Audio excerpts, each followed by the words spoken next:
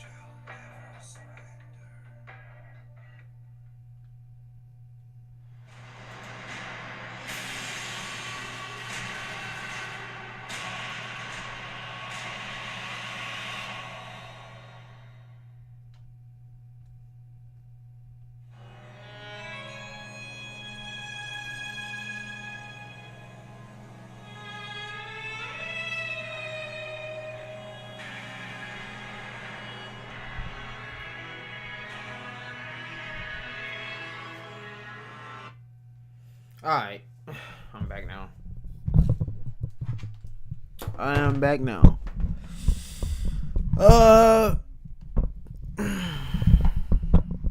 As you can see, I am on Devil May Cry Wiki. I have Devil May Cry site pulled up. Main reason why I have Devil May Cry Wiki is because it's tied to the official actual Devil May Cry.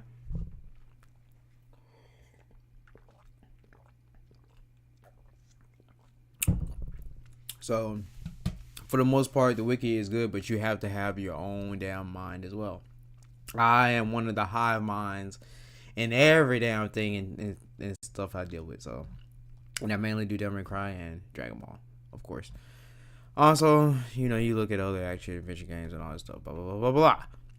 Right, and majority of all of these, seriously, I have played. So, you know, it's not, you know, you come on here, you can see whatever you want to see. That's if you are a first timer in getting into Devil May Cry, right? If you are new here, welcome. Devil May Cry, Dragon Ball live stream.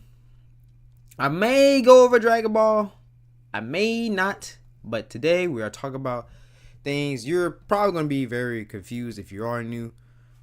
The Netflix is very the Netflix give you a wrench and everything. Right? You're not. It's not. If you get into if you're getting into the game, the story is gonna be what in the fuck is going on here. Right? You're gonna be like, this is not the story that I'm following right now. This is not what's going on. Why is it so different? That's what you're gonna get. But there's reasons for that. There's reasons for that, and it's something me personally I'd be in between on, right? Some people, they think it's not good. That's what makes it not good, right? To them, they make it pretty much shit, and they don't want to have anything to do with it, and they hate on it, so they pretty much gonna always be a big hater on it. But if you're someone like me, I know exactly what's going on, so I'm in a tangle, like in between the worlds and everything like that. I think it's good, but at the same time, I don't think it's good. But at the same time, I think it's good. It is what it is. But the game part that's where the real treasury, that magic is at. That's where it's at. Not Netflix. Not the Netflix so much. Well, I will say season 2 is much better than season 1. I actually wasn't. That's why I said there's some salvation. I said this on the Reddit. If you are on the Reddit, that's one of the biggest Reddits. One of the biggest onlines. I got banned. I think half a month left until I'm not banned anymore.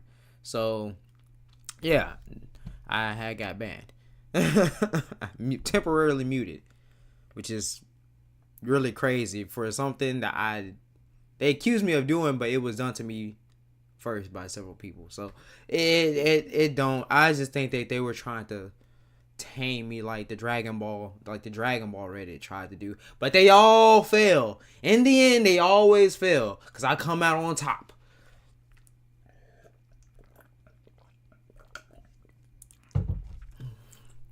Now I can't say the same thing for like Assassin's Creed. That happened with me in Assassin's Creed. Now I took a big hit.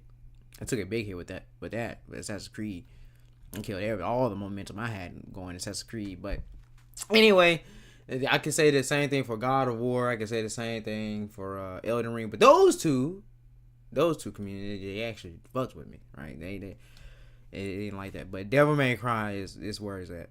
Same with Matrix. Matrix community, it's always be good with that.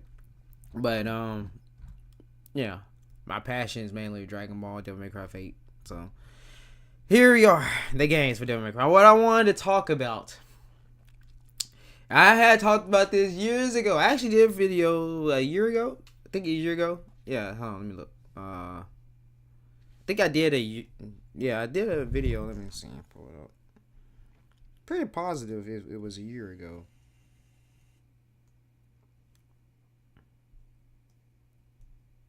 Let me pull this up. Yeah, it was a year ago. Oh wow, they actually got some new views. But it was a year ago. I did Sparta. Talk about Sparta. That's who I'm gonna start off with first. Really, the people Dante, Sparta, Virgil, Nero, stuff like that. The story and all that. Right? Mainly Sparta. Why? Because he's a big, and Mundus, right? They're just really big things missing with them. And right now, I'm mainly focused on it because the fandom, people that's in the Netflix, everybody, they're confused about Sparta.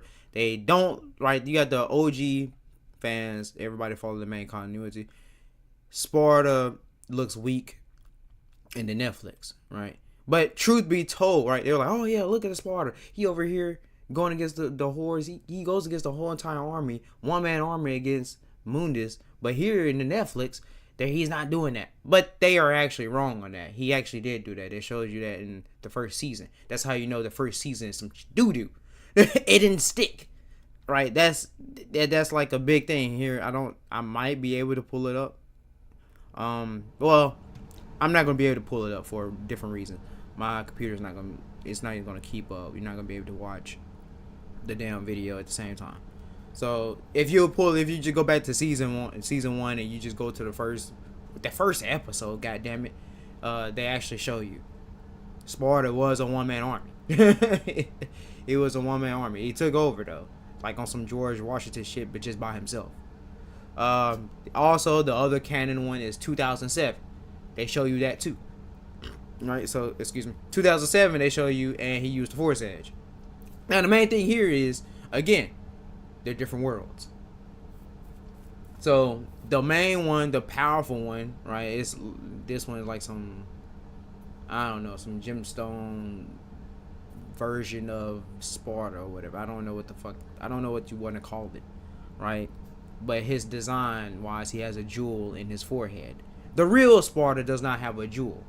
So you have diabolical versions. You have different versions that attain the power of Sparta, but that's not the real Sparta. Right? So, anyway, in this world, that's the real Sparta. And he did take out everybody by himself. And they was like, oh, he didn't win out against Mundus, he didn't win out against that, da da da. But he actually did win out because he was able to seal the entire damn world. That means he won out. So here you coming in to season 2 and you see Sparta goes against Mundus, and they show him and he's wielding the Devil's Sword Sparta. His wings and stuff is the prism. Now if you never played Bayonetta, you're not gonna catch that because Bayonetta is within the world of Devil May Cry. It's the standalone. It's the witches. It's a lot of dealing with the females, and then you also have other characters is dealing with that as well. Now, obviously, if you are into Devil May Cry and you've been watching, follow my channel stuff, I have my hunches that obviously that Machiavelli is Rodin. There's only one famous legendary gunsmith across all of the multiverse, the demon worlds, and in the heavens and everything. It's only one guy. That's Rodin. So how I look at it, which I have a video that's gonna talk about a lot of different things, but I've already come and accepted that the fact that Rodin is Rodin Machiavelli. That's his full name. And he also has the true devil form, right? He becomes fallen, but he attains a devil form that is in contrast to that of Dante and to that of Sparta. Now, the only people that would disagree is people that don't want them to be connected, but those are people that don't play the games on both ends. They only stick to one of the games, one of the franchises, something like that. But it doesn't matter. Your opinion at the point is voided. Your voice is kind of completely voided out because you just want to pick and choose which one it is, right? My cousin Cameron, he might be watching this. He might not be, but he's funny, right? He would be kind of like Machiavelli because he's the painter, he's a artist, certain things like that. So he would be of that. In that essence, right? Where me is more so I'm like the Dante in this case or whatever, right? So you only get one that's famous, right, across for something like that. It's just a funny thing that I'm using. But back on topic, that's what the prism color stuff is showing, right? It was supposed to be a nod to Bayonetta, right? Showing that. And Sparta goes against Mundus, and they have that clash, and it was the energy and all of that was going on and stuff like that. And I don't know why people get the assumption that he lost, like he's going to lose. But I'm guessing that they're getting that assumption because they're going to Virgil, who clashes with Mundus after he puts his brother back into the human world, right? It then throws the amulet to him.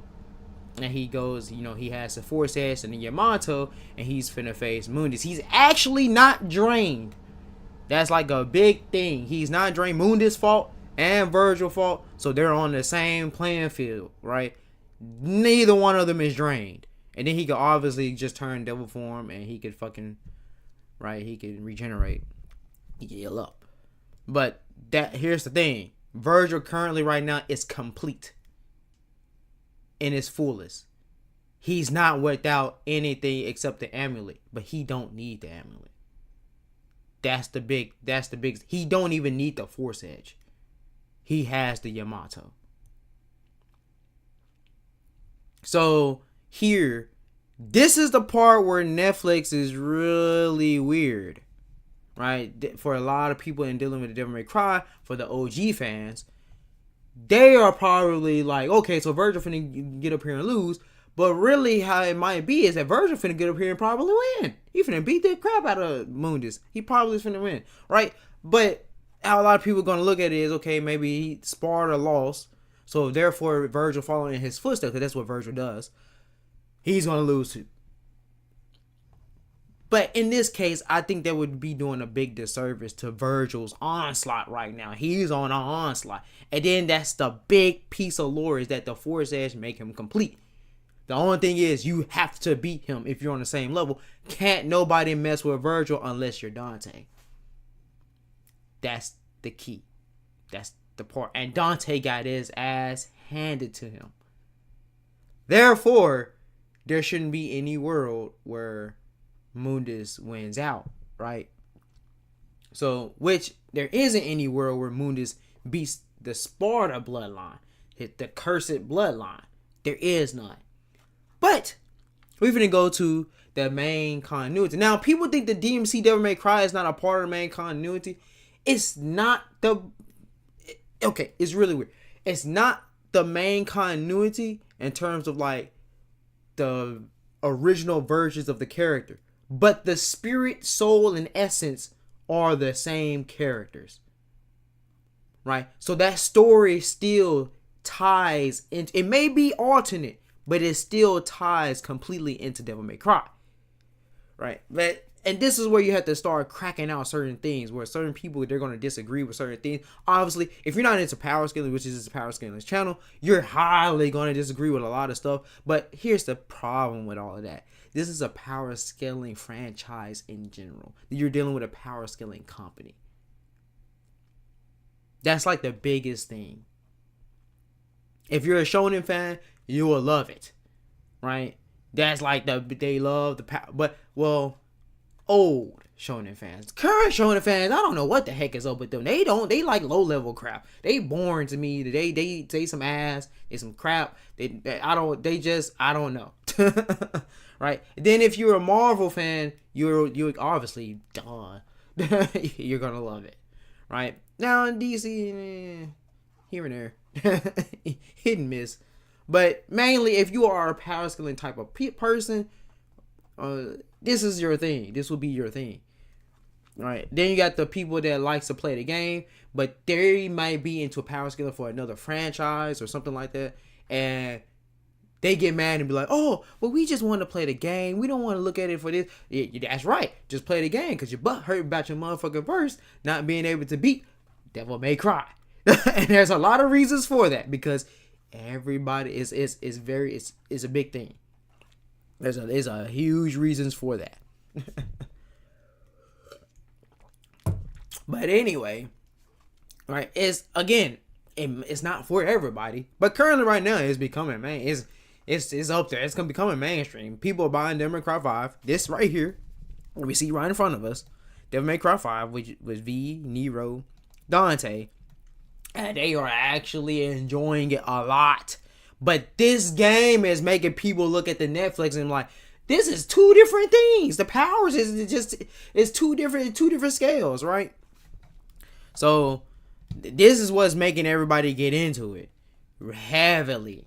This game right here, heavily. And it's like, and when you're playing it, at time you get that real super speed. You feeling like Flash. You feeling like Goku or something. Like, you feeling like all the, even though if they was to be in the race and things like that, right there, it's convoluted, right? Goku definitely ain't winning, but Goku's not coming close. Got Flash, he'll probably keep up, right? But certain things there, he probably will lose as well, depending on certain circumstances and things, right? That's like a big thing. They don't want you to know none of this stuff, though. That's the problem with that. They don't want you to know none of this. Like, I don't really be wanting to say it because it make a lot of people butt hurt, but that's just the truth. But anyway, so this this is what's really making people look at the Netflix a little differently. But regardless, when you get into Devil May Cry, it is a power scaling fucking franchise, and it's also made by a power scaling company. So you have to keep that in mind. If you don't have to if you want to, you just play the game and just go crazy too. That's all. That's the other thing is to also the make all the action and hack and slash genre walk too. So that's another thing. Again, you have it's something for everybody. The music is good too. So let's start from again back to Sparta. Go back to Sparta. Right? So you go into the main story and dealing with Devil May Cry and DMC Devil May Cry, right? Sparta being the father of Dante Virgil is a big thing. And the main thing with Sparta, the main piece of lore of Sparta is that Sparta has always beaten Mundus. Even in the other versions and variations, he's beaten Mundus except once. Except one time. But this wasn't really a duel. They didn't have a duel, a fight to the death, or anything like that. Which they never have a fight to the death anyway. It was more so him just giving up himself. If you know what I mean. Like, when that's your brother, right? In this version, it's his brother. So it's like there's the confliction right there, right? He's just giving himself up. He's not actually trying to fight his brethren or anything like that. This is the first time you have that depiction. If it was in the original version that we follow within the one that's just Devil May Cry and not DMC Devil May Cry, then you would get him revolting, rebelling, and he would be beating ass. But that's not what's going on here. He willingly gives himself up when he gets found. So that's like a really big thing here. Not only that, Sparta here also has a different character. He has different features, right? He has different hairstyle. That's another thing. He has a different hairstyle from his sons. But he's closer to Dante because Dante has the same hairstyle before he actually turns into the original version, which is the Devil May Cry that we follow. This is what I mean by it's not how people really think, right? Of it not being, it's non-canon, right? It's canon. It's completely canon. It is a completely canonical story. That's the big thing. And it's not a good story, but goddammit, the world and everything is on point. I'm not gonna lie. The world, everything, where it takes place, purgatorium, limbo, all that is Dante's Inferno, which is the poem, the Divine Comedy, which is the poem that it follows, it adapts into its own thing. That's the reason why it's canonical, right? It's down to a T. It's correct, but the story is just some doo doo.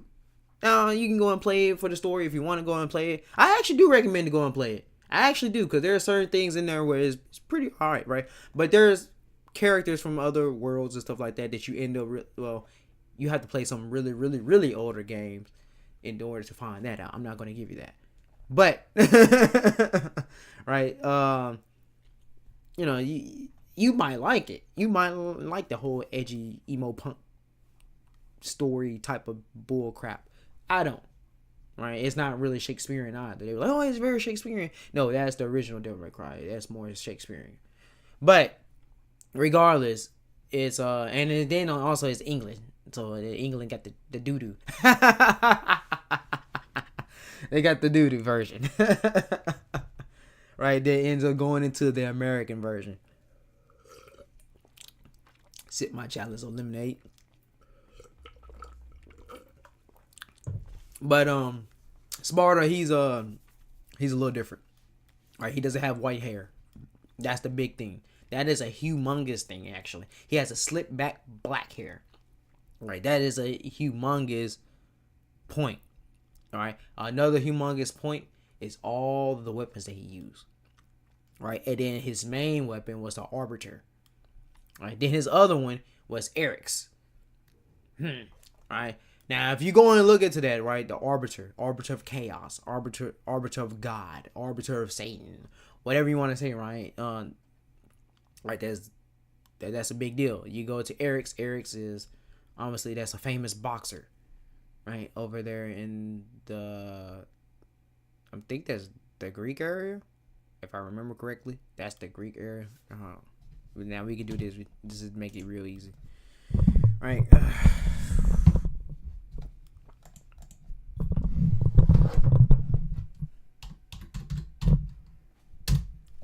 All right, so we can go and look at this real quick. All right, mythology. Yeah. So the Greek, yeah, and he's a king. So the main thing is that he was famous for his boxing skills. That's the whole thing, right? So you know where I'm kind of going with this when you, when you keep going, right? There's a lot of different mythological, a lot of different tales and lore of the world, history of the world, right?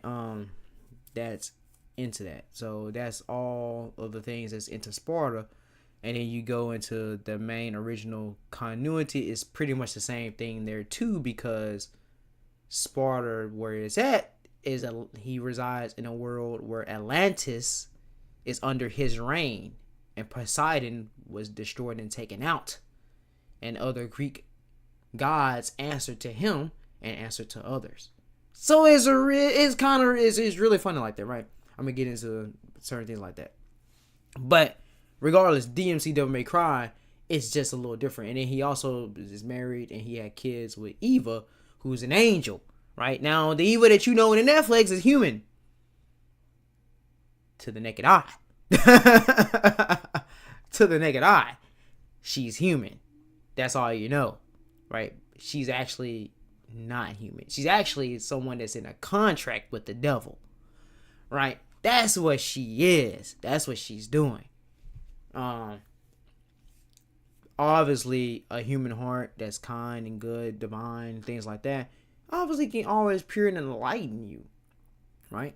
Always enlighten you. A woman, that's like a big thing in history. A woman is the best thing a man could have in terms of guiding you through your way of life and everything like that, right? And having the dearest things to your heart. That's the light.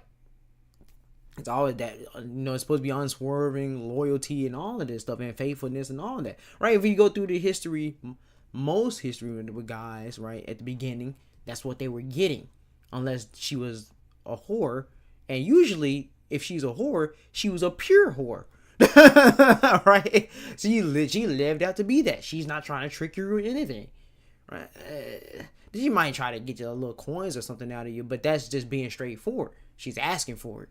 She's not being sneaky or anything like it. Two different things. Two different types of purity nowadays. More so impurity a whole lot more. But anyway, that's besides the point, right? It's supposed to be the whole thing is the woman is the thing that beguiles you with light. Fills your whole soul up with light and everything. So it enlightened him into the emotions of the world. Into him protecting the world. That's the whole thing for Eva. Right. But she was in a contract with the devil. Take that what you will, right? That's a historic little pun, right? So anyway, the main thing about that, dealing with that too, is Eva here, she's actually shown in the main continuity as well. A lot of people don't know. In the exact same, almost same type of clothing. Not exactly the same, but almost the same type of clothing. It's in a game, it's in DMC4. Right? Now, that's not any of the earlier games, but that's 2008. So, it's already alluded to. And I'm going to get into all that later too as well. This is why the cracking is going to be starting. Right? So Right, you have Dante, who was also taken and hidden by his father. Now you go here into the Netflix, where you have Mundus takes Virgil, right? A dragon attacks, Mundus take Virgil. That's different. Now, in the main continuity, the original version, Dante was the one that was supposed to be taken. Woo! When I get into this, when I get into that part, you're gonna really be like, okay, this is get really confusing. You just have to bear with me, because I feel like I believe, and I believe I cracked the whole thing out in dealing with DMC1 in general, because it's very multiversy. That's what I want to tell you, is dealing with the whole multiverse, right? It's a multiverse thing. So anyway, you go back to DMC, Devil May Cry, and you find out that Dante is technically the devil there too, which is consistent. That's consistent, because in the main continuity, the original versions, Dante is actually looked at as the devil as well. But here's the thing that people are taking out of context, right? Because even in Netflix, right, you get Dante and Virgil being the devil, but you don't really get either one that's actually a devil, right? They're just people taking advantage of. That's how you kind of look at them, right? So you go to the main Devil May Cry and DMC Devil May Cry, it literally is tied in. Like I said, the reason why he would be the devil is because of extraordinary abilities. That's something that the Netflix is good. They did good on saying that with Eva, not to show your abilities to the people out there, blah blah blah.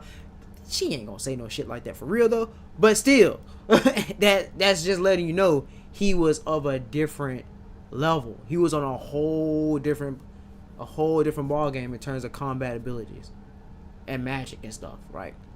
That's what this comes down to. It's not now when you go to like United States or something like that. Now this is where you go to the regions and stuff like that and dealing with that. This is where you have to separate that. Someone like the United States, anybody that is so good or just out of this world, out of this league, they be like, oh, that's the devil right there. That's the demon in them. You getting that? Look at that demonic skill and stuff. Right? That's just the lingo. That's just how people talk. That's just what they stereotype. That is just a thing that they do. They like to do puns. They like to do freaking superstition crap. Everything that they freaking do over here in the United States, if you're too damn good at something, that's the devil in you. If you do something that's against the grain, that's the devil in you. If you do something, go over here, it's just demon. Everything is demon over here. So they're gonna always attribute all that shit to just being demonic. Oh, you listening to that goddamn demon music? Look at you listening to that rap music. Look at you listening to that trap music. Look at you listening to that hip hop. That's the demon. Look at you listening to that rock music. That's the demon. That's the devil. That's the devil language. That's the devil music, right? Look at you doing all that worship move. I mean that devil movement and stuff like that, right? And everybody partying, having. That's the devil. Dante, he is the epitome of the stereotype because he is the most humane. They all get that right. Every single version of Devil May Cry they all get that right. That's why he's looked at as the demon, as the devil, but really, in reality, he's really not. Right? That's the reason why they do it. Now, okay, they'll be like, what's up with that transformation and stuff like that? Well, really, his transformation is not demon-y. If you actually go and you look at the etymology and anthologies of Christianity and Buddhism and Hinduism and freaking god dang, I can't even think of it off my top of my head now. It's something dealing with the Indians. I forgot whatever that is, but freaking Zoroastrianism and all these voodoo and all these other shit, right? When you the Mayan, Olmec, all that shit, right? When you go and you look at all that, they all describe this stuff the same way. They all describe it the same way. It's just different viewpoints and how they want to say it from somebody's perspective or point of view, right? If they look all holy, they're angel. But that depends on your religion. That completely depends on their religion, right?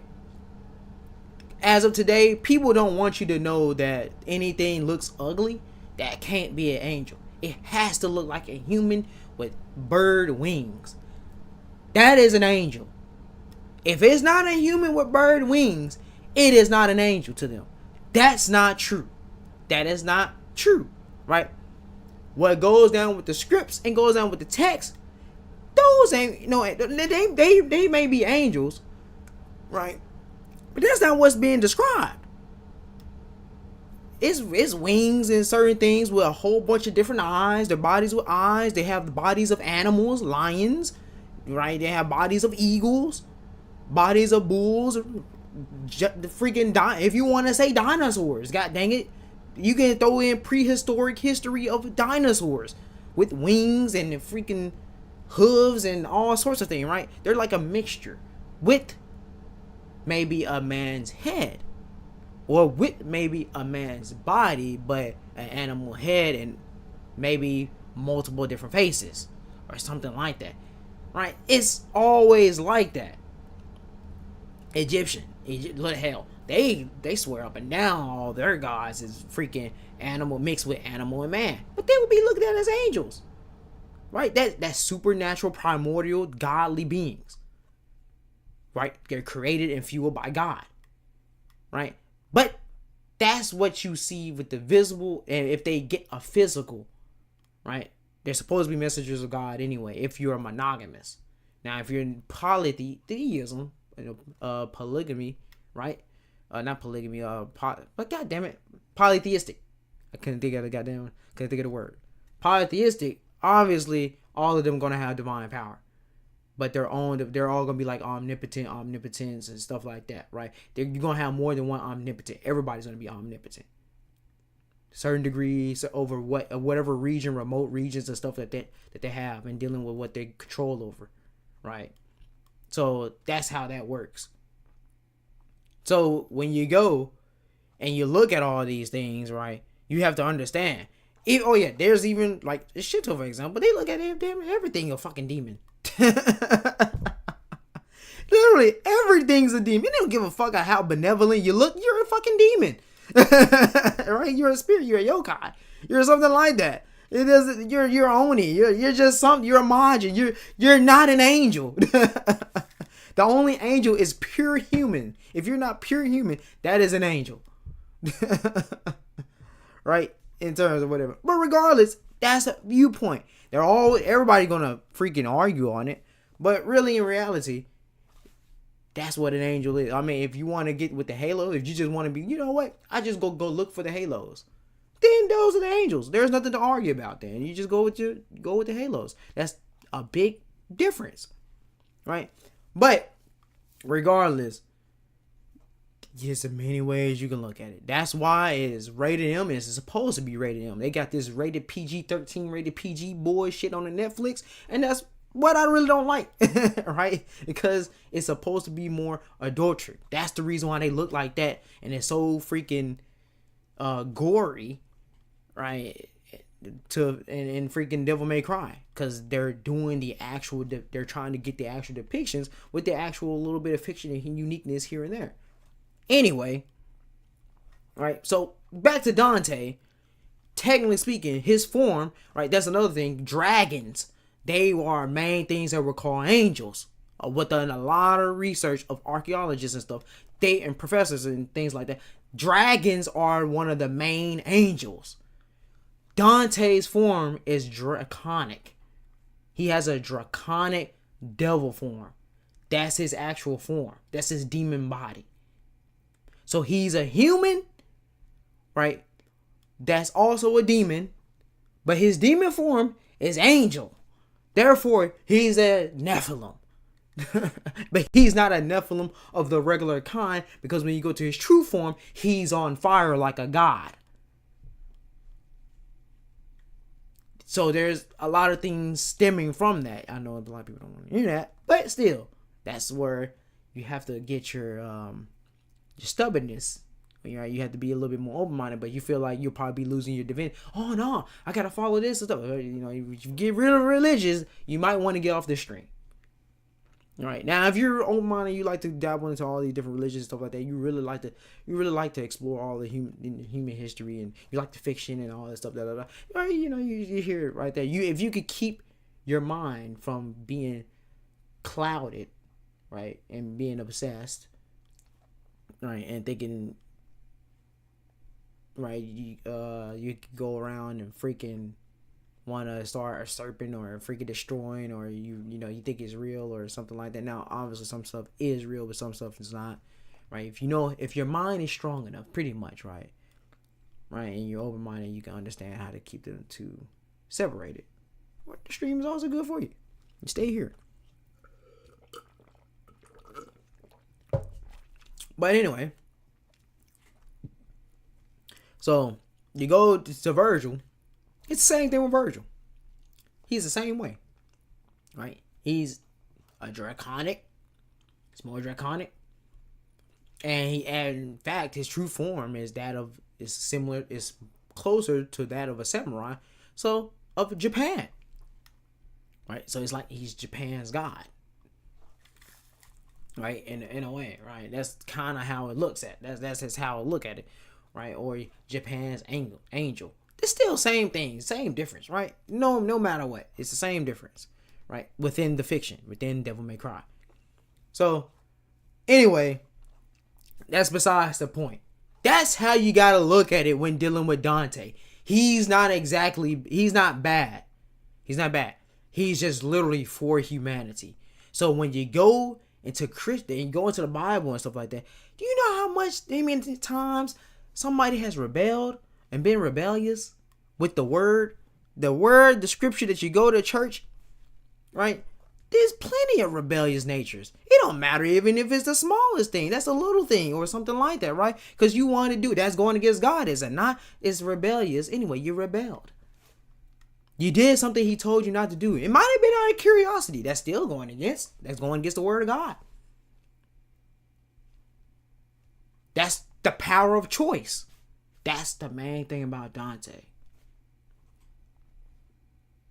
That's why he's the most humane. That's why he's the main character. He's also, right, he's very action heavy. He gets really, really, really into it.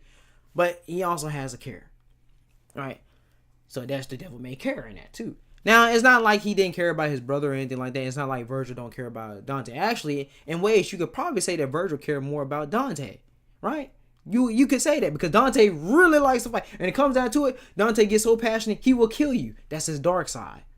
That's his that's his devil. That's his shadow talking, right? That's his shadow taking over or whatever. But he would feel like he's doing it in a good heart because the things of what would come, right, is sacrificing innocent lives and stuff like that. That's not good. So he would be willing to kill his own family member, his own flesh and blood, in order to save plenty of innocence, right? But the problem with that is he's the only one that cries. Depending on any time that goes on, he's the only devil, right, in his family, in his actual family, right, that cries over everything. He's emotional as shit. He's emotional as he's very emotional. He cries every time he does something. Every time. Even when he went against Mundus and he killed Mundus and he felt the powers that he had, he cried. Killing someone that is someone you wouldn't forgive for nothing or anything, right? And he cried. Right? That's the crazy thing. So, anyway, you go towards forward and you get the two things that Virgil is actually benevolent as a child. That's consistent. And Netflix is consistent. And DMC Devil May Cry is consistent. And OG Devil May Cry. And the main ones. Look, the main ones is not dead or anything like that. So don't get it twisted. He's very benevolent, right? He's actually a light. Right? He's not bad either. You have to get that understood too. So since he's not bad either, where does the bad come from with them, right? It comes because their father disappears.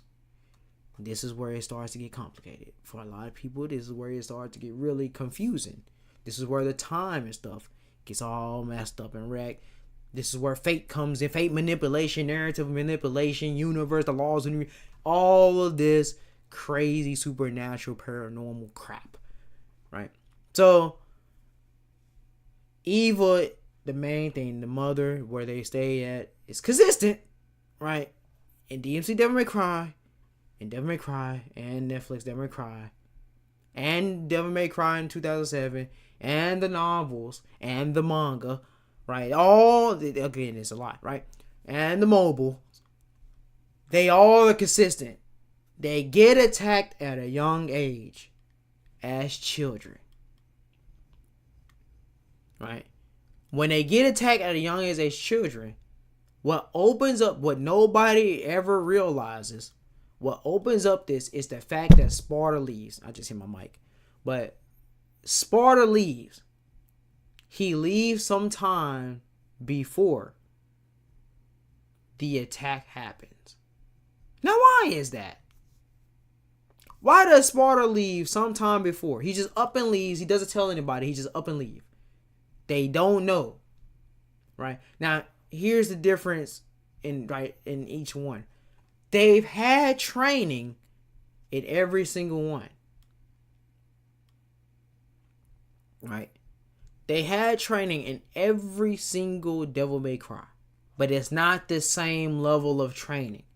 This all be intense. But it's not the same level of intensity of training.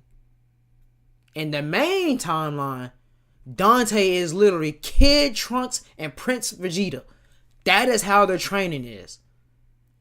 Now, you don't know that because you don't follow the main versions.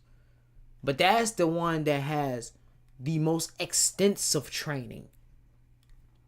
You will probably be able to even see it in the fighting style if you play all of the freaking if you play through the Devil May Cry games, you will see it. Right? Now in the Netflix, they're stripped down to some regular, it's just on potential, right? It's just potential. Eva's the one training them up. So that's all it is. It's just a potential. And they read books and all that stuff, yada, yada, yada. Right? And Sparta was there. But they, according to them, they never even actually got to meet him like that. They didn't get to hang out with him or anything. They didn't get to train with him or nothing. Right? According to season 1 of the Netflix. That's what they tell you. Right? But then you go to DMC Devil May Cry. They were trained. But certain things, they weren't trained extensively, right? They were hidden for a reason. Right? In terms of things, a day may come. But they all were given an amulet. Now, the real amulet is the one in the games. That is the actual real amulets. All the other amulets, they're just fragments. Now, you find that out if you play Devil May Cry 3. I'm not going to tell you how, but you find that out. Right? And also, if you read one of the comics, you also find it out. It's spread out. They just don't give it to you. It's spread out. Right? So, you go and you do that. Now, there's things on that I want to say here as well. Right? So, when Sparta gets up and leaves, right? And the thing about this in DMC Devil May Cry, Sparta actually takes Dante and hides him in a different area. And when he actually takes him and he actually hides him, that's at the same time that they were attacked. Right. Now Netflix here, they're attacked. They're not hidden. Well, Eva hides Dante, just like in the main timeline, just like in the manga and in the freaking in the main timeline. Well, main continuity, the main version gets hidden by the mother. Right. But the main version also tells you that Dante was hidden too. The main version also tell you though he was also taken. Now that's where it's fucking everybody else up when they're trying to adapt shit. But the reason why that's happening like that is because it's a multiversal shit that's going on. Because the demon world is actually devoid of time. Time does not exist. And all of the demons, even if they're lesser demons, right? Because they have intelligence that's actually beyond just regular human intelligence, right? If they understand the demon world and stuff, they transcend space. And when they transcend space, they can end up transcending time. And when they transcend space and time, they can actually rewrite the laws of even the human world. So it gets really complicated like that. And in fact, they can start just poofing. They can poof a period of time, right? They can poof up the freaking, I don't know, the goddamn Ming Dynasty or some shit time period, and bring them in all of a sudden, and they're in the modern times. They can goddamn bring in goddamn the ancient Rome into existence if they want to. If they understand, right? The power of understanding is very crazy in Devil May Cry. They can just do they pretty much can do any damn thing. They're virtually almost omniscient, which they actually breed a species that is omniscient, and it's called the Malphus. But they're a bird, right? With a bunch of eyes and stuff like that. But that is, again, if you go into actual literature and stuff like that, right? That again, that's described as angels and stuff. So it's kind of, they don't look like it, but you take that with what you want, and do whatever you want to do, with that the information, right? So anyway, what I was getting at with this is the fact that they all pretty much kind of when they start adapting, they get confused. They don't know. Right? Some people would look at that as bad storytelling. Some people would look at that as good storytelling. Some people just look at that as convoluted, complicated. It just depends on what you like. If you're into multiverse paradox of time, paradox, stuff like that, dealing with things, science fiction, and stuff like that, you're going to love it and enjoy it, and you're going to always like to freaking try to crack things out. If you're not into any of that, you're going to think you're not going to like it, right? But that doesn't mean that you still can't figure things out. That doesn't mean that your brain can't still get worked up and can't work or anything like that. Now, obviously, there's nothing you can do if the developers is like, man, I'm just sick and tired of everybody just trying to do this and blah, blah, blah, and put up a boohoo, right, and trying to fucking just fuck things up. Then, yeah, it's like, okay, yeah, you are trying to make it shit, right? You're not actually trying to do anything with this. But if they're actually doing things, certain things, saying certain things, you're sitting up here like a conspiracy theorist, right? That's kind of how it is. Or you're sitting up here like Scooby-Doo got to solve that mystery, right? That's where the fun is at in that, right? Again, right? So, obviously, going back, let's stay on board though, right? We stay on board, right? So you go back, and they got attacked and everything like that.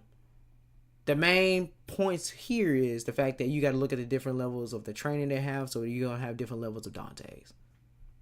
Right. Now, they all got the potential because each one are born with the blood of the ancient gods. That's what flows in his blood.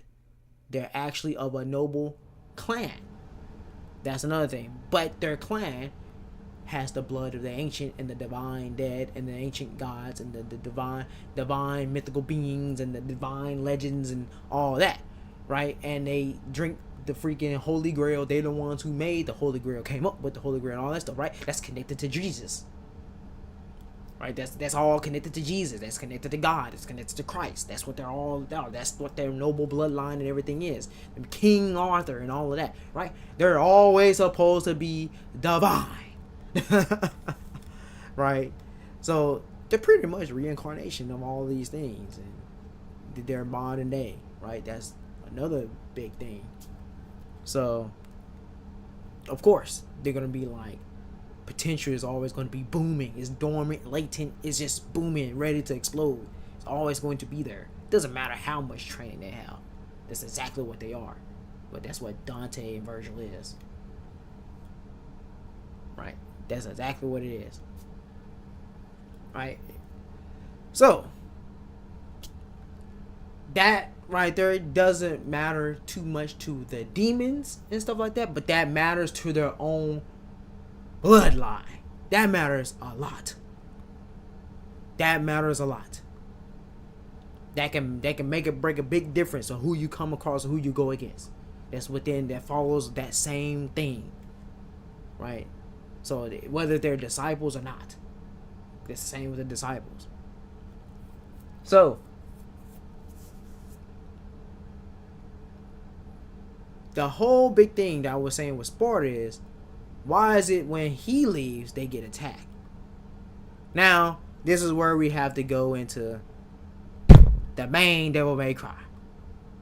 This is where you're going to have to get your answer from. Because you're not going to get your answer from DMC Devil May Cry. You're not going to get your answer from Netflix Devil May Cry. You're not going to get your answer from the manga. You're not going to get your answer from the goddamn... Well, the novel is part of the main Devil May Cry. The game. So, the novel and the games, right? That's where you're going to get the answer from. But it's not going to be easy.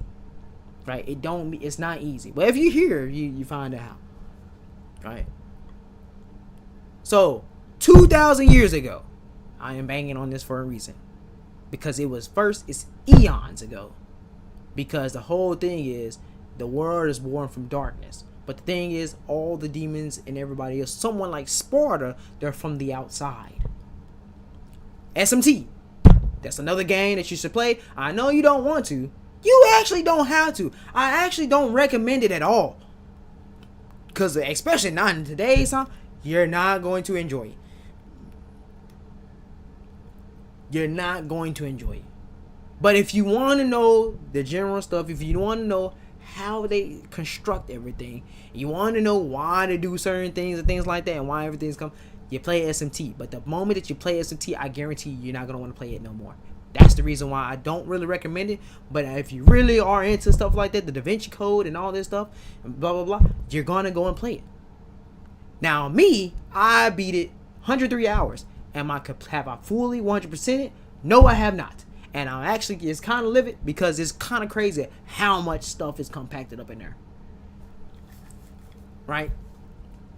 But I had fun. I had fun because I was really, really into it. Right? And you're really going to be into it if you're into a lot of literature anyway. But still, I'm telling you, that's where a lot of the grounded basis stuff like this, right? Dealing with even with Sega, right, Sega, Atlas, it's Sega, Atlas, Capcom. If you really want to understand, Konami too, right? If you really want to understand Japan, you're gonna play those. With a touch of American, you're gonna play those, right? But again, you won't. Not in today's. I guarantee you're gonna play it. You're gonna give up. Right. But anyway, right. Shit. I forgot where I was going. Oh yeah. This is where you're gonna find out, right? The main the main games. So 2,000 years ago, Mundus was defeated. Right. Now, the time period that they tell you this is 2,000. They tell you that 2,000 years ago that Sparta went against Mundus and he defeated Mundus. That's actually not bad right now. I did right there. That's actually a little slick, a little smooth. But it also said eons ago.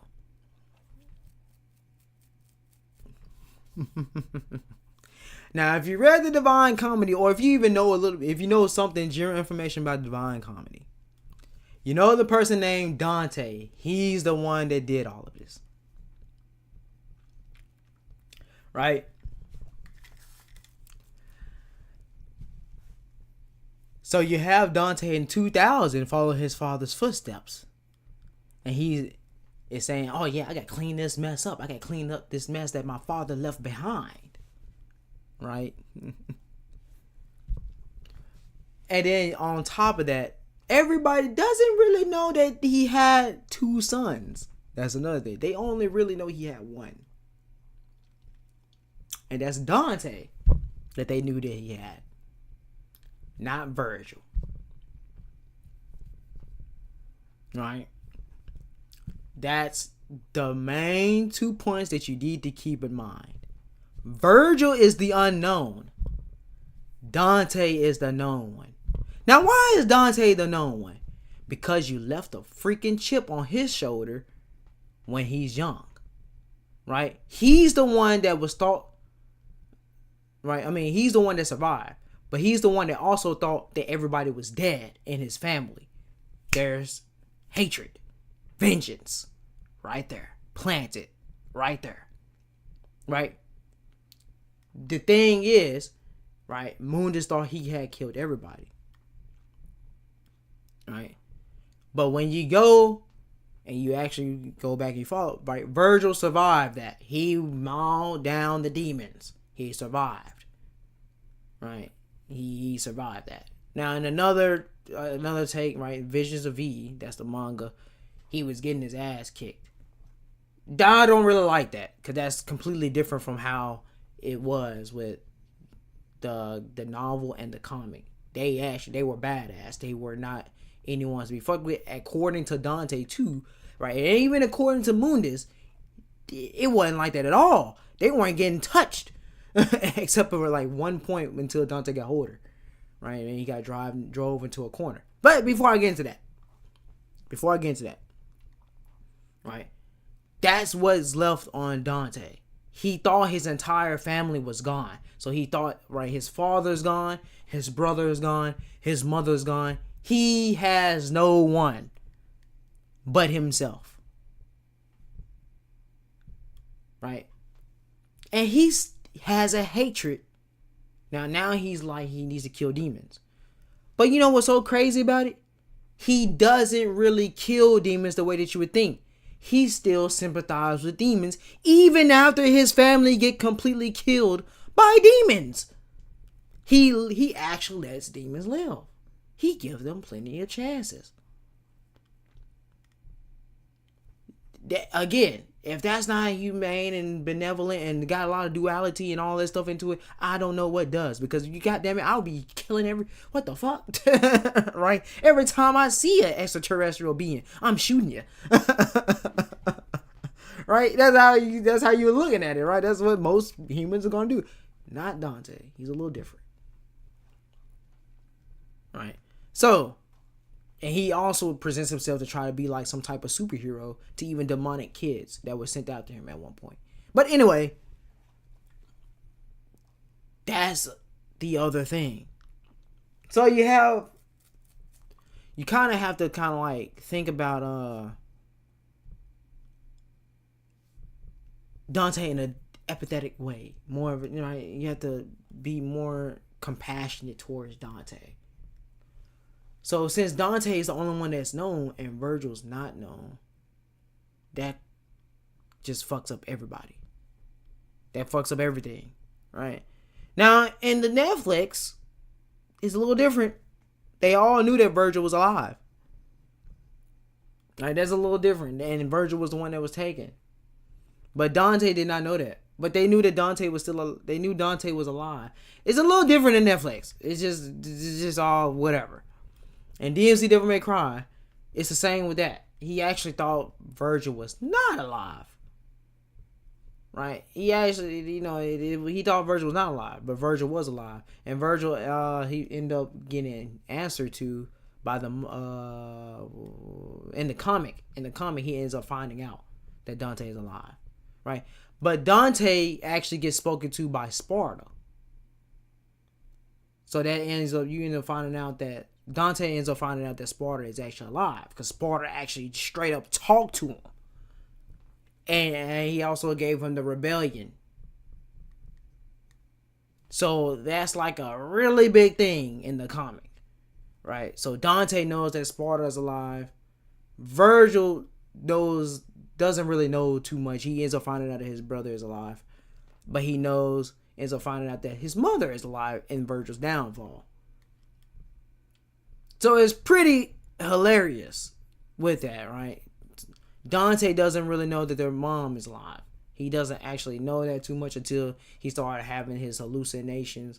Not his hallucinations, but his consciousness starts time traveling, which time travels his existence and poofs him to another reality where the angels and Eva is actually speaking to him. So Dante is the only one that ends up knowing that Eva and Sparta is alive. Where Virgil, he actually does not.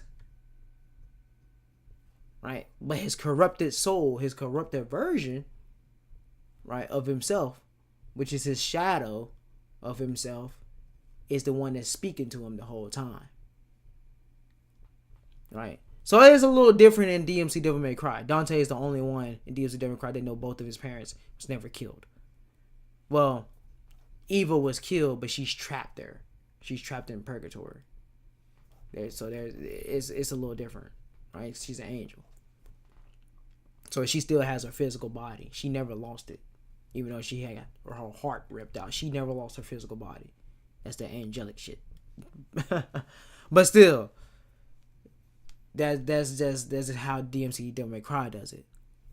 Right? In regular Devil May Cry, you find out that 20 years ago, it was a group, right, that tried to resurrect, and they were reborning. That's not tried to, they did. They reborn and resurrected Mundus. Now, a big thing that you need to know between Mundus and Sparta relationship is the fact that Mundus and Sparta was both very close at one point. Right? Mundus and Sparta. Sparta was actually the right-hand man to Mundus. Now, it's a little different when you put it all together. You end up finding out, okay, Sparta was a king before Mundus even became a king. That's what, right, you play through. Sparta was already in power before Mundus actually rose to power. But they were in truce. Also brethren. Mundus was rising from the dark. So it's a really weird thing. Sparta had went against Pluto, who separated the heavens, right? Who separated the dark and the light, right? That's the whole thing. The person who revolted against that was Sparta.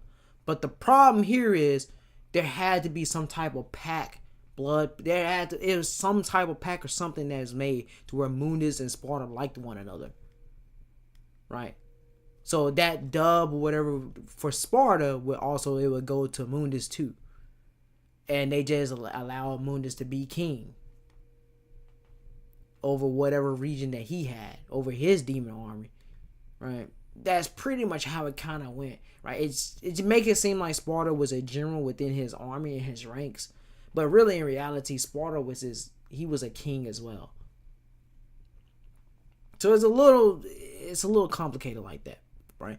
Maybe when they both went out and they conjoined it together and plotted to take over other people, he was like, oh yeah, let me take over this, right? Take this group of demons or something like that, the army, and we go and take out these motherfuckers over here.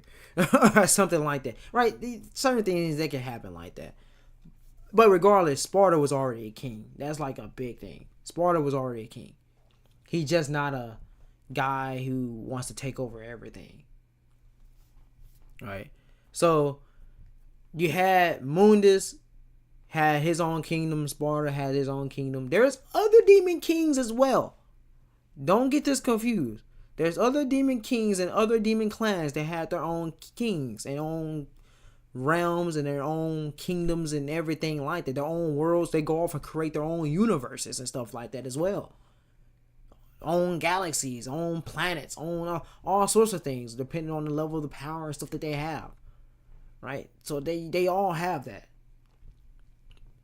Right? So the main thing here is I come to the conclusion that everything isn't really meets the eye of what Devil May Cry was trying to tell you. Sparta was being used for this. That's why Sparta had randomly got up and left. It tells you in DMC 1 until his death he lived until in peace and stuff like that, right? Until his death. Then they tell you that he had ended up leaving and disappeared. Right? Then they end up telling you that Virgil wandered. Now you have his sons, they wandered the earth and they wandered the demon world, they wandered the worlds and stuff. Now the demon world with the Yamato takes you anywhere in the fucking multiverse and hyperverse and everything, right? It's all connected to one another. It takes you anywhere. To the celestial planes, to Naraka, to anywhere. It takes you everywhere. is the key to everything when you wielding the Yamato. Anybody can wield the Yamato, but anybody cannot be good with the Yamato. It's not an actual samurai blade. That's why they say it's a samurai-esque blade. It's actually a demonic blade, but it's not even that of a really demonic blade like that for real, right? In terms of the way it looked, right? It is a dark blade. I mean, you could say call it demonic. At this point, you call it whatever you want to call it. Devil arm, angel arm, whatever you want to call it, right? When you start looking at it in different ways, right? But it's a dark blade imbued with magical power. That's exactly what it is. And it's the gateway, the key to the dark and key to the light. And it's also the destruction of the dark. But not the destruction of the light. It's not the destruction of the light. The destruction of the dark, guess what all resides in dealing with the dark and beyond the dark. And everything come from the dark and beyond and everything like that. Because even the outside is the dark. Right? That's gods, demons, aliens, extraterrestrials, angels, messengers, got that anything, folk tale, and just anything. Spirits, all. That's what they are. They're all dark. So the Yamato will always be their destruction. Right? And that's the reason why it gets cut through space, time, and all that stuff. Right? But that's that's all I'm saying is they were left wondering. Right? So you have Virgil wondering. He actually was searching for Sparta. Dante was not. Right? Again, Dante is under the impression that everybody's dead.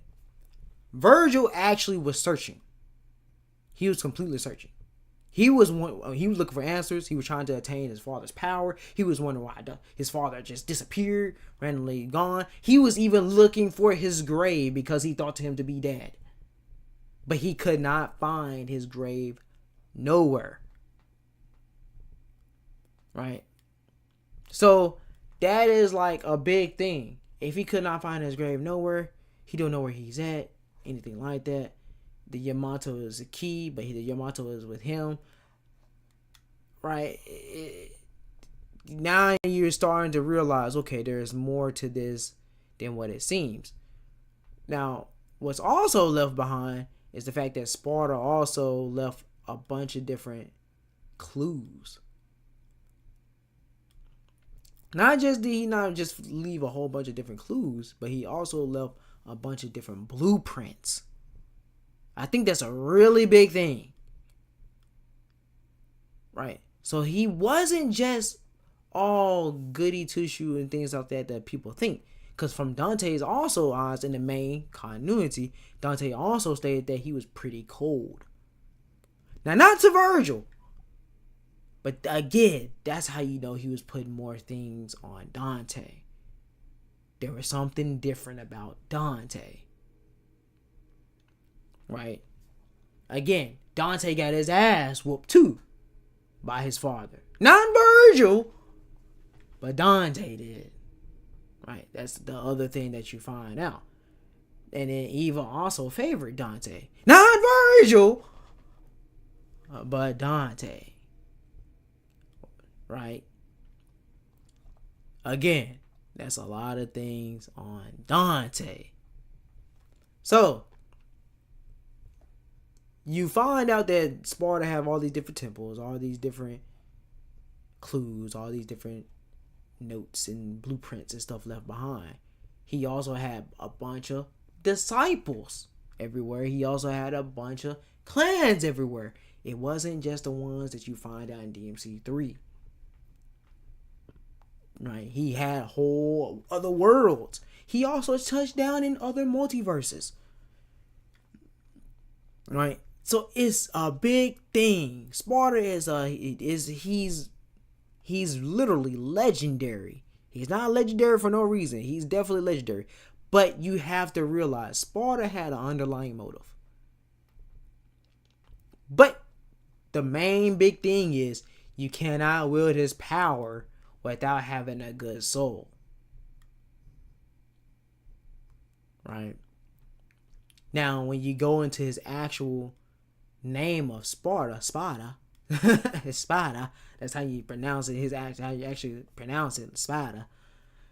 He's actually a legendary magical swordsman. Now, what does that mean over here in English in America? If you go with all the get that demonic man out of that knight. He has demon energy, right? Because they can't fuck with him. That's exactly what it means. They can't fuck with him. That's exactly what it means. Now you go to there's a big part in history, right, where Musashi Miyamoto. He was undefeated, 60-0 in death battle 1-on-1 duels. He's the guy that you bet on. He's the guy you put everything on because he ain't gonna lose when it comes down to a 1-on-1 death match, right? His ass got an L. In the time period and everything, because it's connected to Devil May Cry. Right? He's actually in there. He has an L. He died. Now, it's a possibility he could have 2 L's for all we know. But he was still in the same guy. Right? So, you look at Sparta, again, he's legendary as a mom. And they said that Yamato was home in his blade. That was his blade. Where do you think he got that from? Where do you think he made it from? Right? Now, if you play a certain game, you find out that there's an arc of Yamato. Right? There's a land, a field, and the celestial planes that they have. Right, and they have brought it down to the earth, right, and they have a different, they have where the Yamato is made, and it's actually nothing but dark. That's there, and a celestial being actually wielded it, right. But that is what would be the basis of what Sparta would use in order to make it, in order to create it. Right. So how you would look at this, right, is how a motherfucker, it don't matter if you're French, American, English, whatever the fuck you are, right? When you go in to run into these motherfuckers, the first thing you're gonna say is, right, because you're getting your ass whooped. You can't touch them or anything like that, and you don't want nobody to lose. You don't want to send none of your men out there or anything like that. First thing you're gonna say is, oh, he got the demon. They got the demon out there. You know what? Bomb that bitch. Right? That's just the American language. This is how that's the tradition within the English. If anything with English, that's how they look at it. The demons. But you also have to look at that area. Back then, during history tells you they thought themselves to be gods. That's where the prejudice and racism and stuff. That's where they stem from.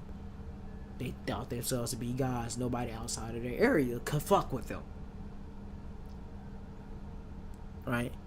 So you have to look at a lot of that and different things like that. But someone like Sparta, he ain't got no favoritism. He whooping everybody's ass. That's and whatever demon, whatever god, whatever angel, whatever alien that you worship, or whatever come down, he fucking up. That's pretty much how it is, because they all got malevolent, right? Well, not everybody. He actually has some pacts. I mean, he actually has some truces with some good ones and stuff here and there and stuff like that, right? Not everybody.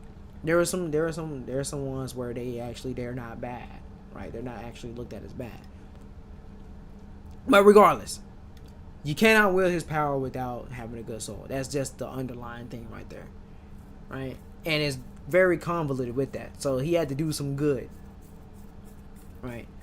So when you go and you're looking at all these different things and all these different prerequisites and all these requirements and all these conditions need to be met in order to attain this divine, this demonic, this angelic, all these things in order just to attain his power, you have to realize he has to have an underlying motive. There's a motive for this.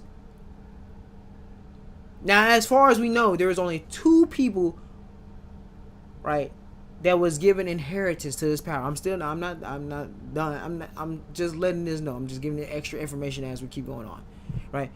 His name was Modius, however you want to say it, right? And you got Dante. One that's his non-biological son, and the other his biological son. Now, who is Modius? Modius is a demon knight, a demon lord.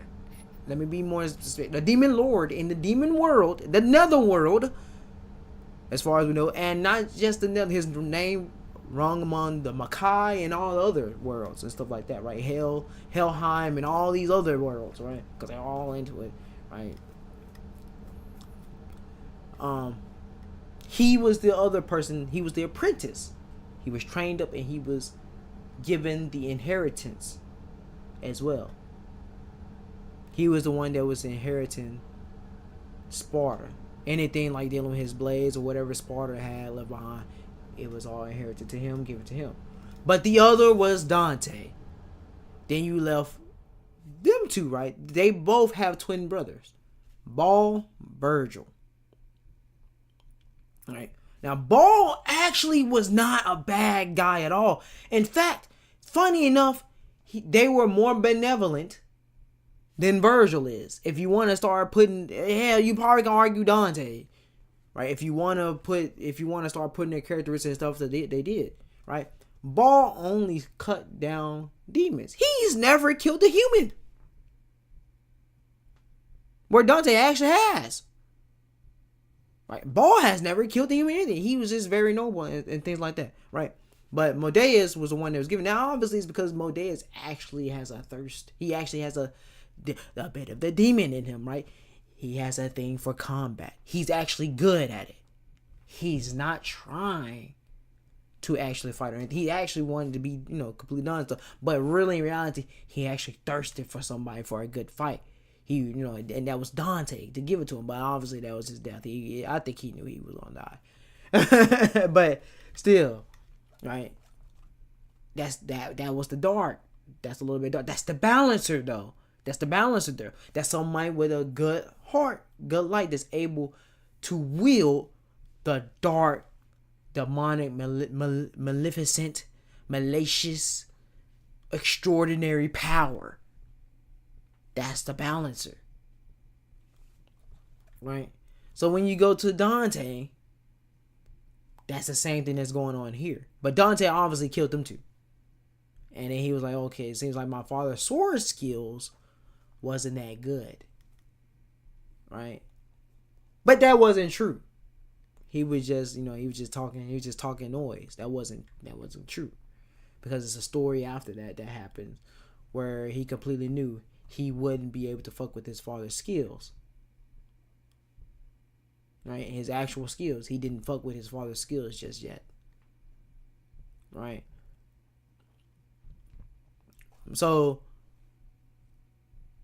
you have to realize Sparta wasn't just worried about the human world. He was actually worried about the demon world too. But he just never went back to the demon world.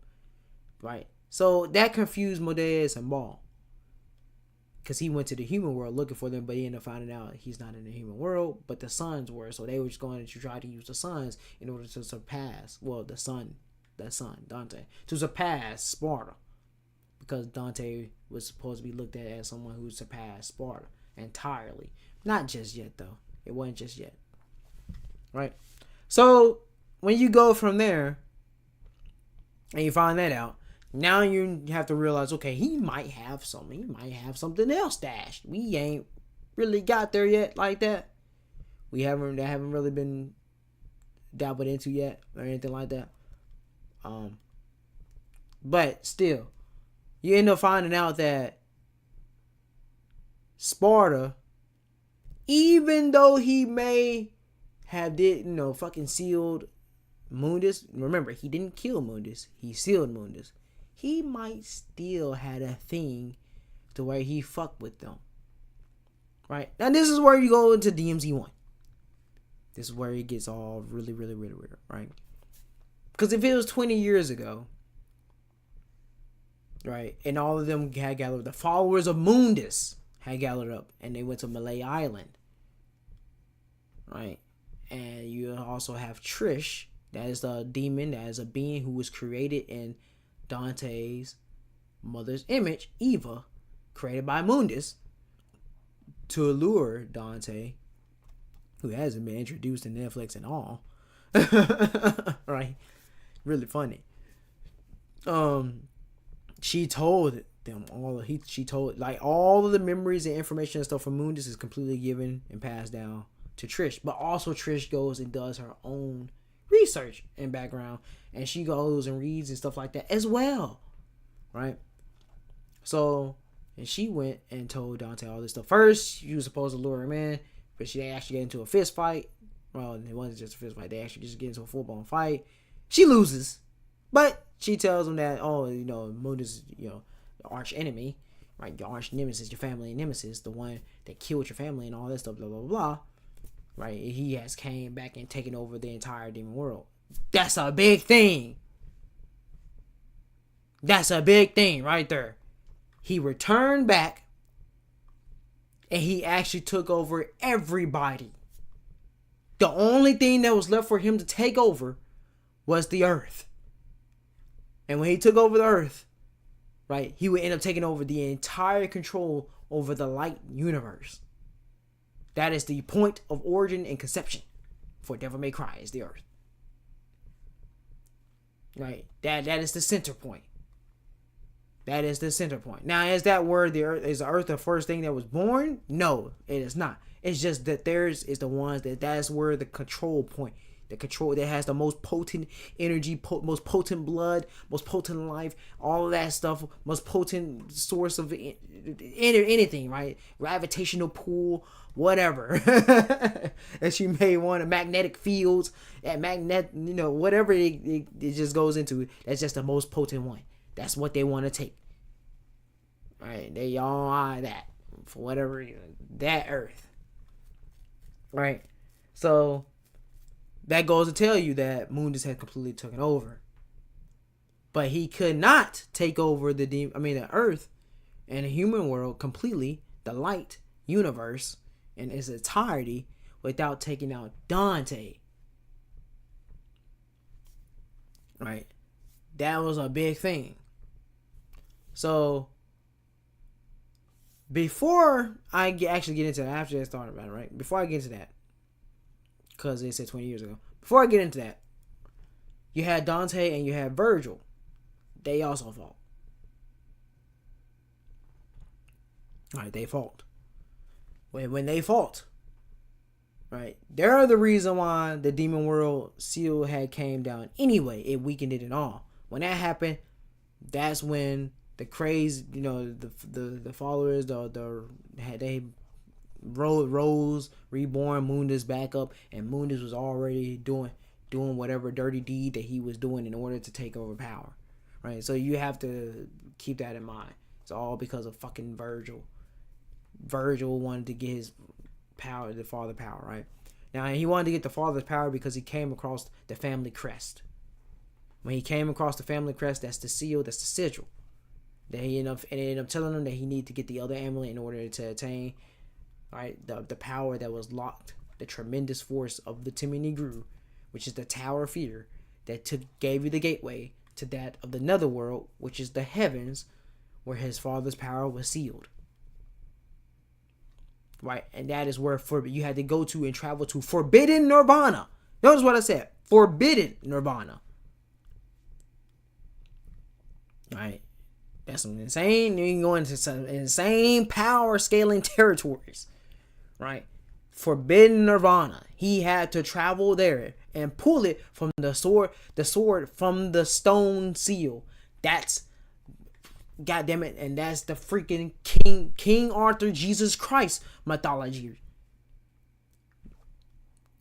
Right? That's not even really, it's mythology, because obviously people believe that actually really happened. The sword and stone.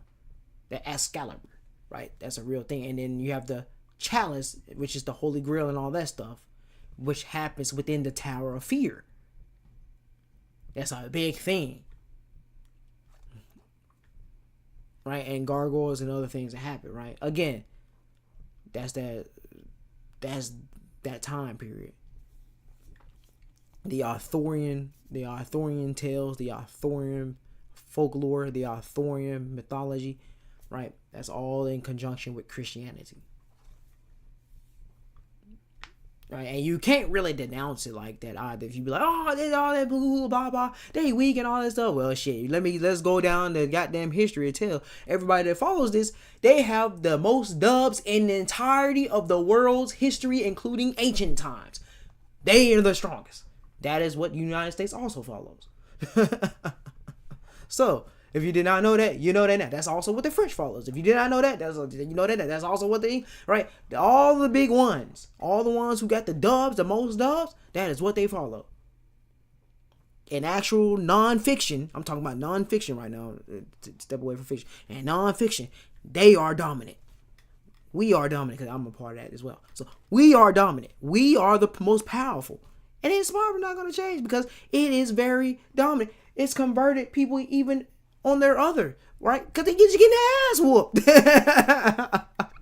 What the fuck? You getting your ass whooped, you might as well convert. What the fuck? And then everything is also good, right? I mean, there's a lot of good things going on. Now the bad, it's talent and stuff like that. But I ain't gonna go down that far. We gonna start, weeding out all that stuff out. But still, Christianity is just very dominant. Christianity is versus Christianity itself as well sometimes, right? So they make it implode and explode and stuff like that. But anyway, back to the fiction. All right, we're back to the fiction. All right, so that's pretty much what's going on there, right? And he sealed his demonic power and stuff like that, his devil, into the blade. Now, why did he seal his devil into the blade, right? Oh, and he up and disappeared and stuff like that. Now, this is where it all gets into. 20 years ago, right? All the Mundus, the followers of Mundus and all of them, they gathered to Malay Island, right? Now, remember what I told you. Sparta is the right hand. He was the right hand man. He was the right hand man of them, right? Remember what I told you. Sparta was pretty cold as well. Remember what I told you. He beat the shit out of Dante as well. That's according to Dante himself in the novel, right? Right? He up and disappeared, right? He also was in a contract with Eva, right? She was in a contract with the devil. So eventually, at some point, he was going to dip off, right? So why is that, right? And why did he seal his power within that of the Force Edge? And sealed it and came down and sealed the tremendous force of the Timothy grew. He also, but I forgot to mention too, Sun Wukong, right? Sun Wukong, if you're new here, you should go and watch the Sparta video. But if you're not new here, you already know, right? Sun Wukong is also a part of that too. This the fiction. But Sun Wukong was also a part of that. He's a part of the heavens. Because why would he not? He's the one that you cannot beat. He's the immortal one, right? The god of combat that you cannot beat. That it takes all of the heavens equal in order to equal him, to take him on. Sparta didn't have no problems in beating his ass. Neither did Mundus. Because Mundus also was actually a good swordsman. You find that out too. A lot of people don't know that. Right? Just with dealing with general stuff and all that. They don't know that. Mundus and Sparta, they pretty much were unmatched. Right? They pretty much were unmatched. Right? And I'm going to tell why Mundus was soon. But you go to Sparta. He whooped that ass of Sun Wukong too. So Sun Wukong also, he got his ass whooped too. Right? So you also, we're going back now. Now when he sealed all that stuff, right? He sealed everything. He had two pieces of power left. According to Devil May Cry. Because he put everything else in Timothy grew and all this other stuff. Right? Two pieces. Right? He had the rebellion and he had the Yamato. Now, the problem here with this is the fact that the rebellion was never used by Sparta.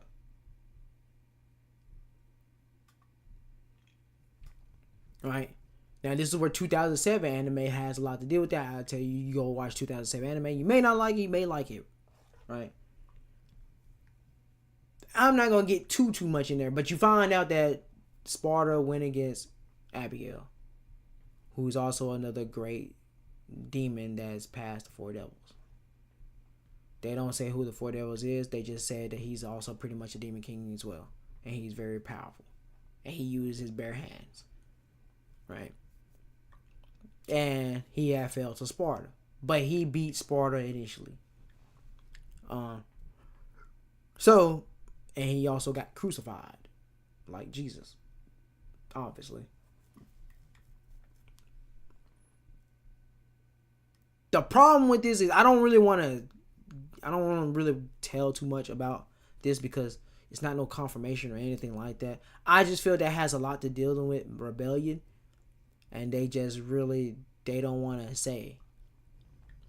So that was a blood pact that was made as well during that time. Whenever that happened, they don't tell you when the time period happened or anything like that. I don't know. Nobody knows. They don't give you that. They don't even give you a clue. So it had to probably be at the same time, maybe 2,000 years ago as well. Right? Maybe 2,000 years ago as well. Maybe 1,000 years ago. Somewhere around it. It's 2,000 or 1,000 years. It's somewhere around it. Maybe 500 years ago. And that's when Bayonetta and them, they got sealed. And it is in Europe. So that maybe then, 500 years ago. It's possibly 500, 600, whatever. So they don't tell you anything. But, right, you have the Yamato and the Rebellion. So he's not really losing nothing. Right? And I really believe the Rebellion, right, since it's stated to be the physical manifestation of Dante's power, has something to do with Dante as well. It had to be specifically Dante blood. And specifically Dante. Now, according to Dante, none of the swords and stuff, none of the devil arms and things that they had, they did have access to all of these blades and stuff like that, right? These weapons and stuff. All the stuff that they had. It wasn't the fact that they was passed down specifically to as a keepsake with this, keepsake of that, or anything like that. According to Dante, it's just the fact that Virgil just became obsessed with the Yamato. That's how the Virgil ended up getting the Yamato. Right? It wasn't actually passed down like, oh yeah, you get this and you get that. That's not what happened. It's just said that Dante said it's just Virgil. He just became obsessed with the Yamato and he kept the Yamato with him. Right? But you had all the other blades and all these other weapons, right? Because Dante was way better than Virgil in wielding all the blades. But that's where Virgil's swordsman skills with the Yamato really comes in at, which is why he don't fuck around like that.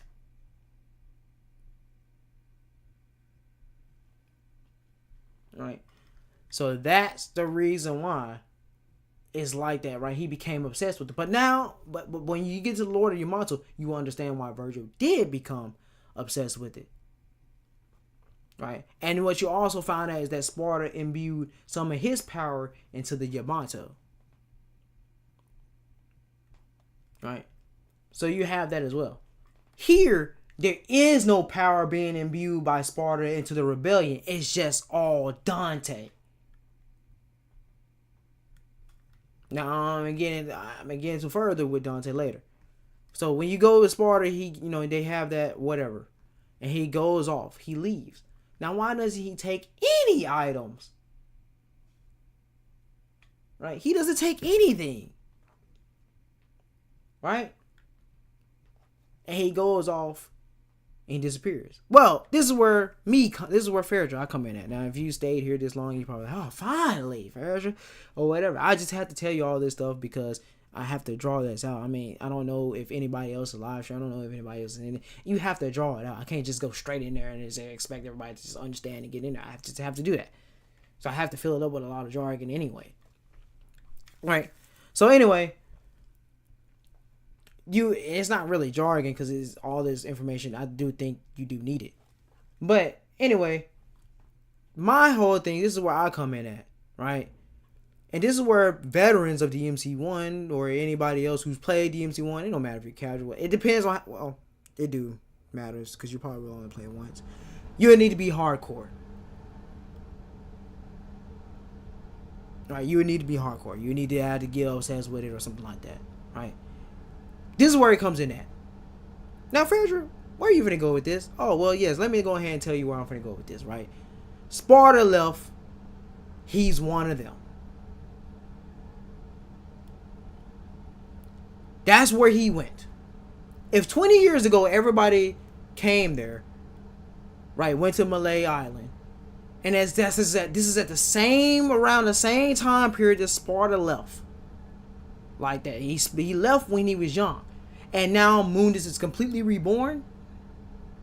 And then this is around Dante is 26, 27, and DMC 1. What do you think happened? He went there to Malay Island. Right? Now here's the thing. Right? Now you have two things here. Right? Now why would Sparta go there and all of a sudden he would turn his back on humanity? Well, they constantly keep trying to tell you he wasn't that good of a guy. They keep trying to tell y'all that, and to keep it in your head, right? He might have been benevolent and everything, but there's things that happen, right? He's the Lord of the 7 deadly sins and the Lord of the 7 hells. That is what Sparta is. The 7 hells and the 7 deadly sins. Everything dealing with sin, that is what Sparta was the god over. That includes death.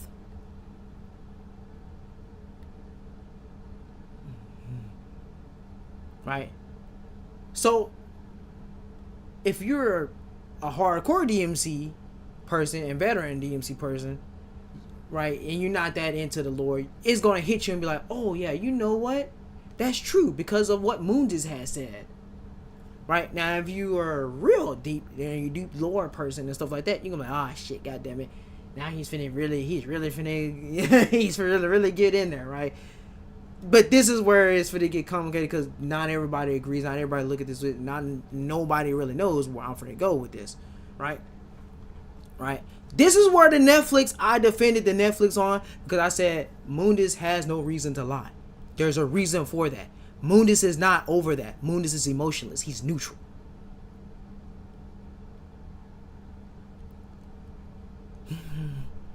Right? Netflix is not wrong. Now, Mundus and DMC Devil May Cry, that's a little different. He has vengeance. He don't give a shit about none of that shit. He's trying to, right? He's trying to kill them and all that. But it's mainly because of what's fated with him.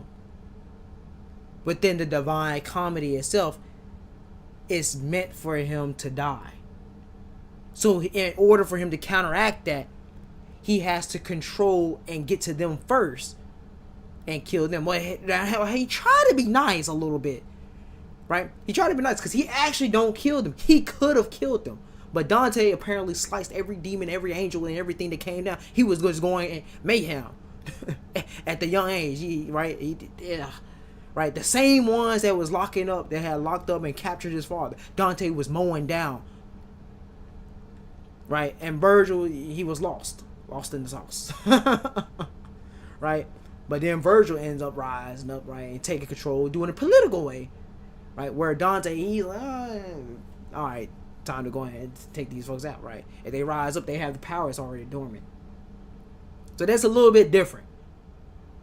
That's different. Everybody else goes with the same thing, same template, same format, right? So, but you go here, since Mundus is emotional and devoid, right? He doesn't have to worry about this. He doesn't have to do any deceit or anything like that. He doesn't have to give you, oh yeah, I'm trying to do trickery and play on your mind and stuff like that. He doesn't do that. He actually does not. It's actually consistent in his character where he actually doesn't. It's pretty funny because you think he is, but he actually is not. And it's so funny. He just not. Right? Which, if you go 2,000 years ago, he was confused on why Sparta was doing that to him. So it's so hilarious because he's the god of that. So, and it's even funnier when I start tying this in. You're going to think I'm going crazy or I'm just, I just hoopla hoopla. But this is how, I'm telling you, I'm cracking this shit. Like, and it's good. I think it's really good. But a lot of y'all probably, I don't like this shit. It's too hard. It's too complicated. No, I just take it further. It just no. I think it's entertaining and it's fun. It stays unlimited this way. It's just really good, right? So where you go with this, right, is the fact that since you have Sparta still his demon inside of the Forest Edge, which is the demon king over the 7 deadly sins and the 7 hells, right? And he goes off. It's just his human side left. Now, if you play DMC5, which most of y'all have played, majority of everybody that plays DMC5, more than any other title and entry in the entire Devil May Cry franchise, it's a humongous difference. What happened with V? He's the complete human side, right? He can't transform into a demon. Yet, he was able to show his true self and he had complete white hair. Right? Pure white hair. Right? And it's, it's silver white, whatever you want to say, right? Meaning showing he's of the same bloodline. Right? Now, obviously, that's the humane version and human version of Virgil. Right? That's what it is, right? So, well, you know that. What was the main thing that V told you? Now, I won't say V, but the truth and underlying his actual name is Virgil too. That's what his actual name is too. He's the junior. Right? He's the one that got stabbed and released out. He's the son. Because what did Virgil turn into? A spirit. That's what Virgil turned into. What? The Father, the Son, the Holy Ghost? What? Yeah. Right? Yeah. You know what else? Matter of fact, if you're looking at the stream, you can come with me right here. It's really funny right here too, real quick. Right? The Father, the Son, the Holy Ghost. The 2 women that's tied as well. Right? They're not the only women though, but they have it in here too. Right? It's pretty funny. But anyway, going back, right? That's what happens with DMC5, right? We're here. He's the son. He's also the son, right? Nero is also the son, right? That's his brother. V doesn't tell Nero this. Obviously, he don't need to know that extra information tidbit. But if he would have told him that, it would have been like, oh, what the hell? But that's the reason why they're with each other most of the time. Right? And then, in a twisted way, right, he's also the brother of Dante and not nephew of Dante. Because the other side of him, the other soul, right, of him is Virgil. Which is his father, which they are one and the same. Right? Well, now, what was Jesus? Again, they follow the Arthurian tales. What was Jesus Christ? Who? Yahuwah? Yahshua. Jesus. Right? Jehovah Jireh. Right? The Father, the Son, the Holy Ghost. So in the flesh, in the human body, the entity that you see, yes, he is Jesus, but he is also the Son of God. Is he not? Yes, he is. Right? But then he died and he resurrected. He was on another plane of existence. And he became also a spirit. Right? That's exactly what it was. Now you have other, no, he's not. No, he's not. He's a demon. No, he's not. And stuff like that. What? Look, you can have whatever your opinion is and stuff like that. But right now, I'm looking at these win-losses. What you saying right now is a bunch of hoopla.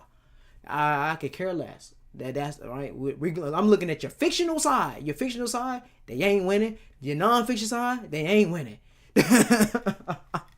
So anyway, right, you go with that he's the son and the man and the body and the flesh.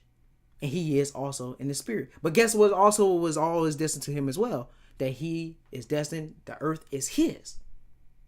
Everybody that's a part of the kingdom and everything also, right? Everybody return him. They all believe in him and all that stuff. They go with him. They go to the gates of heaven. They go up and they live eternally, right?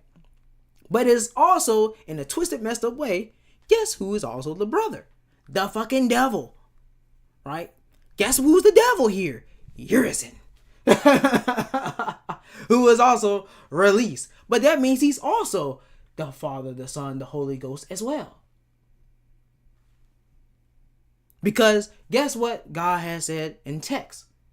Lucifer, Satan, he was the perfect angel, the most beautiful of all, until he fell, right? Until he did the one thing, right? He disagreed with what God was doing. Blah, blah, blah, blah, whatever, right? Anyway, here, Urizen is a little different here with Urizen, right? Urizen is a demon, right? And he's technically the brother of E. But he's technically also the father of E. And it's a little bit more funnier because if you look, I can't show it on here. Damn, because it's not gonna show that. Fuck. If you boot up Devil May Cry 5 and you actually take off his armor and you go and you look at everything dealing with him, right? His aura is red. It's the Sasui no Hado for one. It's the Sasui no Hado. It's the Psycho Crusher within Street Fighter. It's also blood. It's also the red. The red. It's a lot of different things, right? Because it's completely tapped in. It's completely connected into Street Fighter, right? Now, you look at his details in his face. You go to DMC Devil May Cry. And you go and you look at Sparta. They always keep scratching his face out. They keep scratching his face out. You know that demons, that Sparta is a demon. He's completely the devil. He's a demon. And he manifested, he took on a human physical body. Right? Now, you look at the detail of his full body structure, right? But just look at the head. And you go and you look at Dante from when he was a child and when he was up until before Dante turned into the original main character, because that's where it goes into. And you see the ending where his eyes becomes the original main character, Dante. That's how you know his spirit and everything was best invested. The Dante angel, the spirit, the God, the angel, whatever you want to call him, the demon, the devil, he was completely manifesting fully into the original Dante. This keeps it unique. I'm telling you, this is the most unique thing that a lot of you people that y'all is just not good at, right? In keeping and understanding, right? Now, when you realize that and you go and you look at Sparta, go and look at Urizen, you turn his model around, go swing the camera up to the top, look at everything from the side and from the other side, and you go and look at above him.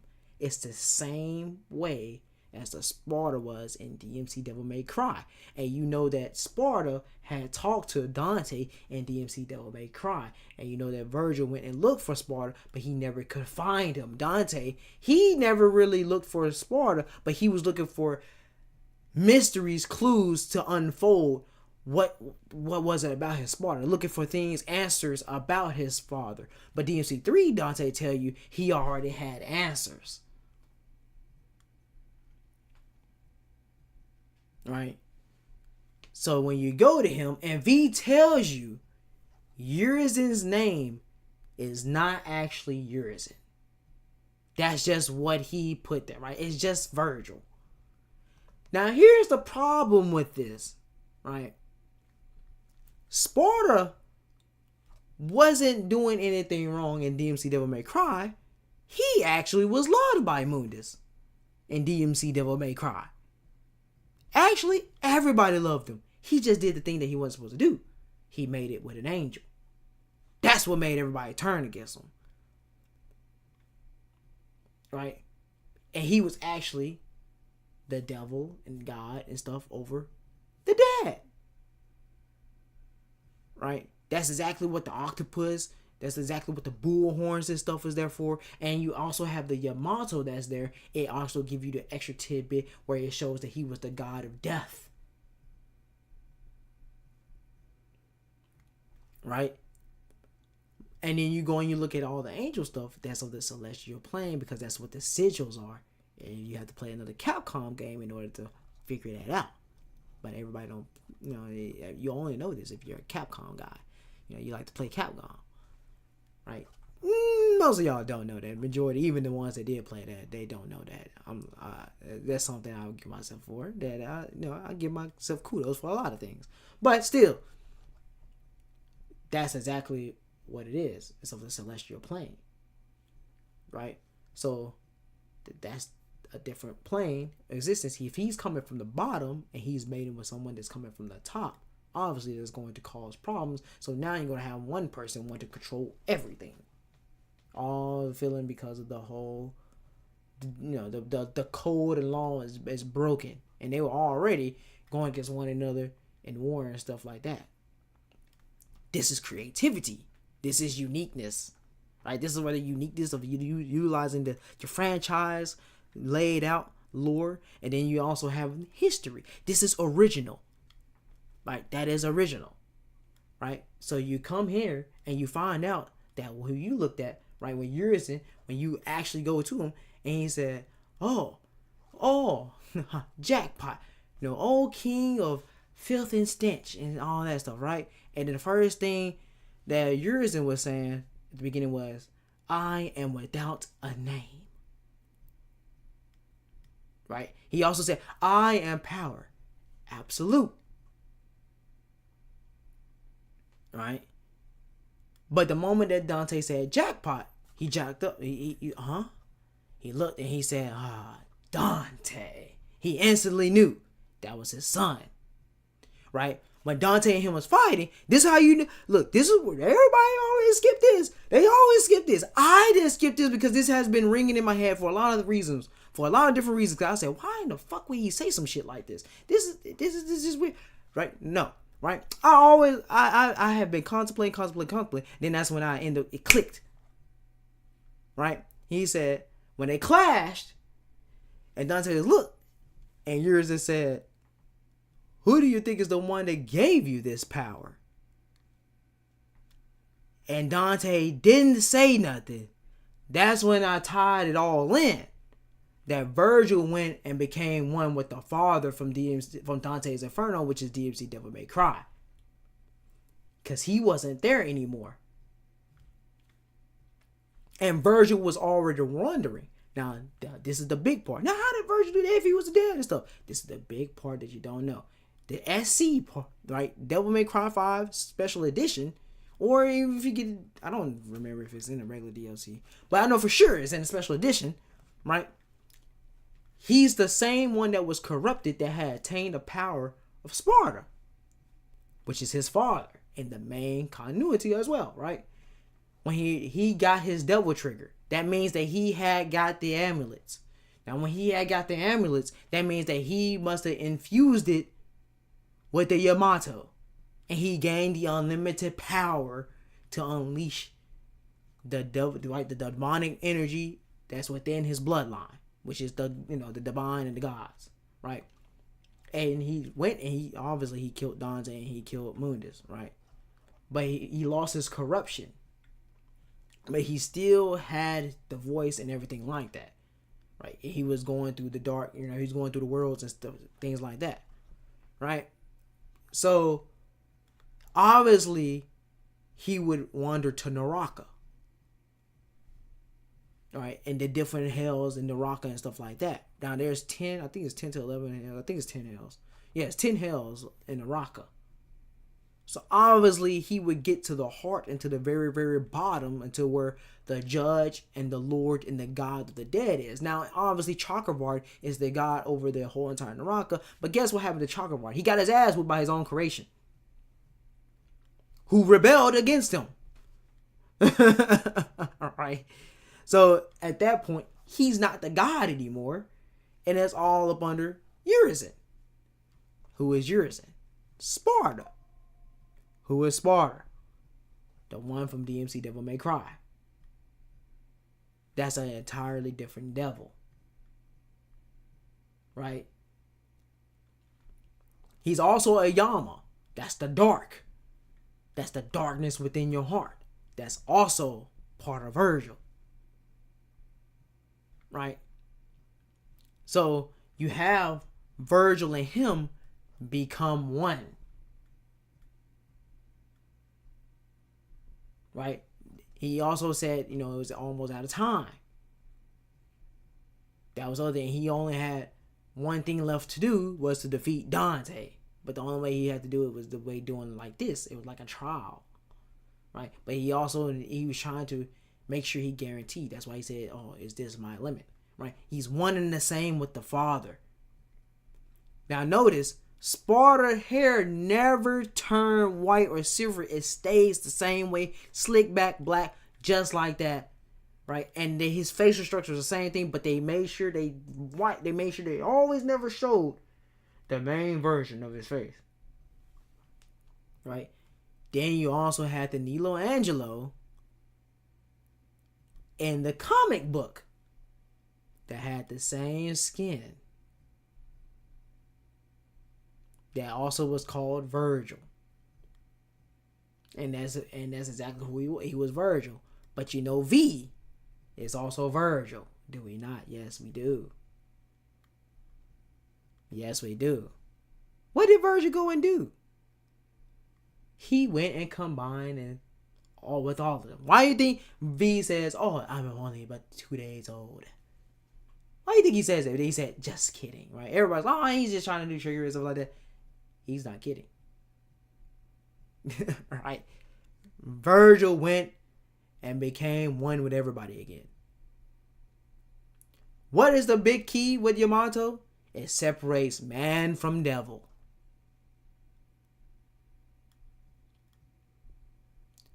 It separates man from devil. And all Sparta did was he just sealed a portion of his power within that of the Force Edge.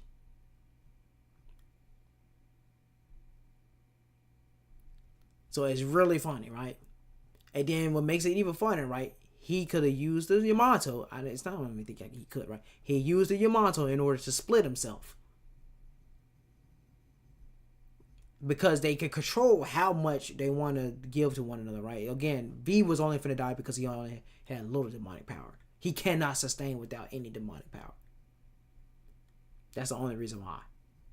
So if he returned back to he got the Clyfall. They got rid of the darkness, which was Urizen and stuff like that. Blah blah blah blah. Right? And they say the poem and all that stuff. Yada yada yada. Technically V is technically the Urizen version as well. Right? If you want to say, right? But if he was to separate, he don't actually even have to stab himself. He can actually just cast him out if he wants to. That's another thing. Right? He doesn't actually have to stab himself. He can cast him out. It's just a stab. It's just by force. Right? It's the chains. It's a chain thing. But he could cast him out if he wants to. Right? We know that. That's if you're a veteran and if you're hardcore. Right? So, if that was to happen, he wouldn't be losing out on nothing. He wouldn't be withering away or anything. He'd be sustained up because he has demonic power. Now, how long he would be living and stuff like that, we don't know. But he wouldn't have just a little bit of time. This is what happened to Sparta. But this is all in secret, right? This is a whole secret. Now, why am I going on with this? Now, this is the thing that y'all would probably be thinking in y'all head. Why would Sparta do all this bullshit when, again, he's for humanity, right? That's the other thing that you don't realize, right? If he's the god over the 7 deadly sins and the 7 hells, and he trapped his portion of his devil, right? That's a portion of his power. That's the devil, right? The devil, the dark knight, whatever you want to say, whatever you want to call him. He's another one, right? And he put it in there. He put it in the sword and stuff. The main thing that they tell you is when the Tower of Fear or when he comes down or anything like that, when Sparta shows up, right? He released his demons and the demon clan upon the innocents because they are the judge and the guiders of the dead, of the human souls and everything. He's not that good. That's one of the things. It's a motive with him for everything, right? He may love and all that stuff, but it's still at the same time, he has his own underlying thing, and obviously he wants to go against Dante again because Dante has this extraordinary power, or whatever, right? But obviously, Dante's whole sworn thing is he wants to kill Mundus. He wants to kill Mundus. That's like his big thing. He wants to kill Mundus. Like that's one of his main things, right? That's one of his reasons. This is one. Now his other reason is just because he liked to fight, and his other reason, obviously, is because his brother, right? So you go back here, right, and you find out that the Yamato is actually in the game. You don't find that out until you get to the Dark Knight. You got to beat the game a couple times before on different difficulties before you unlock it. So it's like 3 different difficulties before you unlock it. So you ain't gonna know any of that, right? So if you be ignorant, right? If you want to be ignorant and stuff like that, and you want to, you want to be stupid and stuff and blah blah blah, that's fine, right? That's where you go and you have your speed runs, you go and you play your game, you have fun and stuff like that, yada yada. While you wielding all this crazy power, but you're ignorant, right? One with knowledge and one with power and know how to wield that power and use that power usually always win out, right? Unless they're evil. Now if they're evil, they usually don't.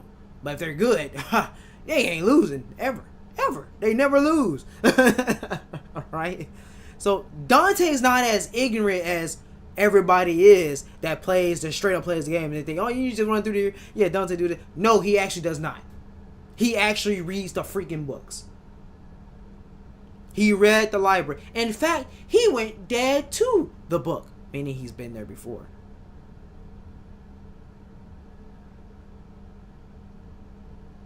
That's what y'all don't know. He looked at all the books, and then it's the forbidden library of forbidden books. He knew the exact one.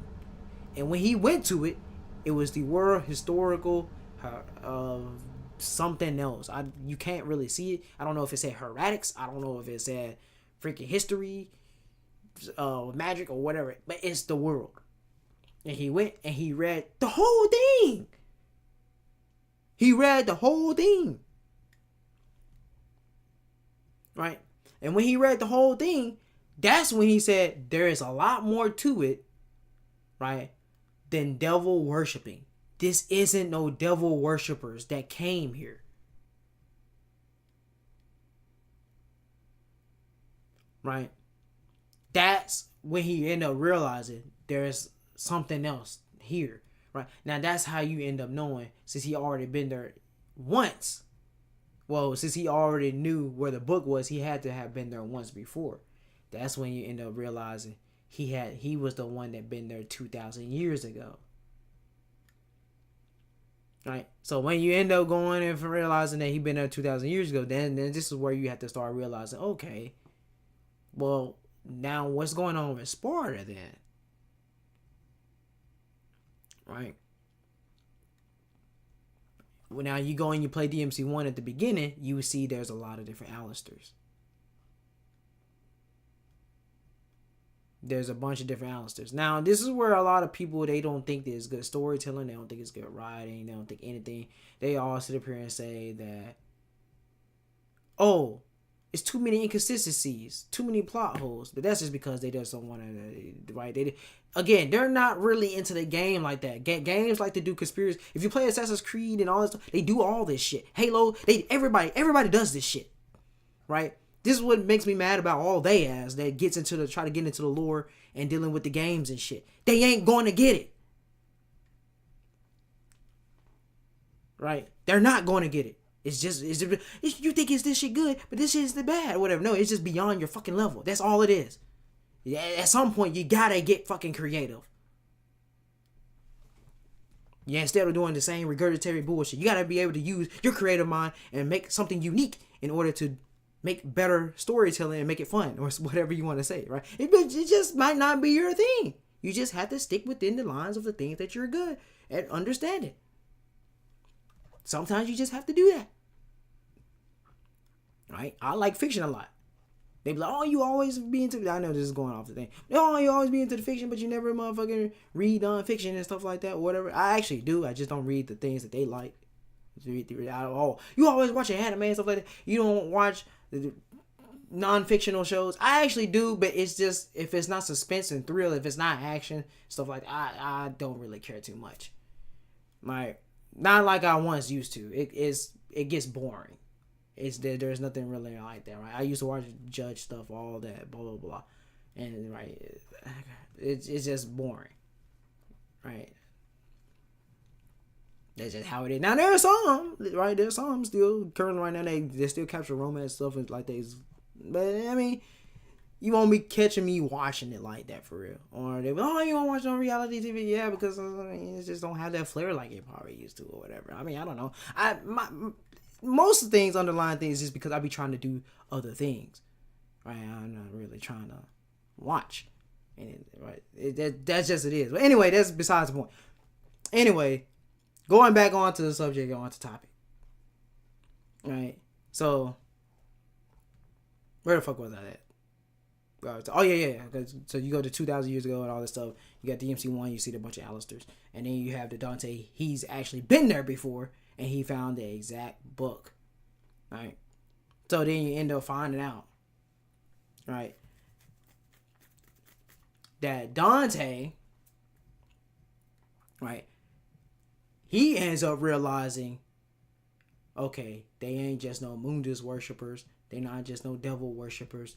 There is a whole thing that's going on. There's way more to this, right? But he kept it to himself. Until he came across Nilo Angelo. That's right. Well, before Nilo Angelo, he touched the statue. Now, you play DMC1, you probably ain't ever touched the motherfucking statue. And you know, and it tells you that it's a god that ruled and all that stuff that took on the army, blah blah blah blah. Right, the same statue that you end up seeing in DMC2 at the beginning of DMC2. Right, that's the thing, right? But what happens here is when he touched the statue, his memories come back to him. That's one of the main things. His memories comes back to him, right? Meaning that his memories were dormant, and his memories was trapped. And when he had his memories, he seen where he was training with Virgil, his brother. He met Trish already once before. He had Dante, you see himself, right? And he goes off, right? And then you go and you see Sparta defeating Mundus, right? And he ends up saying, so intense. I never felt something so intense like this before. So evil, right? And the whole thing there was he was diabolical. Now, how you know he was diabolical? Well, this, right, just like if you play DMC4, you know that they were strictly, heavily followers of Sparta. Very strict, very following of Sparta. Right? And you always see this jewels. All these jewels. Even Netflix, right? He has a jewel in his head and stuff like that, whatever. That's supposed to be the diabolical. Now, like I said, Netflix, I don't know what they want to call it. They call it something else. I don't know what it is. What that would be. That's not a third eye. Right? But here, right, in the comics, you see that's diabolical. He's diabolical Sparta. It's not the real third eye. But the Dante that we end up following, when he attains the Sparta, that's the real third eye. It's an actual third eye. It's the same as his actual eyes. It's just a slit right in the middle. It's the real third eye.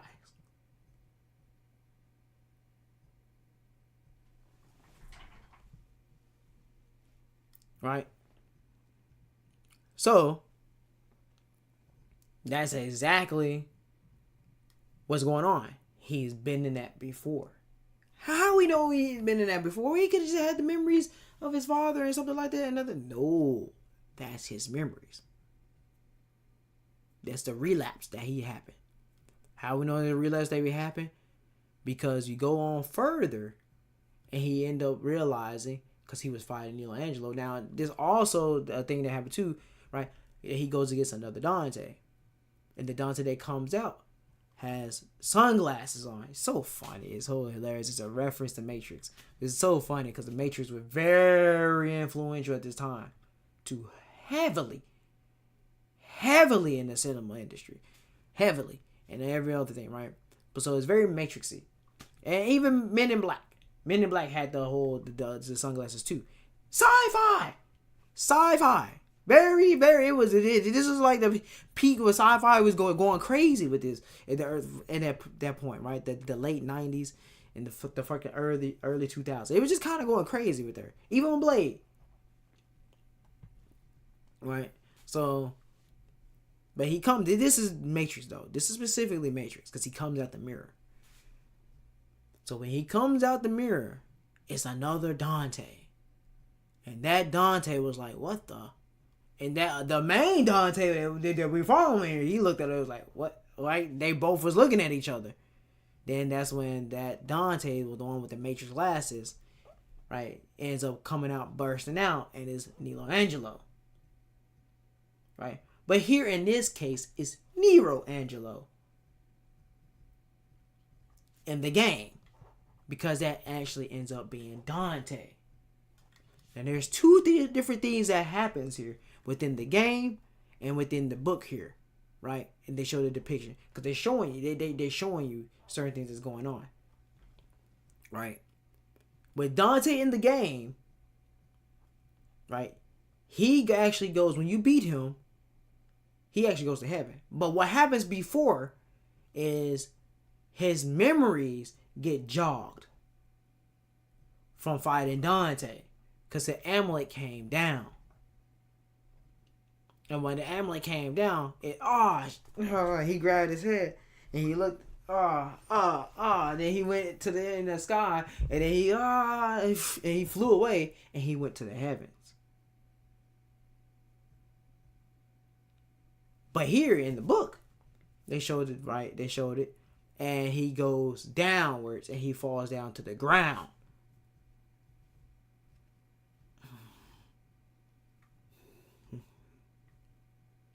Right. Now, what people, now obviously, if they're reading stuff like, oh, we don't want it to be any different, we're calling for the retcon and stuff like that. Now, this is, right.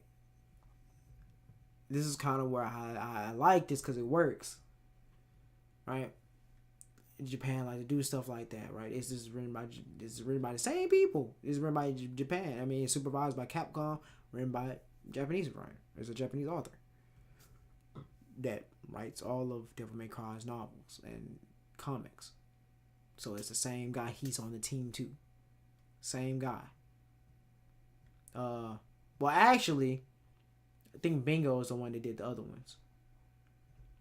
Right, so it's split separate. Regardless, they're all a part of the Democrat team when they get on there. If they bring them on or whatever, they're the ones who do it. Bingo and Shin.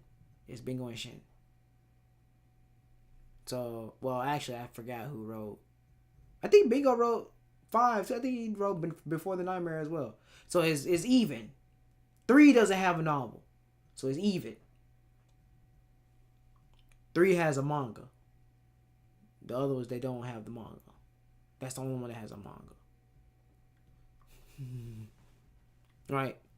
So,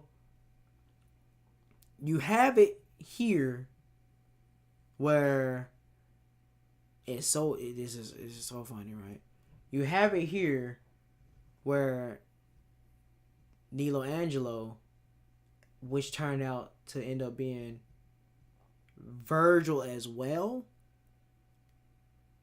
right? Because there's a fallen agent, right? So when you have that happen, you have one that's Dante, and you have one that's Virgil. But the thing that's a big thing here is he had a different amulet which makes third. That's 3 amulets. Well, that's not 3 amulets, right? You got DMC Devil May Cry amulet. You got the Netflix amulet. And you got the main continuity amulet. But then you got this made up bullshit amulet. That's in the comment. Right? Right. And it's supposed to mask and disguise his true. This is how I'm guessing his true form. Right, who he really is. That's what it's supposed to be. But the problem with that is they never tell you who made it. Right? They never tell you who made it. And he came out of the mirror.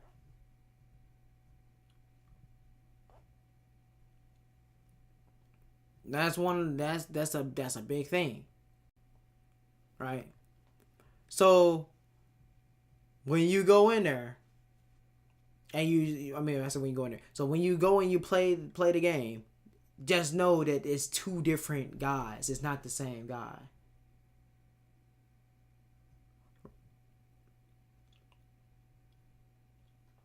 That's like a really big thing. Right? That is actually Virgil. And Dante ends up saying, "Why did you do this?" Right? I mean, Virgil even stabs him.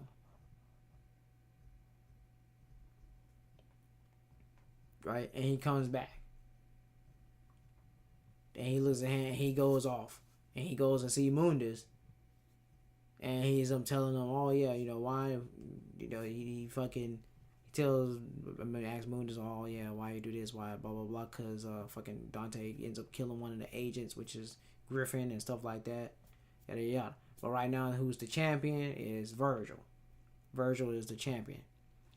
Now, a big thing about this, cause you go here, right, to DMC5. Most people they hate V. They don't like V. He's not, right? They hate V in terms of gameplay. Not in terms of character, but in terms of gameplay. There's a secret thing with V if you ain't got all the goddamn trophy. Right? If you ain't got all the trophies, right, you're not gonna know this. But there's a secret trophy for V. It's not even a secret. It's not a secret at all. It's just that there's a trophy for V when you get it, right? And it says a champion rises again. Or a champion rises. However you want to look at it. And the whole thing is that V is Virgil. Virgil is V.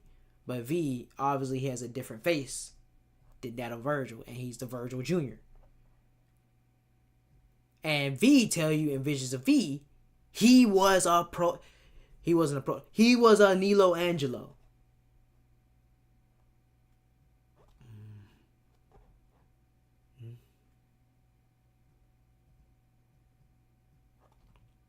Right?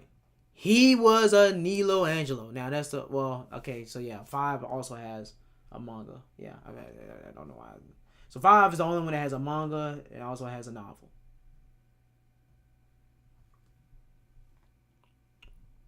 Right? So, since V told you that, and he's like, oh, it's obviously because he was Virgil. But he's also the junior. So it's a likely thing that he might have gotten split up as well.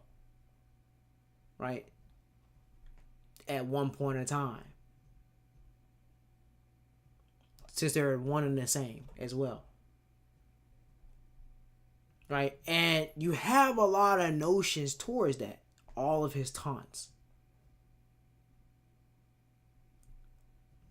All of his taunts is like that.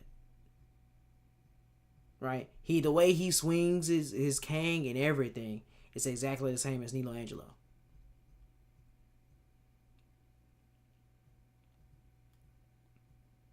Right? So then you have the fact that potentially V is one of these people that was Nilo Angelo. It's likely that one that was Nilo Angelo. Where you still have Virgil, he ends up becoming Nilo Angelo as well. But at some point, they end up merging back together. Now, when do we know that? We don't know, because the whole thing, there's a big thing about this, that if you play in DMC1, it's a repetitive cycle.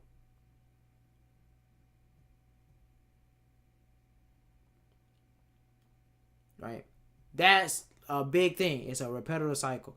Now, how does all this gonna work if they were just born in the 2000s? They weren't.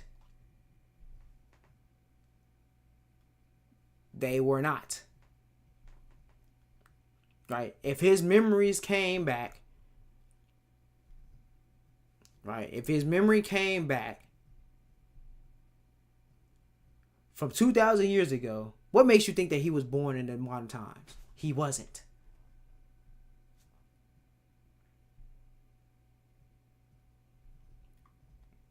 All right. That's the whole thing. He was not born. And another big tidbit is the fact that in a parallel universe where the universe's laws got rewritten and done differently and controlled and stuff like that, yada yada, Virgil killed Mundus as well. The same time that the Dante that you play in DMC1 the game does. Now in the comic, that does not happen. In fact, it stops at Dante at the gates of hell. Right? Now the thing is, it's not really gates of hell. It's actually the gates of another castle, where Trish takes you. But how did that happen? It's because Dante and Michelangelo had another fight, and that's where Dante completely said, this is not going to happen again. And Virgil actually said, oh, your ability have actually grown. Another big tidbit here is how with V and Virgil, how they was mixing it up and stuff like that, is the fact that Mundus kept calling V immortal. Right? That's the thing Virgil immortal, right? Michelangelo. When you go to V and you go to yours and you go to Virgil, the only mortal is V. It's not Virgil. It's not Urizen. Virgil and Dante are packed overflowing with demonic power. Their stench is too strong for the demons. Right? Now, if they don't know their name or anything like that, that's alright. But the moment that they look at them and they even throw something, they instantly feel like, what the fuck? He's way stronger than me. Demonic power. There's nothing humane about him except his look.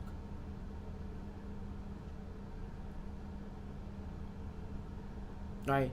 Even Mundus. Right? He doesn't even call Dante immortal, because he knows he's not. Right? So the only person that you have that's immortal out of everything that you came across, right, and is closest to V even being immortal, is Nero as well, right? But even Malphus even called out Nero's demonic power and knew that he wasn't mortal. She just said, oh, you just got little demonic, little demon power. You ain't gonna do nothing to me. And he beat the shit out of her. That's creativity. That's how you know that was the V portion that he was talking to in the comics. That's V.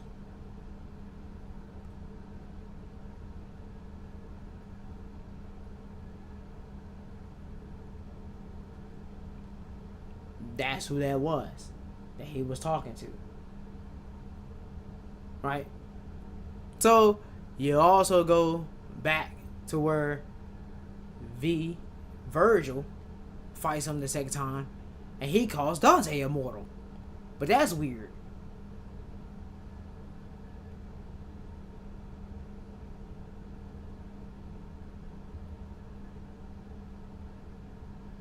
Right? So that's weird.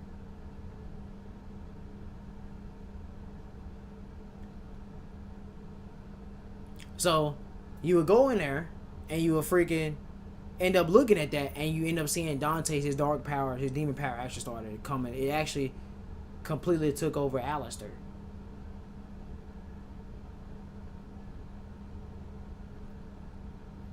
So that's the better portion. That's the creativity and unique thing to go. Now, obviously, you can go in here and say that ain't none of that V. It's just straight up Virgil. It's always all Virgil. They never did that. It's just Virgil. But I think that's better to separate the two and say it's V is Virgil, because that's the humane part. That's the mortal part. Right? And then Trish, obviously Dante, he ended up beating Michelangelo, but he said, not again. Right? When he told him, he asked him why did he do that and all that stuff, yada yada, blah, blah, blah, whatever they go through. And he pretty much, Dante said he's not finna lose again. Again, showing you that he's been there before. He's not finna do it again. And he ends up winning. And then he calls him and he says, brother. And he ends up grabbing the other amulet. But when he has the other amulet, it's not the same amulet that was just presented.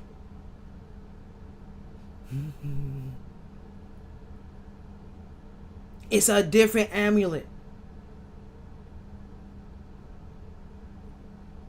That's how you know it's two. Now, but if you want to be one of them people that want to look at and be like, there was only just one, it's the same one and stuff like that, and he went in or whatever.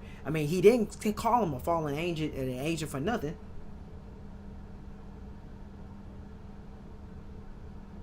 And it's not like Virgil isn't already immortal. He's immortal. His body, he has a demon body. He's immortal. He's cursed to be immortal.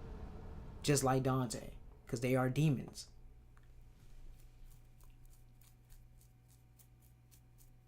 Right?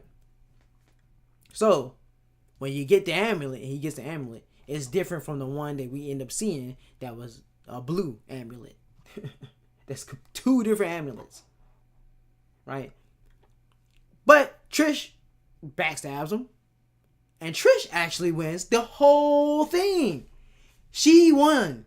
She wins the thing. And she takes Dante because he's passed out. Virgil knocked out.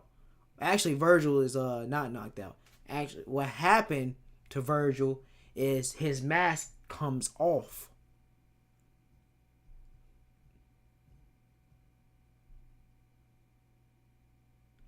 Right, his mask comes off. And then obviously you can look at his face and you can see where you go in the Bloody Palace and you play V. If you play V and you look, and when he got the purple and shit over him, you can see, oh yeah, the purple face. That's a nod at the purple face for the comic book for Michelangelo. Right, but that's why I say it's better if you just say that's V, because they kept the face from being there. And you can't say, oh, it's because they didn't want to spoil it or nothing. No, the game was already out. That's not a spoiler or anything. The game was already out before the comic.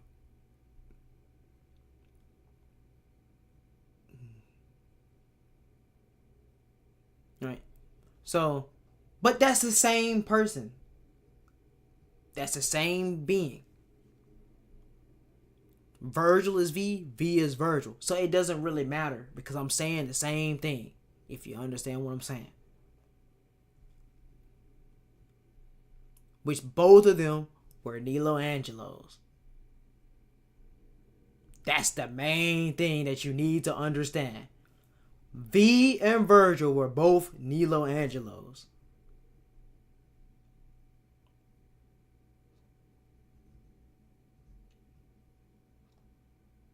Alright.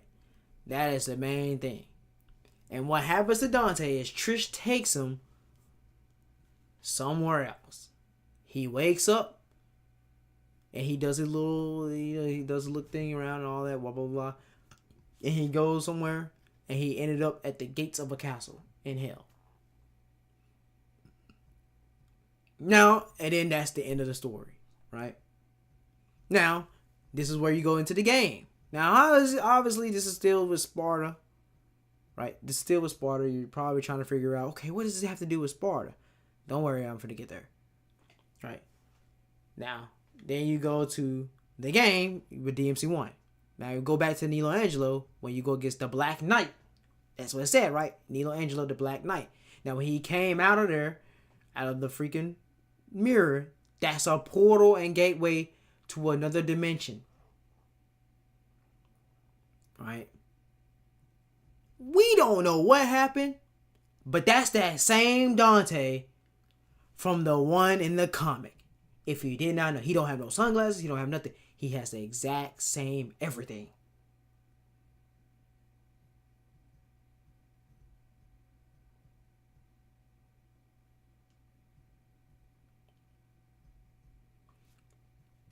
He, for whatever reason, something happened. He went in that castle, and that's where he motherfucking became Nilo Angelo. Right? And you know this because after you go against him, because he presents himself, right?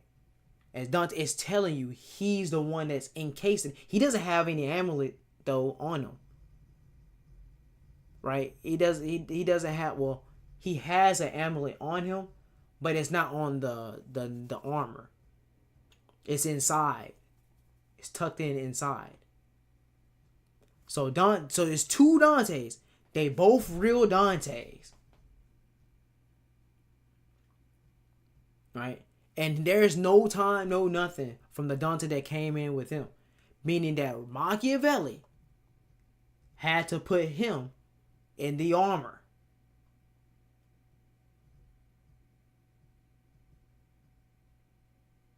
Right? That's what happened here. Now, honestly, that's where Rodin would come into play. Because Rodin, he's the one, he used to be king over there in Infernal Realm. He also used to be God over a sovereign in heaven. And he's the only famous armorsmith across everywhere. And he's, right, and Machiavelli is the one who made the armor, forged the armor in the fires of the underworld for all the demonic armies. Not just that though, he also forged hell divine weapon, weapon of light, weapon of dark, all these things, right? He goes off. He actually travels across the multiverse too. That's another big thing. He travels across the multiverse. It's just one of him. Right? And that's where Dante was dropped off at.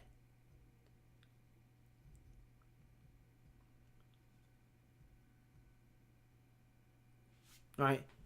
So obviously, something happened where he got put into that. Right? And that's where the Philosopher's Stone is at. That's where the goddamn fucking the timeless divinities, the statue is there. That's where all the red is just like just like in the comic. Everything is red. That's where everything. That's the other dimension. That's the secret. That's the secret mirror. That's the other dimension. Right? Again, it's said gate to the demon world. Right? That's another demon world that Mundus did not know about.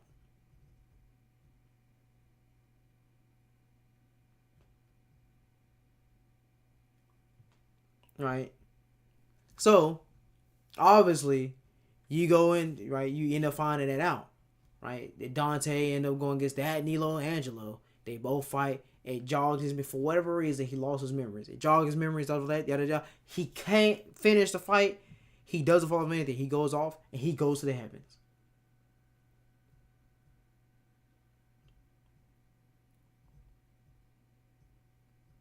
Right? Now, obviously, this is where you get headcanon, right? This is where other headcanon come in, where that could have been the apparition incarnation of Dante. Because in DMC3, apparition incarnation Dante was looking for answers. Now, obviously, they're like, oh, it's just doppelganger. It's just made, refracted, from the demon world. I mean, from the demon, it's just the demon world, shenanigans, phantom, shadow, whatever. And they're just taking on the image of whoever that they're looking at. But this is specific because in DMC2 as well, when you go to the novel, you find that there's many of them. And they all praise Dante. And they was happy as shit that Dante was back. and they all went back into Dante.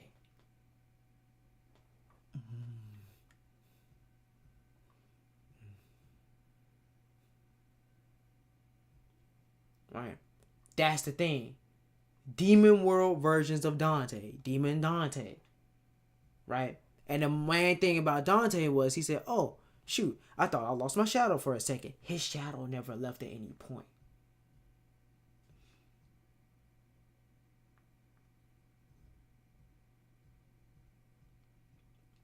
Right?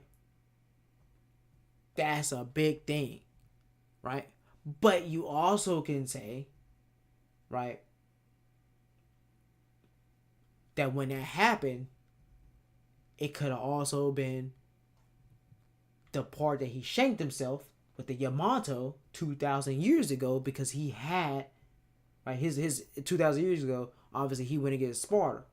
Mundus. But when we see the outfit and you play the mode, Legendary Dark Knight Sparta, they say that's the previous 2,000 years ago, right? He has the Yamato. That's the man that separates devil.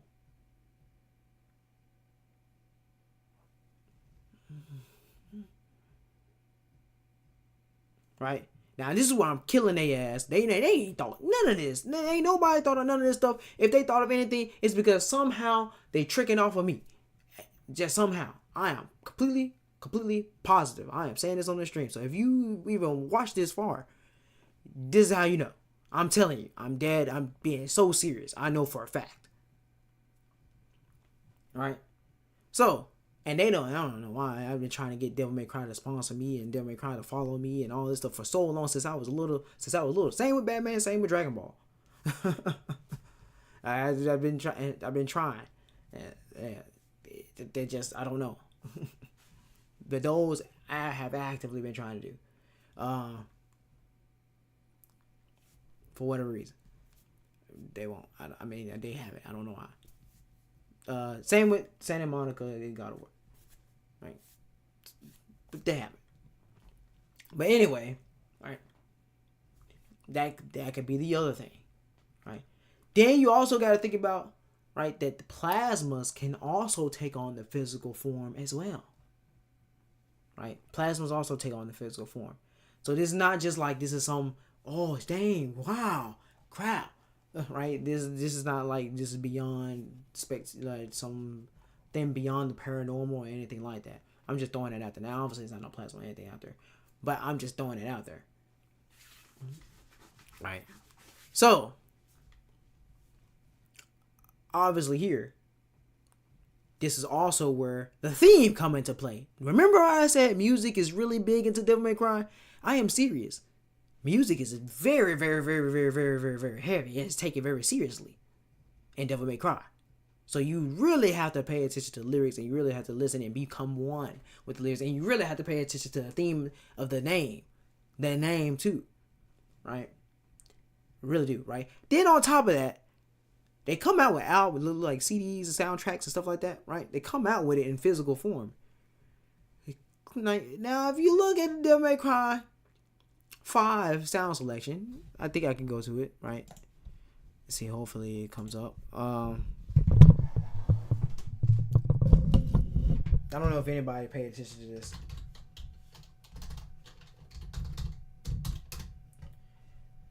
We can actually go here.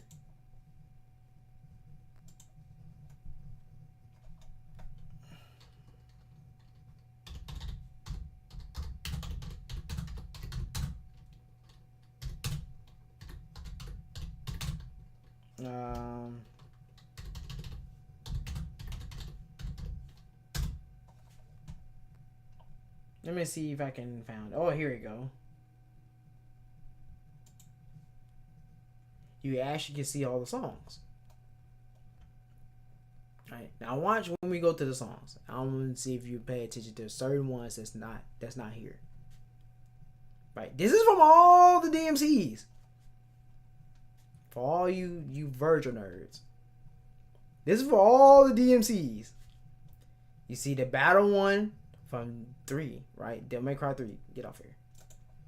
Right? You got DMC 5 SE, Devil May Cry 3. Where is Beowulf from? Devil May Cry 3. Let's just see.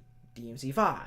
Devil's Never Cry HRM version. That's really Devil May Cry 3, but this version is the first time it got put into the game. So 5. But it's 3. Alright. Enjoy the Taste of Despair. Right? That's V. Now look at that, right? Even V stuff goes to Virgil. Right? Because they're one and the same. Right? Split myself in two. It's too late. Right? It's funny, right? Right. Then you got Crimson Cloud. That's actually V's theme, but again, one and the same with Virgil. They're one and the same. Right. You got Unbearable Pressure. Right. You got Unavoidable Despair. You got Unwavering Bravery, Undeniable Fate, The Duel. That's all DMC 5. You got Wake Your Fury and Wait in Hell, Virgil.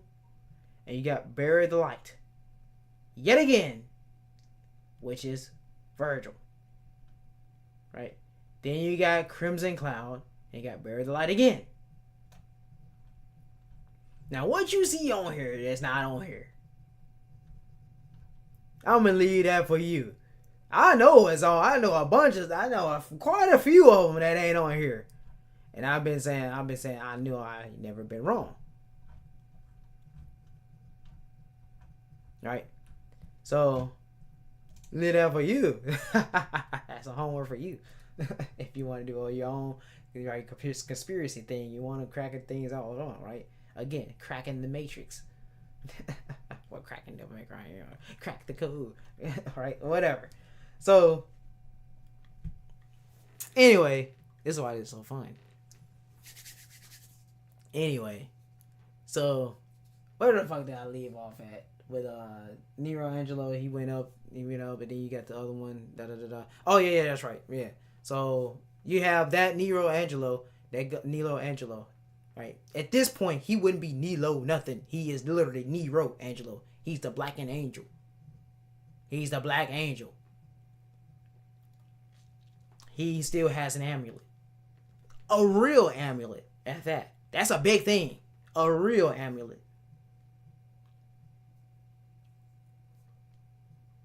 Right, so he's gone. He go up, he's gone. He never comes back down. He never comes back down. I don't think anybody understands that. He never comes back down. Right, now this is where everybody's talking about, this got retcon. This guy, goddamn it, Fraser, why you keep doing this? Is retcon. Stop looking at this. Stop reading it. This is retcon. No, it ain't. No, it ain't. Retcon just give a new idea for a new interpretation. It doesn't mean it's canceled. It still happened. That's why it's in DMC 1.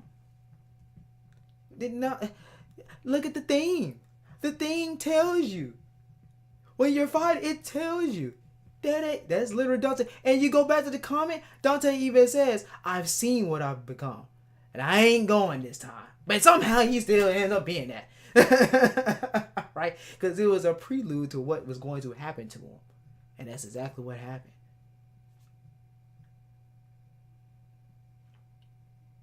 But in this case, he went to the heavens. So, right? And you go on, you get your second. You get your second one. And this time you fight him in an area of where you actually find out there was another guy. Right? They tell you that it was, it's another guy that was a part of this whole thing. Right? And he actually drank the blood of the divine. Right? Which that's the Arthurian. Again, that's the Arthurian. They can be mad all they want to at this. I'm over here cooking. Right? But still, right, he follows the Arthurian just the same way. Right? And he actually has angel wings. It's actually set up on his plate. It's on his armored plate. And he has the upside horn in the right way.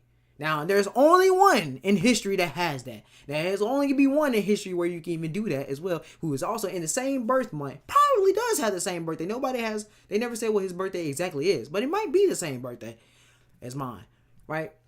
And that's Alexander the Great, who was also undefeated on war. And the war of battle, and the battle, and the war, and everything. He is undefeated.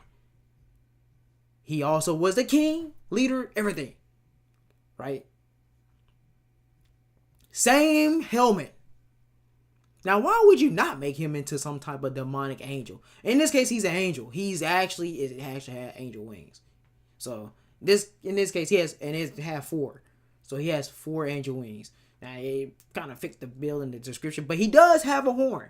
So he does have 1 horn. You can make it golden if you want to, I guess, if you want to. But just know he has his historical figure. It's something in Devil May Cry. His name was probably going to be different or whatever, if they want to adapt it, if they want to go down into it. But he drank from the blood of the chalice, the Holy Grail. He drank the Holy Grail. He's the other one. That's the other mystery. So that's the era they fought in. Nilo Angelo come back and everything is, you fight him again, right? And this time he actually dies. Now, do we know what Nilo Angelo that is? No, we don't. But he actually dies. He goes up, and you see everything split off. Now, this is how we know he got fucked up.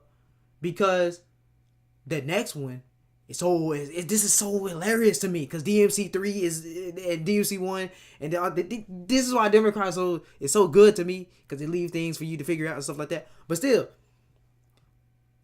you go to DMC4 novel and you find out that the Black Knight's armor actually gets washed up on shore to Fortuna.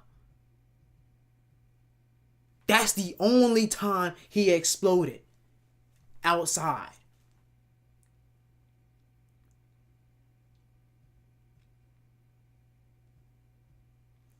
Right? That's the only time.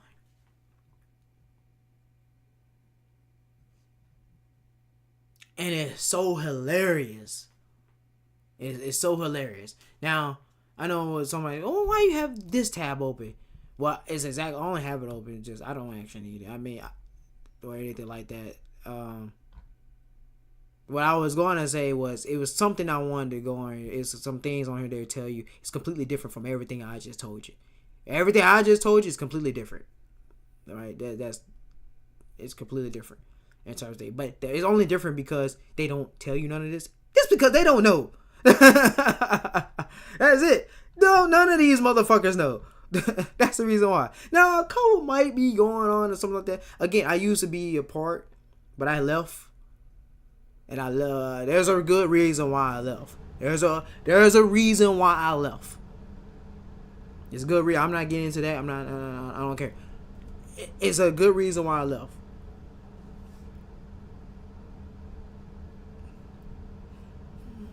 Right, and I was one of the only people that was really heavily into the Lord. And I was like, they got a good chunk of people.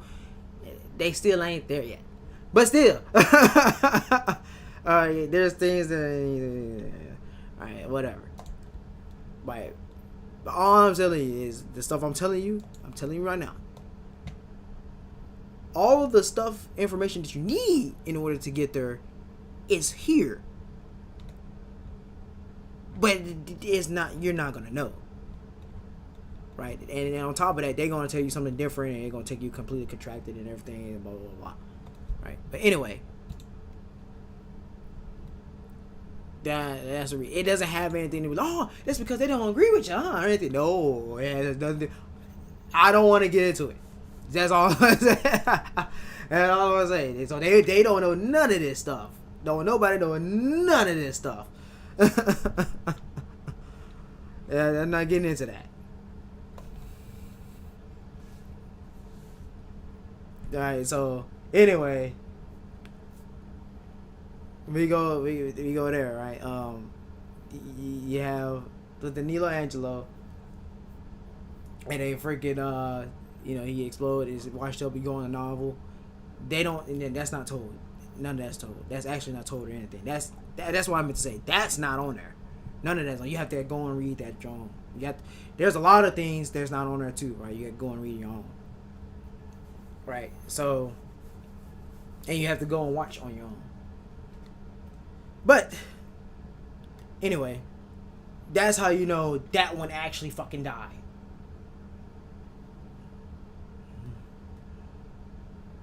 Right, that one actually died. That one got up in there and exploded. Now here's the killer part, and this is how I know. Right, this is how I completely know. This is the killer part, right? Because the funniest thing is how you could tie so much stuff in. Right. Now you go to the next boss battle. Well, what do you mean? You go to the next boss battle with that, right? Nilo Angelo comes back, right? You see Nilo Angelo. Because you be like, oh, so he didn't die. Then you come in here, so you gotta fight him again. So he's not dead. That's a different guy. I know it's not. Oh, yes it is. The one you just clearly seen completely died. The main thing that you need to know about the Nilo Angelos and Nero Angelos is they're not empty. They're actually real people.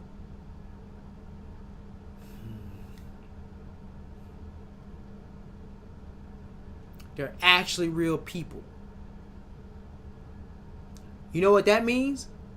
V and Virgil were separated. They both were there. Right? One was V, one was Virgil. And the one that we went against the very first time in the game, that's Dante. Because when you come here, everybody all know. And it come to this where it's, you end up going against him. You take his helmet off and everything like that, yada yada yada. And right, you fight, blah blah blah, right? But everybody goes with just the regular thing, the regular thing, because the game, you pick up the amulet, and he had an amulet, right? You pick up the amulet, and it just sat up there and it said it's Virgil, right? That's wrong. There's a lot of reasons why that's not correct. And DMC3 is the main reason why it's not right. DMC1 novel is the main reason why it's not right. And then the things that happen in the comic and in the mangas, that's the reason why it's not right. And then you go to the theme. That's why it's not right. Right? It's not right. Now, the first thing that I noticed, I think everybody always noticed this. Why is he so damn tall? He's a giant. It's so funny, right? He's legitimately a giant. Now, I can't play. This is where I would go and actually play the video for you or something like that, or let you see or something. But I can't do that because my GPU processor is all toe up. It's literally 0.3%. So it's hilarious, right? I'm not sure if they might show it right here. Let me see. It might not be able to get in there. Ah, shit. Might not get it. Okay, it's broke. They ain't fixed it yet. Right. Let me go down here. They might.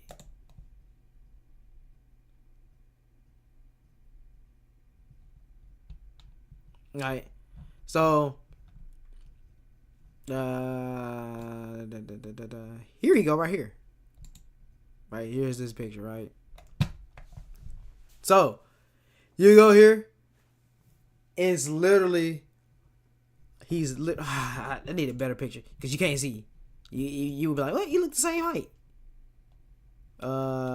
Okay, well they just don't show you. It is what it is. We just gotta go with this, right? This is the last boss fight. This is the last boss fight. And he's looking out here, right? And you have Nilo Angelo. Right? And Nilo Angelo here is tall as a mug. He's tall as shit, right? And he can fly, all these things, blah blah blah. But all of them can fly, right? That's one of the things I don't think anybody understands, that they're always able to fly. They don't have to transform or any damn thing. They can always fly. They've always been able to do that. That's their whole supernatural paranormal. Hell, they can walk on space, literally. The molecules, all that. None of that. That's the whole purpose of them rewriting the laws of physics and being above it, above the universe. When you're above the universe, you're a god. Right? The laws of physics is nothing. Now, but everybody all going on. Oh yeah, it turns out just to be Virgil, Virgil, his twin brother and stuff like that. Blah blah blah. Right? They keep it simple for you motherfuckers. They keep it simple for my motherfucking ass too back then. But I've always been one that has always constantly keep saying the same shit. It's been dealing with the Matrix and it's been dealing with the Devil May Cry. It's not with Dragon Ball. Dragon Ball is not complicated. They try to make Dragon Ball complicated. Dragon Ball has never supposed to be complicated, nothing. But it's the same thing with Fate. Right? Same thing with Fate. Right? They all do it. Right? They all do it. Even Spider-Man does it a little bit. They double around with it a little bit, but they still keep it simple. They still keep it very simple for you. Right? Here is not who you think it is. Right? It's not Nilo Angelo. Right? Oh, yes, it is. Right? Oh, it's Nilo Angelo. But it's not it's not Virgil. It's not the Virgil that we know. It's not the Virgil that we follow. It's not even the Virgil that defeated Sparta. I mean, not Sparta, Mundus. Right? It's not. It's none of them. There's specific things that entails him on why, right? Because he's looking out. Right? He's looking out the fucking the night sky. That's a big thing. He's looking out the night sky. He's the right hand of Mundus. And he had became a general knight for Mundus. Willingly. Machiavelli puts them in the armor. The Sparta form that we see, right, that's in the Force Edge, that's his true form. That's his true demonic form.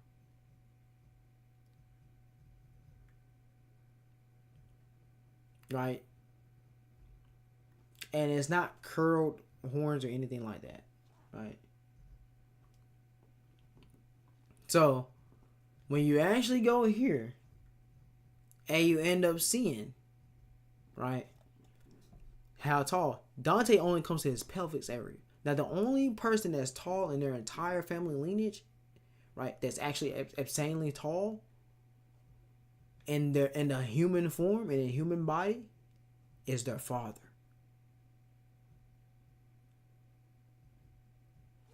This is their father. And Dante just did not know it.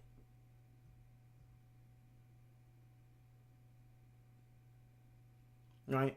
Now, the other thing is when you go and you interact, and you this all this stuff you have to play the game, right? And you go and interact, and you actually go to the throne. I'm telling you, this is why it's so good. This is why it's so funny though when you start putting it all together, cracking it out, right? It's the Castilian's throne that stayed here, right? And that's what he had for parties and celebrations and stuff like that for jesters and things like that. Now, where the fuck is Jester at?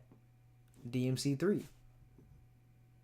Now, when you go and look at DMC3s, let me see if I can pull it in. I probably can't. Well, I forgot. Since I'm on here, yeah, that's why I have this up. I could probably find. Let me see. Let me see. Here we go.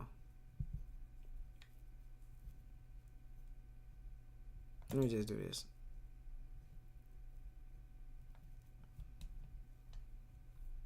There we go. Right.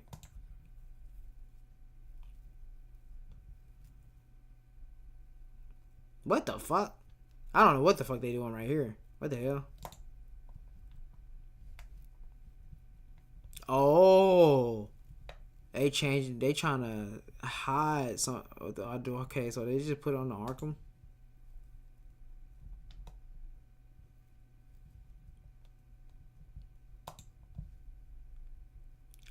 Oh, they put it on the Arkham. There you go. So yeah, they put them on the Arkham. They don't have it. Oh wow, so they making y'all really work for it now. All right, y'all can't just come in here and just just. Right, you just know the basic. I mean, just general information. I'm trying to show you what it looked like. Let me see. He's not. Oh, here we go. There we go. Right, here we go. Shit. Now, right, you go in here. Right, this is for the celebration and stuff like that. Blah blah blah blah. Go to DMC3. Boom. Jester. He's a joke. He celebrates.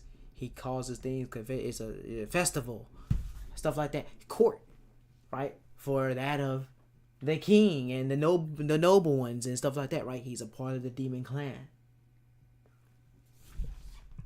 Red, blue, and his whole thing is purple. But obviously, he said he had to go and dress up like this. He personally dressed up like that.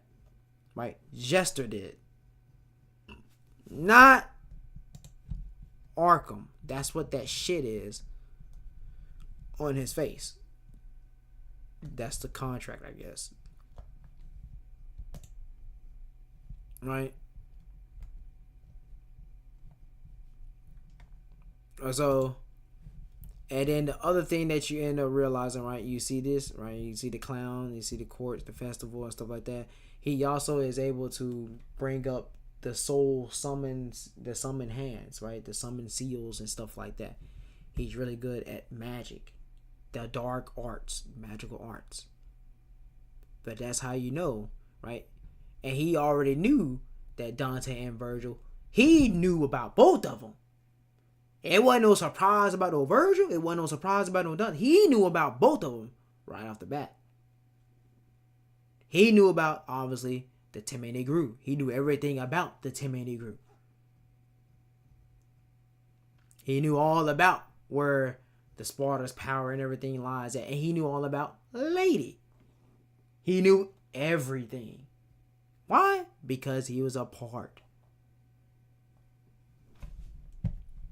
Right? So you go back here, right? Now the other thing that signifies that this was Sparta as well is the novel, and again another detail in DMC3. Right? Right. So you go with the detail in DMC3, I might be able to find it. I might not. 8,000, well, man, that's a lot. 8,000.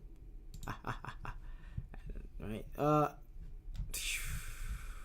Anyway, I'm not gonna go look for that. That's too much. But anyway, the other thing is it's this area and it's called the God Chamber. Right? And it gives you the God sigils and signs. Right?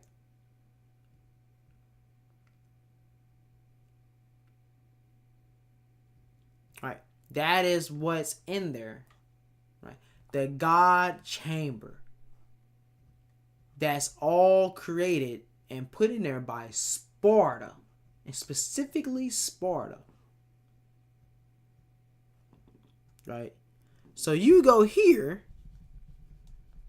What do you see in DMC1? The God Chamber and sign of where the Castellan live and where they have celebrations and stuff like that. Now, who did that? The father, Sparta. Father Sparta.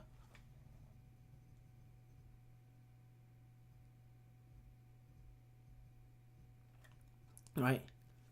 That's what he did. Right? So that's where Sparta lived. That's where he went. He went to Malay. But here's the problem with this. Now, how he became Michelangelo the Dark Knight is a little bit more weird, right? So the thing that was stated was that the humans, from the demons, this is from the demons' point of view. All right, now there is the good side, and there's a bad side. That's how you know that Michelangelo. That's how you know Sparta. He was going different places. He was jumping between worlds and all that, right?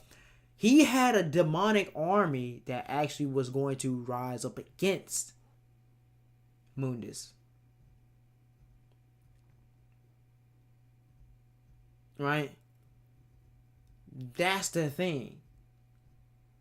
But what happened there, according to them, was he got attributed to Mundus.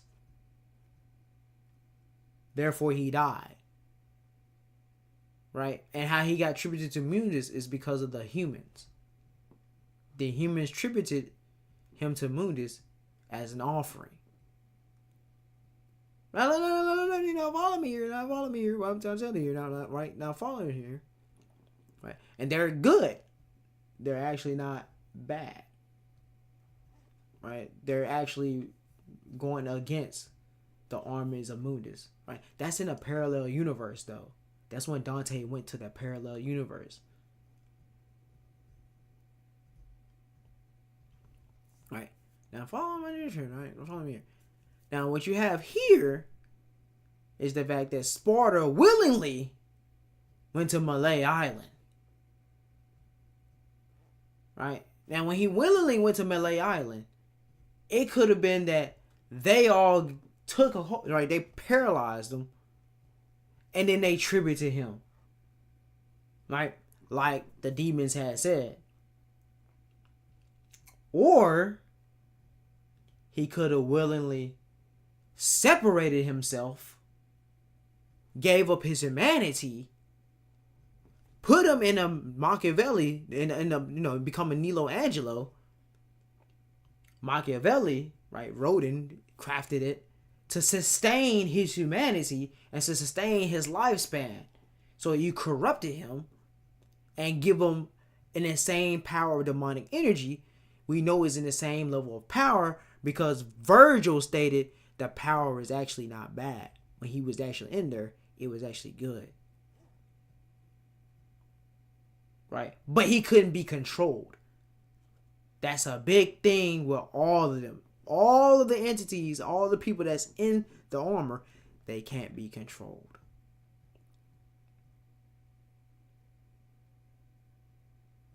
Right? That's the thing. Right? And Sparta, as stated by Virgil and Arkham, right? Power like Sparta, he was the one who was taking identities. Right? But when he take your identity, he has, control over your existence, and he can give you whatever name. Right? But the main thing about this too that you have to understand is, in overall, they don't change. Right? Their existence don't change. You always know this because of their eyes.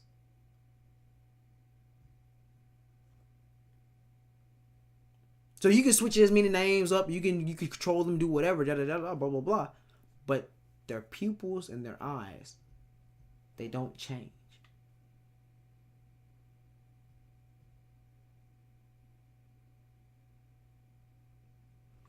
Now, the problem with this is when it happened with Virgil and then what happened to Dante, they answer to them too because they have the same blood. They're twins. They're sons of Sparta. So they have the same potential and power.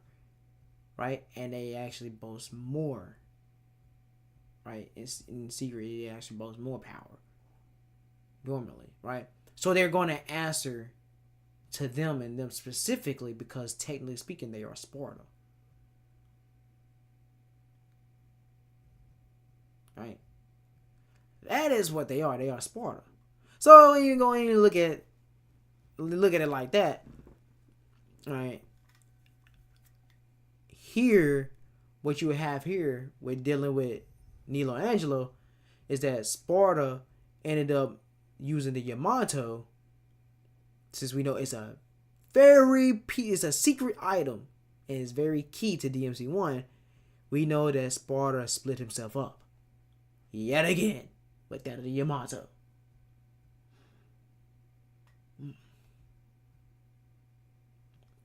Right? And when he did that, that's what his humane side went and did that.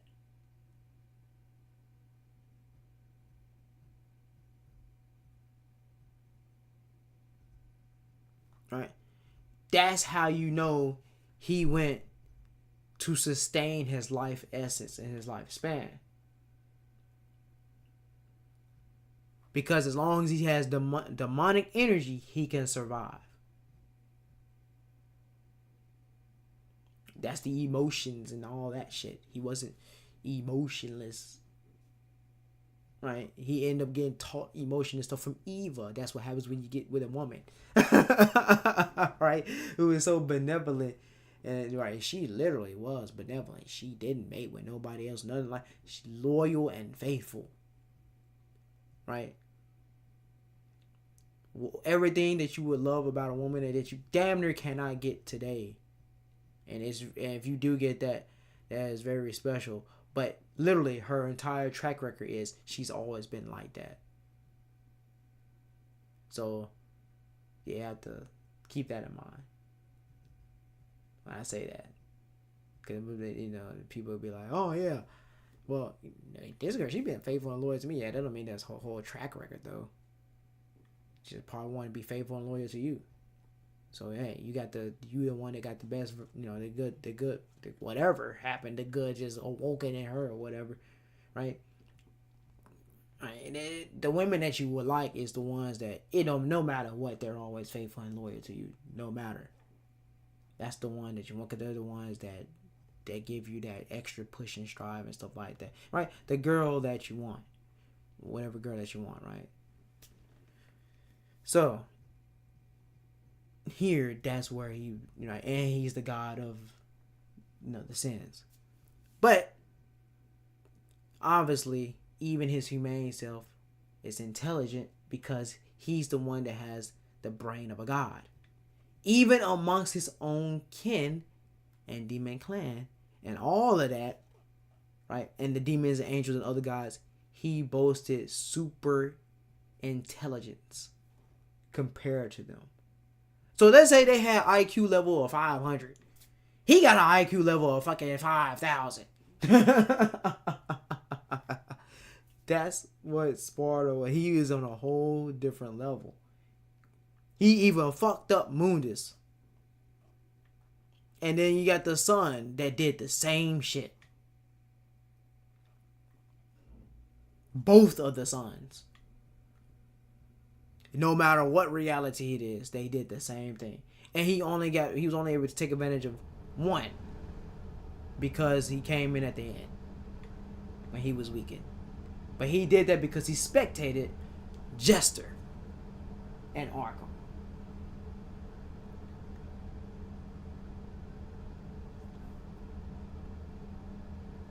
Right? He seen the whole battle in the demon world.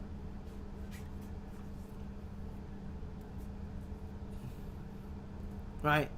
So anyway, going back to here with Nilo Angelo, this is not Virgil. It's seriously Sparta.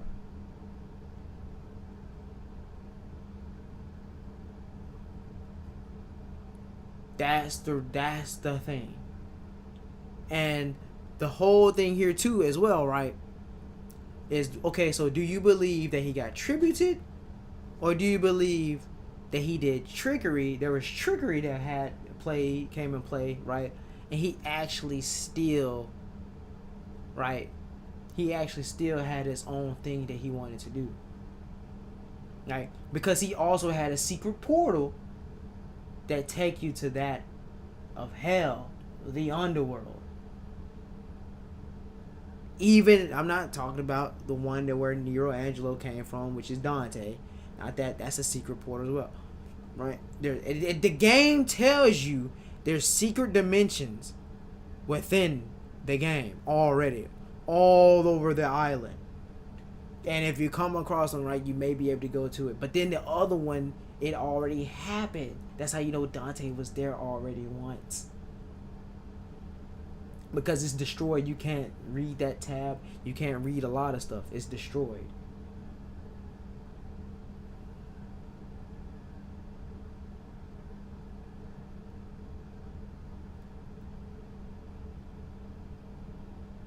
So it's hilarious. Right? So you have where Sparta, he could have just willingly went there on his own. Right? And he wanted, right? Him and the rest of them, they wanted to resurrect Mundus, right? Him together. They all wanted to resurrect Mundus. You even have voodoo stuff there. That's another thing. Right? That's consistent. Because you had the Egyptian, Arthurian, and all that stuff that happened as well. All of that was usurped and fell up under Sparta and Mundus.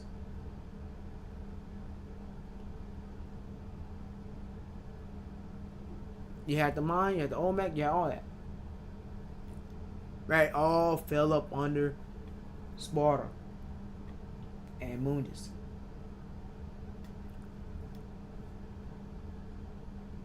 Right? So you have to think about the Castilian that was there.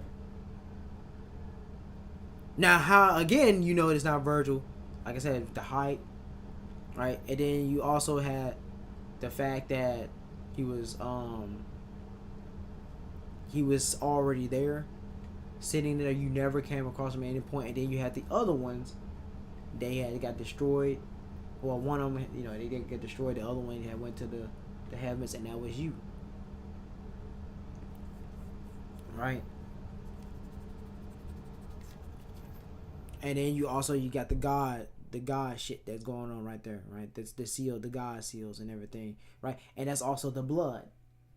That's the other thing, right? That's like the blood, right? So when you defeat him, the amulet comes off, right? Dante didn't even know who that was. He didn't think that was Virgil or nothing like that. Because the whole thing that he went against first time and stuff like that, right? Right, that would be like the closest thing. But when he took and he got the angel, it said Virgil. Alright. Now, and then next thing you know, well, it actually said Dante and Virgil, my bad. Dante and Virgil. And you put it together, right? It's a perfect amulet. Right, and it's for Dante and Virgil. It's for both of them, either one of them. Right. Now, here's the thing with this. All right. It turned to the sword turned to Devil's Sword Sparta. Right, and he looked exactly the same as the first Nilo Angelo. No other. He's the exact same one as that one.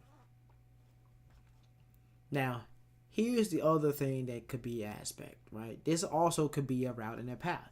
This is not anything concrete. We just know it's definitely Sparta, right? We have in DMC5, you go and you can see what Sparta looks like. You see the father. You see what it looks like. In fact, I could pull them up.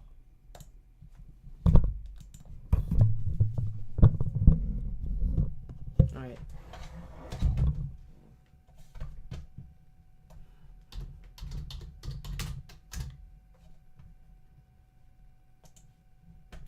You can actually go and see what it looks like.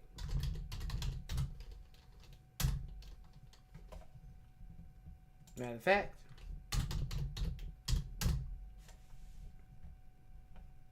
Let me go here.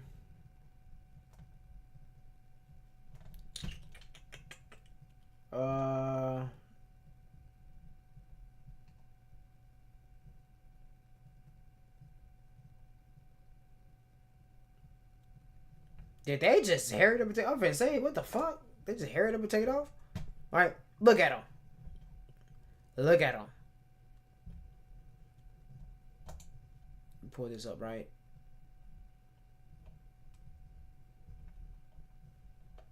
Right. Old concept. This was still used, though. The thing was, he was not. She was still used. Obviously, they were used as Dante and Virgil.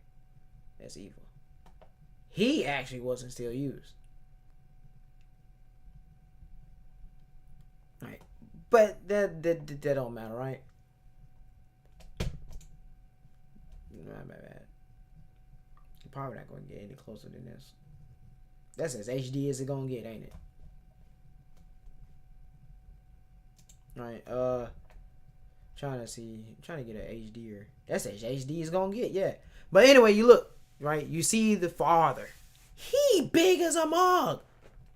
Even when Dante and Virgil grown, as you can see here on the side, this man big as a mug. This is him, right? But if it's not, right, it could be him with a slick back. Used, but they just changed the design. Right? That means that he would just be the twin of Sparta.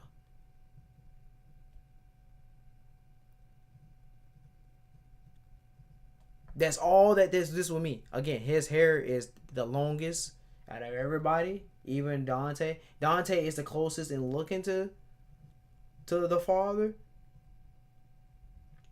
Right?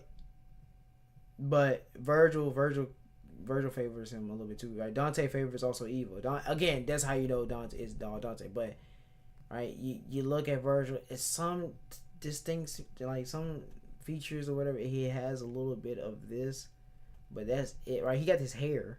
That's the other thing, right? He got his hair. So when he do his slick, he hold his hair back. That's what it goes into. Right. So when you go and you look at him, the only thing that you can understand, the only thing that would make sense, right, is he's either the father or he's either their fucking uncle. Right? Which means it would be the same thing for them two. They're the repeated. They're part of, right, they're the repeated cycle. Right? Which means that, God, their names could potentially be Dante and Virgil as well. Now, me personally, I don't like that. I think it takes away from the creativity that you're doing and uniqueness or whatever, blah, blah, blah. Me personally, I think his name would be better Arthur. Right? And I think that it would just be him. Right? But I'm not opposed to the fact that this could be a brother, right? This could be his twin brother. But the problem with that is, don't nobody know that shit. Wouldn't nobody know that shit because ain't nobody said anything about it. Right? That's like the biggest thing. Nobody would know anything about that.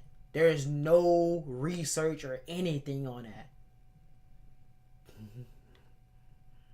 There's not a single piece of evidence that leads for the father to have a twin except playing with these motherfuckers from the audience. Right? That's the only one. That is the only thing. And even, right, we didn't even see Devil May Cry, right? There was no brother or nothing. The brother was Mundus.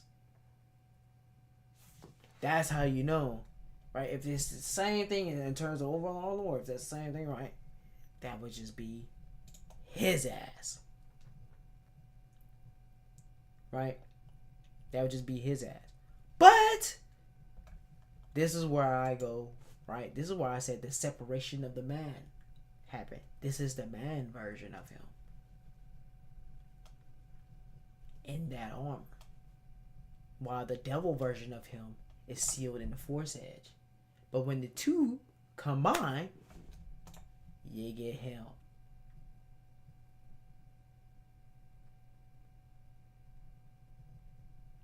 And the rebellion is specific to Dante. That's why I say it's the physical manifestation of his power.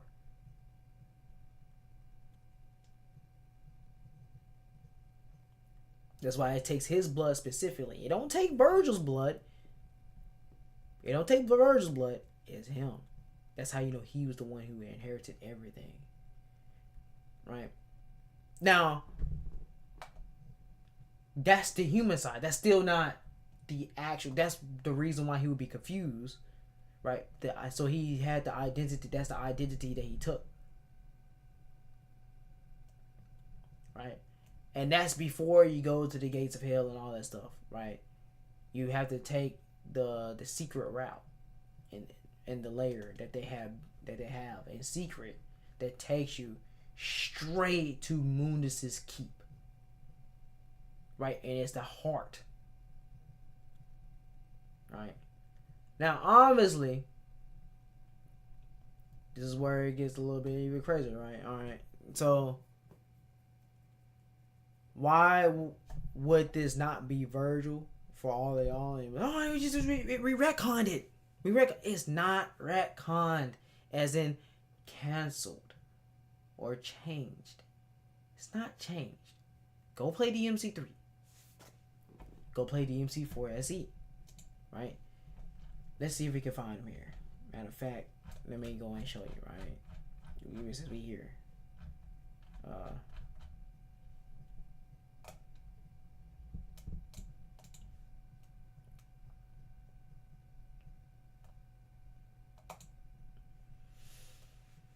Right, right. Now, obviously they're going to tell you this is Nilo Angelo, this is Virgil, Nilo Angelo, because that's just what they have. They have that embedded in you right now. The truth to be, that's not Virgil. Right? Here you go here.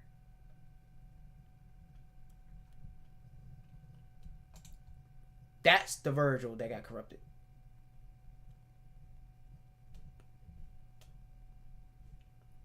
That's the same one from DMC3. The same exact one. This is the same one that ended up rebelling and turning against Sparta. I mean, not Sparta, Mundus. God damn it, I keep on calling him that. There's a reason why for that. But still. Right? He went and he defeated Mundus. Right? This is the 4. Right? I mean, this is 3 as well. Still 3. Right? That's exactly what happened.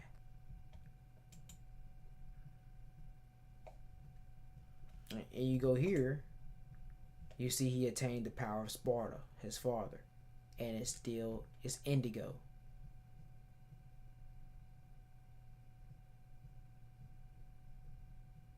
Right? But before, I don't know if they took it down. I don't know. It might still be here. Let me see if I can find it.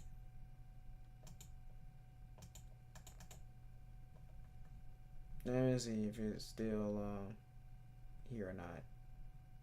It might not be.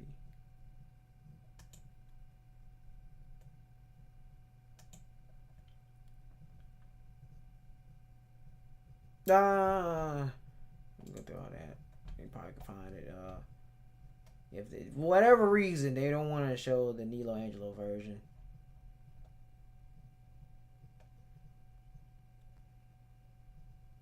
Right? They don't want to show the Nilo Angelo version. But again, Virgil and Dante is similar in height.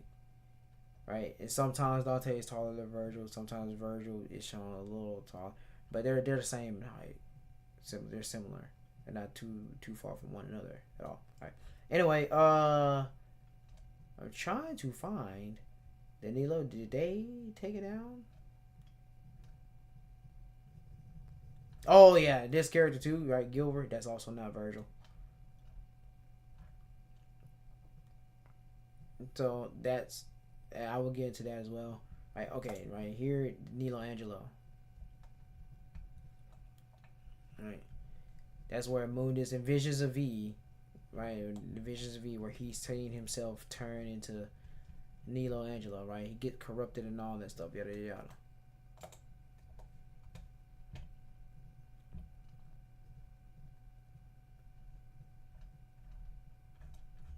Um,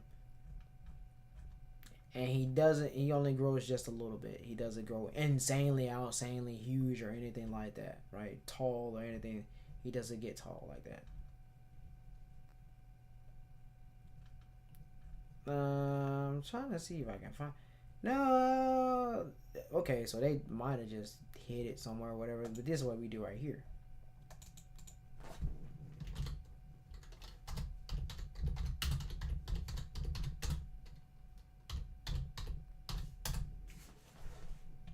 Right. This is what you do right here. Boom, baby. This is Nilo Angelo. Right. This is the Nilo Angelo. Right. And as you can see, right, he's taller, but he's not that much taller. Right. They come to his neck. Right. He gets a little extra height, but he ain't that much taller. He ain't wildly tall like that. Also, his design is not exactly the same.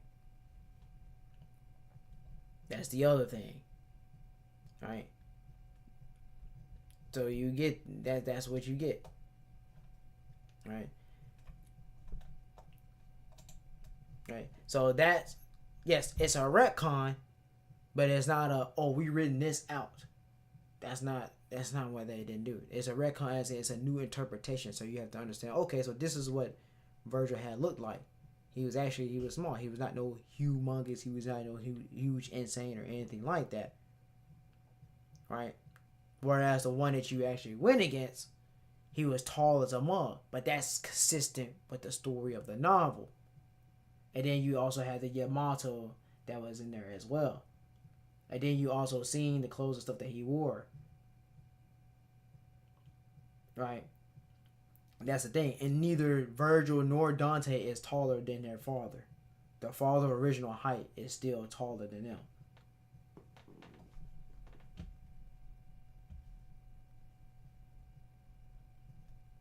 Right? So this is what he looked like. I don't know why it's not on there. For whatever reason. Right? And you can see the design. Right? You see the design. And everything. Right? That's the thing. You see the design here. It's not exactly the same. Right? It's not exactly the same. His sword is even different. It's like that's one of the bigger differences that you see. His sword is actually different. Actually, funny enough, a couple of them, their sword is different.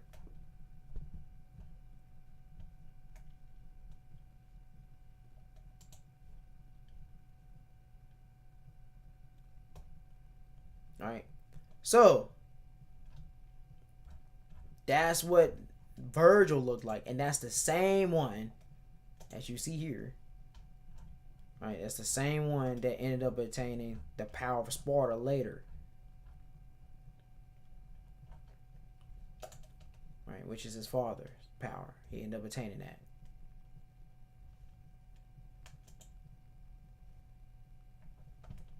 So, that is a big thing. That is a big detailed thing. Right? That is a huge big thing. Very big thing. Those are details within DMC3, which it starts off and says 0, and Dante slices it and says 3.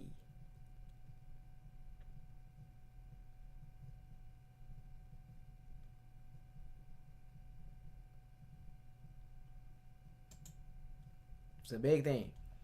Like if you want a Sparta game, it would be like, I guess it would be like Devil May Cry, Sparta, right? But anyway, that's the family name. If you didn't know, right? Japan always do that, right? Just like when you go, you know, they be like Uzumaki, or they go Uchiha or some shit like that, or whatever. If they know your last name, your family name, they call you by your family name first before they call you your first name. Right. So Dante and Virgil. It's Dante Sparta, Virgil Sparta.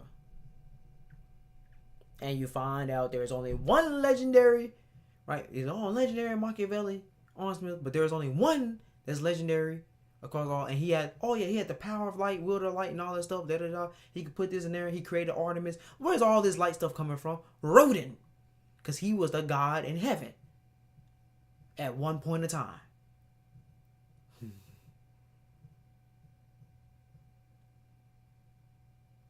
And then you go and you look at his fallen, when he fallen, and you go and you look at his devil trigger, it's synonymous to Dante and Virgil.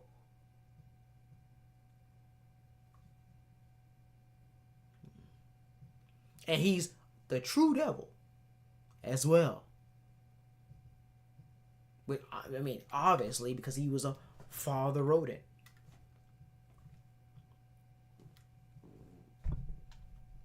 Right? So his full name would be Rodin Machiavelli. He also is Satan. As you know, Santa Claus, you know, Krampus, and all that stuff or whatever. Right? He was Santa Claus. He's the one that goes around and he's giving people presents and stuff like that, yada yada.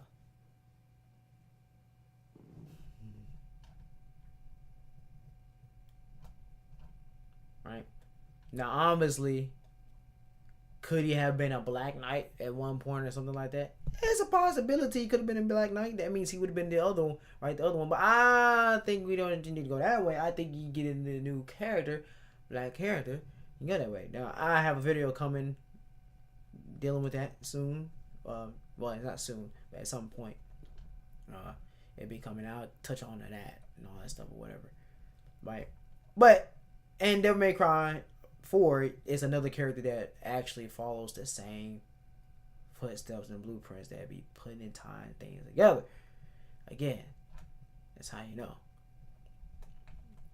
That is how you know. Alright? So, it's really funny. Even Virgil kind of try to poke fun at the whole thing that Dante and Virgil is twins.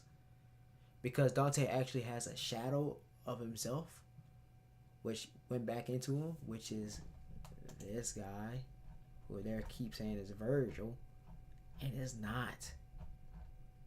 Because Virgil's body follows Sparta, which is not androgynous. Dante's body follows Eva, but has all of the muscular aspects and dealing with like his blood and stuff like that. And the miraculous blood of the ancient, all that stuff, is dealing with Dante. Right? And you even look here. It's in the eyes. It's in the eyes. It's the same eyes as Dante's. Like Dante's eyes turn red. It's the same one. They have the same face. Right? And he has that one bandage.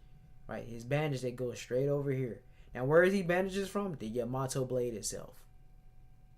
Because the Yamato blade actually did not have it.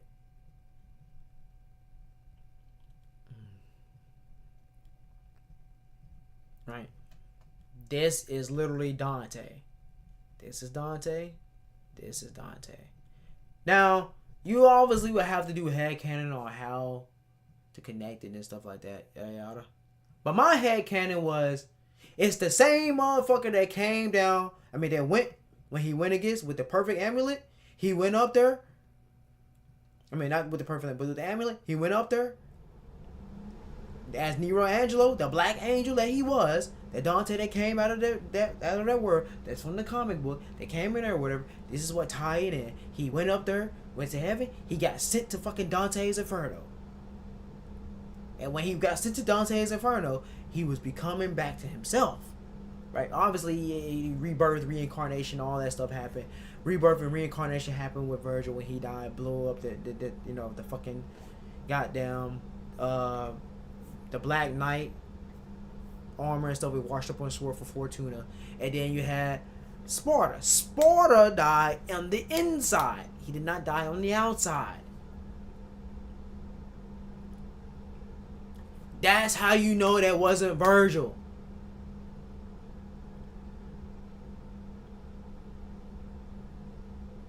Right? So three of their souls went to the heavens and went to Dante's Inferno for the divine comedy that DMC Devil May Cry is. And guess who went there too? Dante, after he sealed his ass. Dante sent Mundus there after he sealed his ass up. And he broke the whole fucking cycle.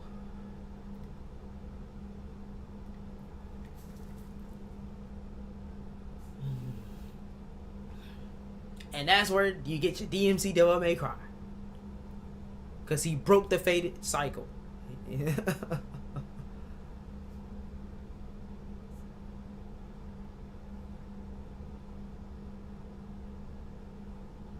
Right. 2,000 years ago, he did not seal him. He just defeated him, and he just sealed the demon world. He didn't kill him or nothing. He just left him there on his at his throne and stuff. He wasn't dead. This time he came in there and he jackpot, boom, and you seen his soul and everything come out of him, and so he's right. He sent his ass back, and he sent his soul and everything in there, right? And it took his ass to Dante's Inferno, the divine comedy. That's what all three of their souls went in there, right? And then you had Dante, their identities, all that stuff, blah blah blah, right? You had Dante, you had Virgil, you had Sparta, and you had Mundus. All four of them are in DMC Devil May Cry and for the Dante's Inferno.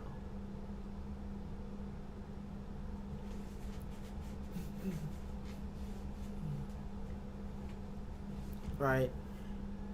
And you get a new. Right? You get your limbo, you get the purgatory, evil already there. Right? You get things that rehappen around. But whatever happened, somehow, Mundus and Sparta they still do the same thing. Right? Right? They do the same thing. Mundus, they takes over everything. Sparta, they take over, they dominate. New world. Rewrite the laws. Rewrite everything. Hey, but they dominate. Right? And this is why I have it where this is how you go into Gilbert. Right? This is how you go into Gilbert. This is where you have Dante, right? At the end of DMC Devil May Cry, he turns back into himself. I don't know how big y'all don't understand it. He turns back into this guy. The same guy, right? So now you have, one of the same thing, but his body type is more muscular than his body type. And when you go to DMC Devil May Cry, right, you see that. You see the two, right? He's androgynous. He has a female body type, but he's also tall. He's taller than Virgil too. He's taller than Virgil. That's the other thing. So they have, right, and you go to Virgil's downfall, he resurrect after going through, right, hell and all that shit, or purgatory and hell, the same difference, right? And he meet Eva. This is the first time he heard Eva's voice, because this is the first time his demon and angel powers are now awakening, right? And he also had his own soul, which is the corrupted version, right? That's the shadow of himself, also guiding him, right? That's still the poem. But it's guiding Virgil. He's guiding himself, right? And then you also end up finding out that Virgil is pretty much a god, because he's over here summoning he's literally summoned the holy sword of God down in, right? You have to do the Bloody Palace, and you get to him, and he's a boss battle, right? That's also a boss battle in Virgil Downfall too. But he's summoning the goddamn sword of God. Well, ding, ding, ding. They humongous as hell. They're big as shit. I don't know why they didn't give us that move. I don't know why that move is not in DMC 5 because it's actually supposed to be. But still, right? That's what happens, right? And he goes back. He resurrects. He goes back to Earth. But he brings a kingdom of demons, right? They answer to him now, right? From that same hell on to that of the middle world that they're in the Divine Comedy, right? And Dante is already there with Cat, right? And the thing about it is, Dante actually doesn't have his dark self. Virgil killed that. There was the demon shadow version of Dante already there that was made and created, but that was destroyed by Virgil. Right? And that's what made Virgil go down and awaken his demon power. And his hair goes down like Dante.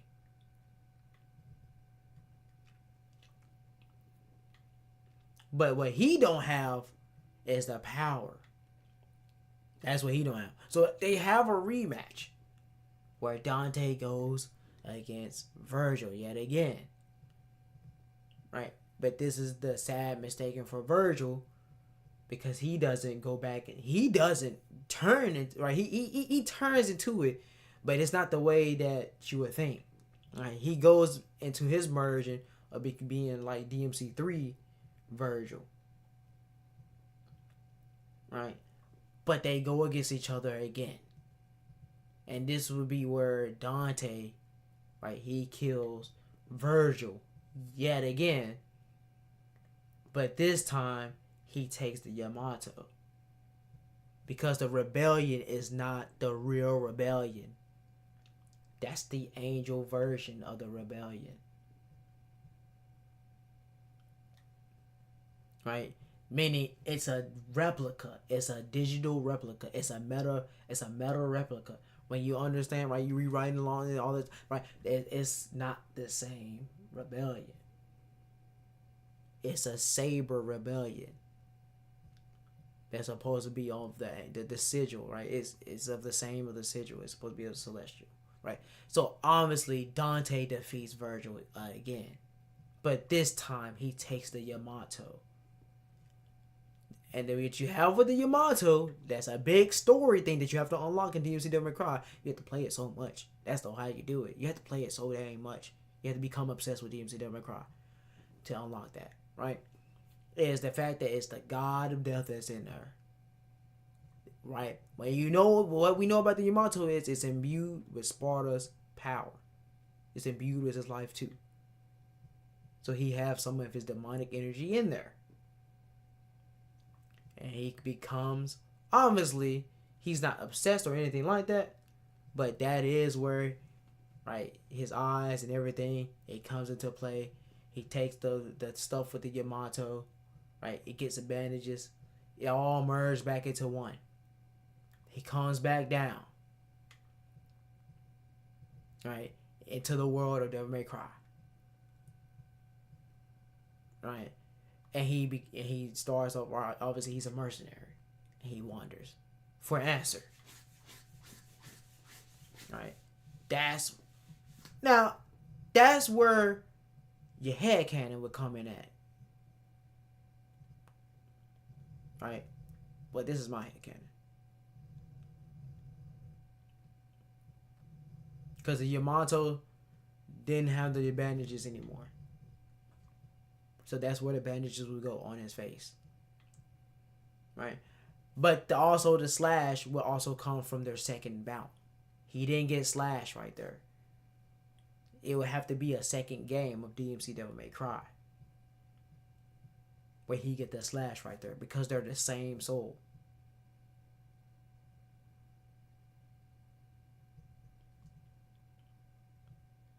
Right? So that's the thing.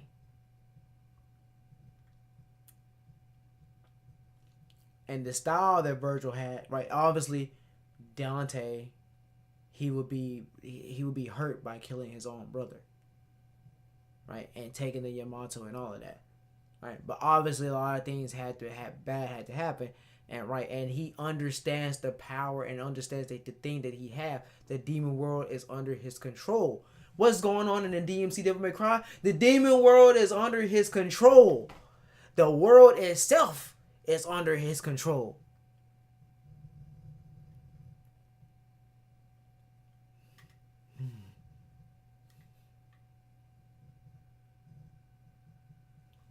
That is one of the main things in DMC Devil May Cry. He was even out doing. He controlled Mundus when Mundus became this black bull crap, whatever the heck he became. Right? When the moment, right, and Mundus stated he is the master of the universe, and he took the powers of hell. And what happened when he unleashes demonic power? Ah, and all the screams happen. Right? That's another nod. And everything goes black and white. Abstract. That's the powers of God.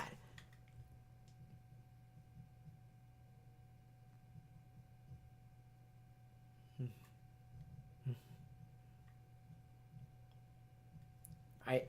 Everybody flew. Right? The law, everything is been to his will. Everything to his will is all moving. Virgil does not gain that power. He does not get that power. He does not inherit that power because it's not him. He's not the one. It's just Dante. He becomes fallen. Dante is more benevolent. And when he comes that, when you go into the novel, and you have it where Dante faces Gilver, right? This is where he would change his name, right? Because he's living, obviously he'd be respect to his brother. His brother essence, it would be all living in him, right? So that's what it would be going off, right? And he goes against Dante.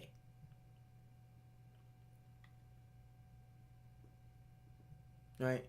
And he's back. All the powers and stuff is back. So all of that will come back. And he's on another level. Right? So that means he would have the dreadnought. He would have his demon, he would have his devil form. He would have the powers from the freaking DMC Devil May Cry. He would have all of that. Right? And he also, because he was a good hand-to-hand fighter and he used kicks and stuff on his own, right? That all would be a part of his moves. Obviously, because he also, according to Enzo, he was doing a long line of work before he became a merc. A devil hunter, right? A freelancer, right? But those same demons that once answered to Virgil, they now answer to to Gilver. And then that's when he he knows that one and the same, that's Dante. He's the one. He'll have to take him out and bring him back to become one and the same. Right? But that doesn't happen. It's the reverse. Dante kills Gilver.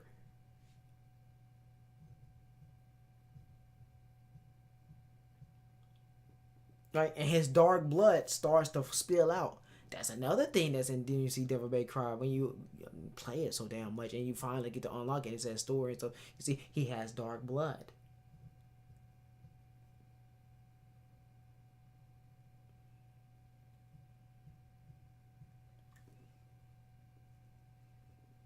Right? So that's the thing. And what happens after he kills him, the whole thing, right? Because he has an amulet. That would be the other thing. He has an amulet. Not just the amulet they have. He would end up having the actual real amulet. Right? The amulet they have, and there is the Ori Halkin.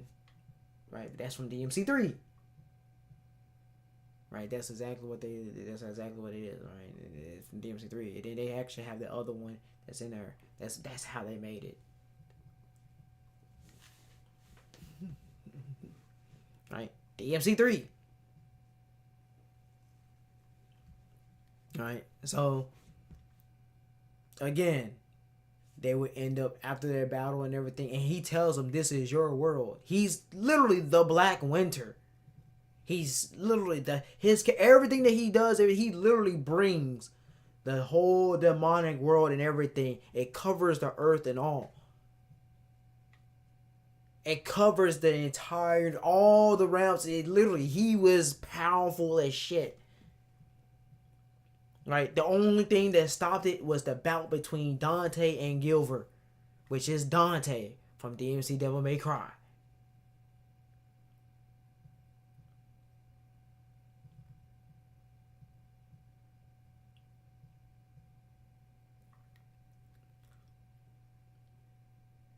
Right? And boom, when he loses, the funniest thing happens ever. His bandages all come off. When his bandages and everything all come off, right? He doesn't. The armor is gone.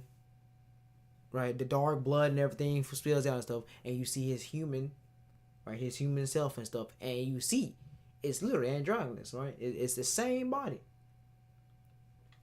Right, same body, but he has an amulet.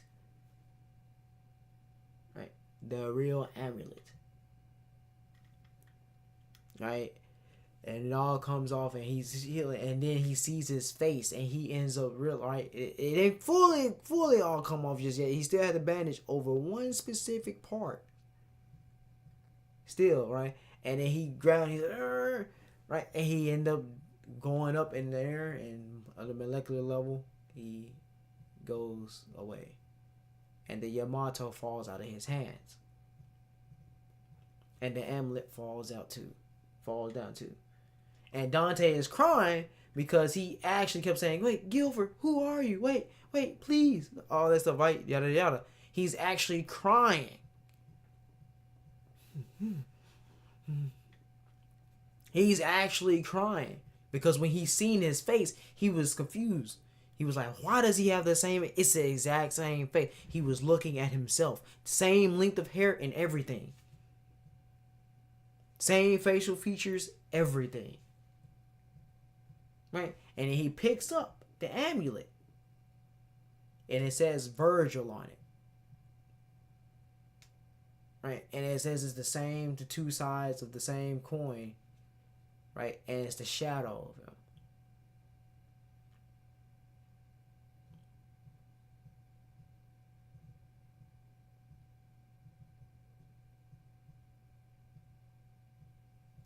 And then he ends right. And play and things of him when he was younger start to play. Right? Them training and stuff like that, and the happiness of whatever.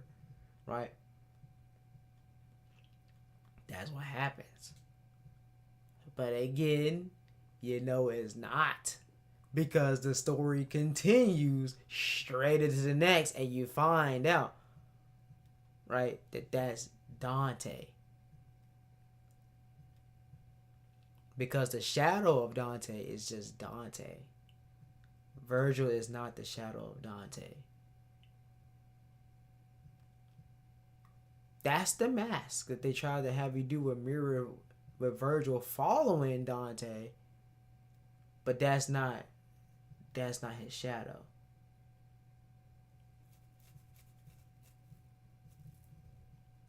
Right? They're two different entities. They're two separate whole beings. Gilver and Dante was the same being in the soul.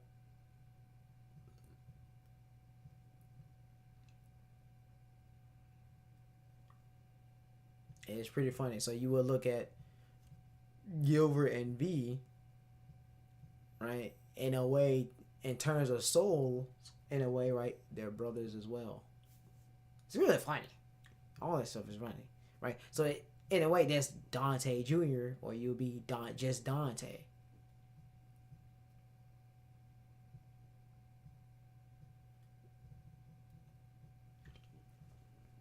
It's hilarious, but it works completely. It's so funny, right? And as you can see with DMC4 is trying to give it to you a lot, right? DMC4 you have the black outfit, that's Dante from DMC Devil May Cry. You have Vontae in there. That's the one that Virgil goes against himself and beats himself several times as the corrupted version of himself, right? and the non-corrupted. Right, that's Devontae. Right, so that's another aspect of Virgil. We don't know what the fuck happened to him. He just loses every single time we see him. He's lost. So, except I think we use him. I think we use him in 4. That's the only time. So I don't know what the fuck. Vontae is out there. Right. So then you have. What does he have? Where was I going with that? Oh yeah, because they were the same size, the same. Well, they're not the same in terms of like the body and stuff like that, the spirits and shit, right? Whatever.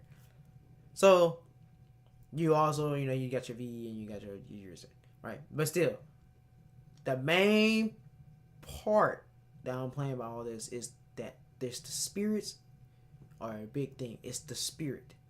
The spirit. You have to look at the spirit. And you go and you look at the shadows too. The shadows tell it too. The spirit and the shadows. The pupil, the spirit, the hair, the shadows, the body type. Not only that, Gilbert was also a lefty. Virgil is not.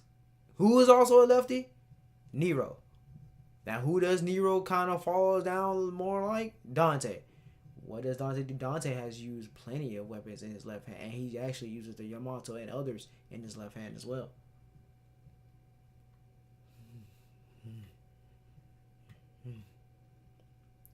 Right, that shows to the skill. Dante can use either hand, right or left. The same thing with Gilbert. He uses it in his main hand's right, but he's used it in his left hand too.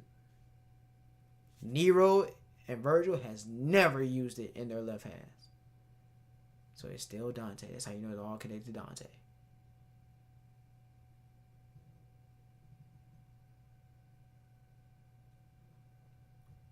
All of this is connected to Dante. Now people constantly keep on trying to get mad at me and be like, well, we like Virgil this, we like Virgil that, blah blah blah. Itsuno, he likes Virgil too, but his new favorite character, which y'all don't know, because I guess it's just gone. His new favorite character is V, which is just Virgil Jr., which is just Virgil, but his new favorite character is V. There's a lot of reason for that. I know why. There's a lot of reason for that. I'm not going to tell you why, but still.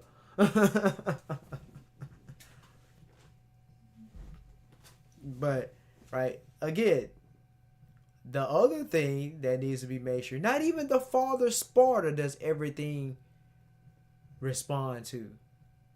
It's only Dante.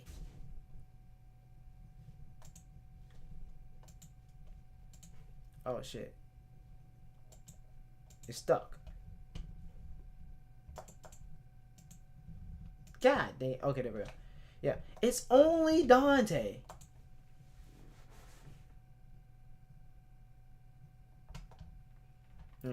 Dante is the only guy where every single blade that's been introduced reacts to him. All of the legendary weapons, right? The Blade Master Alistair, it responded to him, right? He's a legend, right? You can go to Sengoku, you can pick it up. Oh shit, I'd be forgetting the fucking name. Date Masamune. I think that's his name. Yeah, Masamune. Date Masamune. I think that's the right one. Yeah, Date Masamune, right? Yeah, he's able to use the abilities of Dante when he uses Alistair. It increases, right? They completely know who he is and everything. Right? That's right. He's able to use it. Well, how is he able to do that? It's if he was born in the modern. You forgot what I said. He wasn't born in the modern. But now I'm going to just go ahead and tell you when he was born.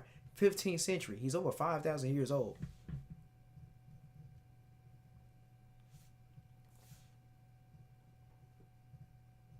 It's not the father. The father is pre-15th century. The father is actually it's eons ago. It's actually in one of the games. I don't know. The game, okay, DMC1 has 3 different prints. So everybody, right, in 3 different editions, but it's eons ago. That's before the light world. That's before light, universe, chaos, all of that was even created. That's how you know he's actually from the outside. That's before any of the fire hells, the dimensions and stuff like that. The 13, the 9, 10 circles of hell. All that's before all that shit was even a thing. Right? He's point beyond conception.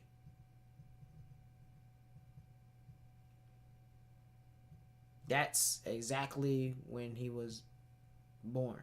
That's why he's a god as well. He's a spirit.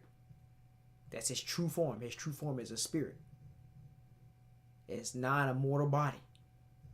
It's not even a demonic body. It's not any of that. He's a spirit.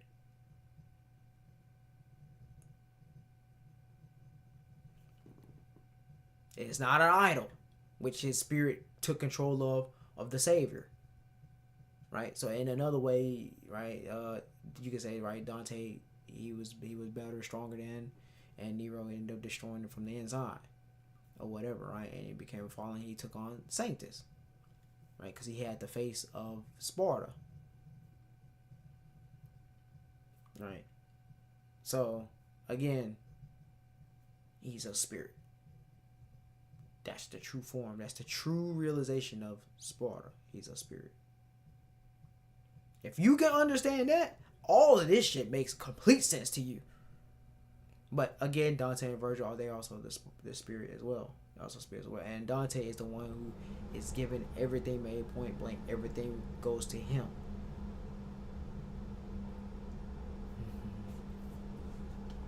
Right? Everything is him. Everything is his. Right? So you got Blade Master Alistair. Right? You have that's a legendary blade, right? You have Rebellion, another legendary. Well, that's a magical blade that nobody understood except Dante, right? Virgil may have understood it. It's a possibility Virgil may have understood it, but we don't really know if he did or not, right? You also have the fact that Yamato, right, it responds to Dante. Right? He wielded it the whole time and everything. He can poof it and all that. Right? And he has it all the way down to stance, F style. He has different styles with the Yamato at that. More than fucking Virgil. Again, showing you that he has more skill and everything. Right? He also have Devil's Sword Sparta. Force Edge. They also respond. Force Edge responded to Dante at a point in time where he didn't even have the amulets together. That's how you know. That's how you know. Right? That is completely how you know. Right? There's been times where Virgil was stabbed with things, nothing reacted. Nothing reacted. At all. Right? But even someone like Nero, who is the proprietor, there's a reason why he's the proprietor and stuff like that, right? Obviously, because his soul is actually more tied. It's actually closer tied to Dante's, to their father. Not Virgil. Right? You even see the flesh. The flesh is even similar in his devil trigger. DMC4, DMC5. Right? Even his devil responded to Nero.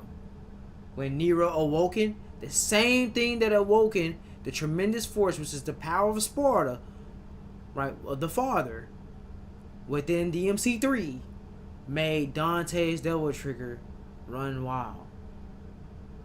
Right? His devil actually kept appearing. And responded and looked around. Same thing happened when Nero awoke into his devil trigger. That same thing happened.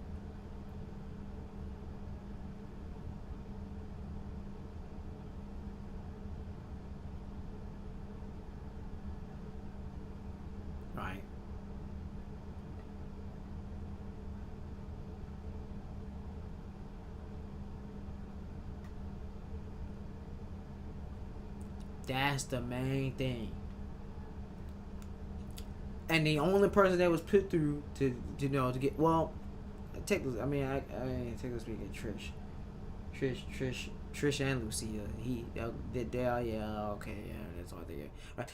Dante, he saved Trish. Dante, he saved Lucia. Dante, he's also saved Beryl at one point too.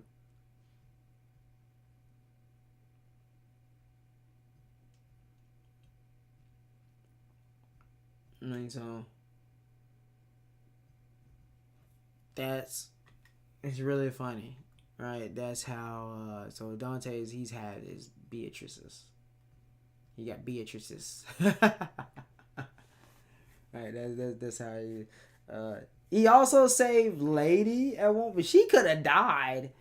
But I mean, they did the same time as he did. I mean, this is how you want to look at it. He doesn't really. They're actually not supposed to be shipped, but they shipped him anyway, right?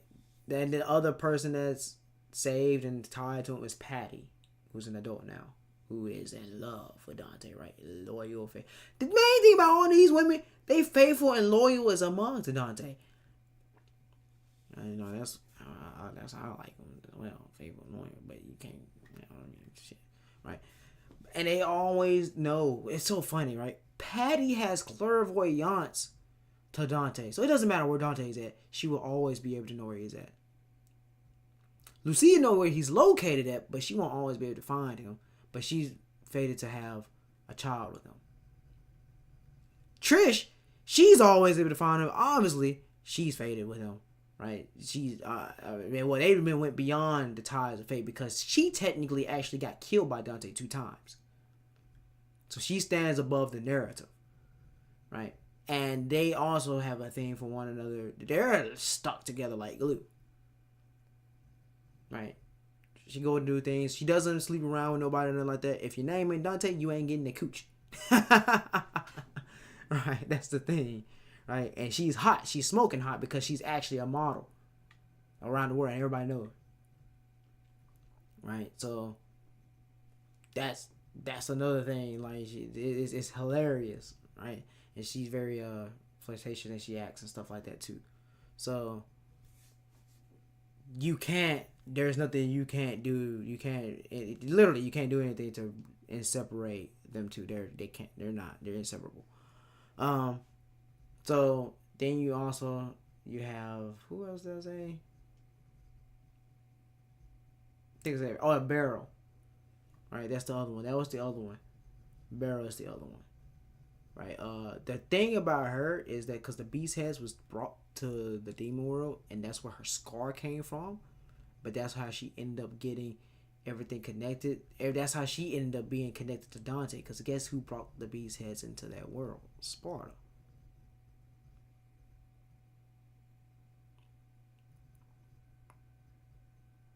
Right. So that's the thing. That's how she has ties with Dante, right? And Beryl, right? She have a complete thing for Dante, but she goes off and they never slept together or anything like that, right? It was just, she just disappeared, right? She just gave him one kiss and she just disappeared for good. They never they're like pretty much done. That's it. So, but the funniest thing about all this is the whole thing is Dante is broke to everybody, audience eyes and all this stuff, blah blah blah. He looks broke and shit like that. I'm getting off topic here, but still, I just want to say this: he's look broke, right? He acts broke, all this stuff, blah blah blah. But in reality, he's actually wealthy and rich. And all the women that he's connected to, they have money, wealth, rich, all of that. Everybody that's tied to Dante has rich and wealth. Wealth waiting for them, rich already here. Seriously. Right? They just right? They just don't stay on top of their bills and stuff like that. That's all it is. You know how much it costs for Dante to get him to do a gig? It has to be something special or something like that. He has to have some type of special thing or something like that. It just has to be something very specific in order to get where he'll charge you for $1 or he'll just do it for free. But how much he costs? You have to be rich to hire him. He's not broke. And then obviously his family, right? Their nobility, wealth on both sides. They're never broke. They just be doing it. They just don't care about bills and stuff. They just be doing whatever. That's the only reason why. Right? Everybody else is pretty much reliable because they don't want to go through that or whatever. But well, if you want to stay there, if you stay there, right, then you go, oh shit, the lights went out. We gotta go do this. Right? But he's pretty much taken care of. Right? That's all it is. He's pretty much taken care of. He could do it himself. He just be lazy.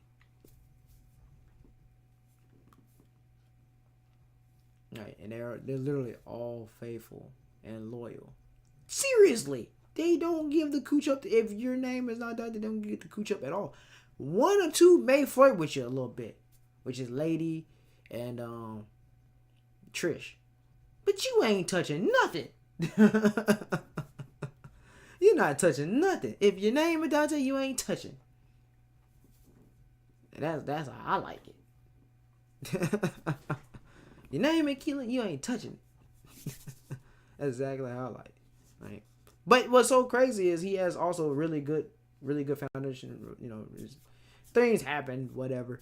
Only, inconveniences happen with everybody else. The only person that was an actual enemy was Trish turned good. But that's because she fell for him, for one. And for two, she actually wasn't bad. It's just one version of her that was created that was. Right? That was. So, and it's mainly because it has everything to do with the blade that she took. So, it has everything to do with that. So, anyway, back on track. He has done the La Vida Nueva. Right, and that's funny. He has done the La Vida Nueva. Right, and that's with Lucia and Trish. Right, here is Nero with Kyrie, but Kyrie was actually being used to power up. That's the only difference. Right, that's the only difference. She actually was in there being used, and she was benevolent as a mom. Her heart was so pure that it was so potent and powerful. Right?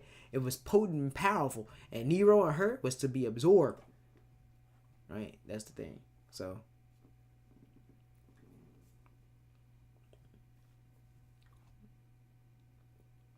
Right. So that's pretty much how that's why Nero is the inheritor of the proprietor of Devil May Cry sign, but his other features and his other aspects, right? That's the dark side, that he's actually obsessed with power. Here's the difference. Now I'm going to tell you this, right? This is also cracking it up. Nero is actually obsessed with power. Dante has never been given in to be obsessed with power. That is the difference from Dante, Nero, and Virgil. And even the father. Dante is the only one that's not obsessed with power. That's how you know Nero's not going to be around long. Right? But right now he's good. But he has everything in the tools in the name. And he's also a non-believer of his own bloodline. Right? If it comes down to it, he would turn that blade against Dante. He would turn that blade against Virgil. He would turn that blade against his own lovers.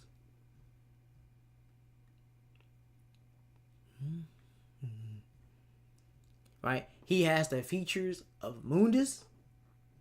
right? Mundus is the only one with super long hair. That is a Mundus thing. Another thing I meant to mention from earlier, Mundus wielded the Yamato. He could turn it into a devil blade. It's even in there. You see the amulet, it's blue. But it's exactly the same. The only thing different is the hilt and the handle. Right? The hilt and the handle is a little different. Well, the handle is actually exactly the same as the Force Edge. Not Force Edge, the freaking, I can't even, well, that's the Sparta, yeah. But same thing. Right? It's like that. But it got the white wrap around it. Obviously, it's because of the same thing, because Dante could do the same thing. Right? This is the thing. This is another blade, right? Mundus was able to have the Yamato react to him as well. Obviously, because Mundus also, he's a wielder of dark and light, too. Right? And he had the Clifoth, and he had other things dealing with ties with Sparta and blah, blah, blah, blah, blah. He was a swordsman as well. People don't understand that. He was a swordsman, too. Right? So, Mundus had the Yamato, but was able to turn it into a devil sword. And the hilt, it looks like a broken, reversed, upside down Force Edge on the goddamn sword. That's what it looks like. Right? Now you go towards Dark Knight Sparta and DMC1.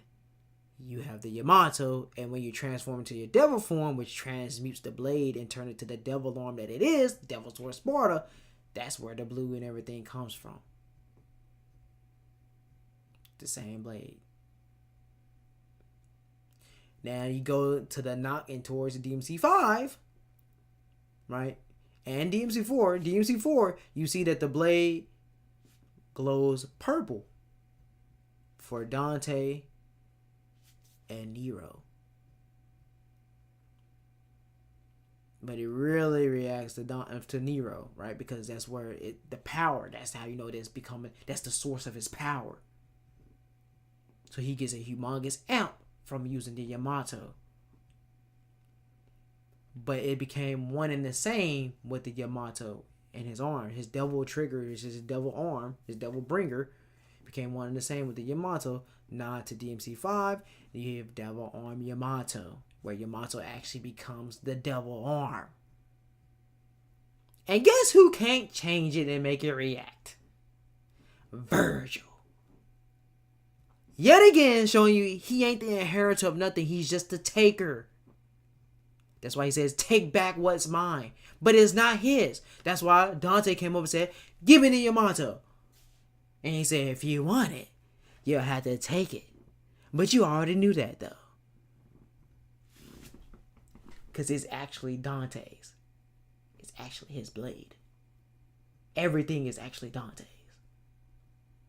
And the only reason why he allows Nero to keep it is because he realizes the same soul of Sparta was in Nero.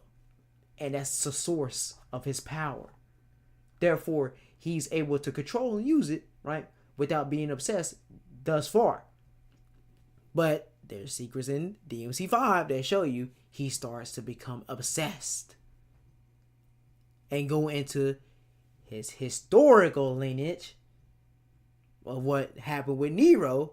He massacred and persecuted all those Christians. And Jewish. He was killing.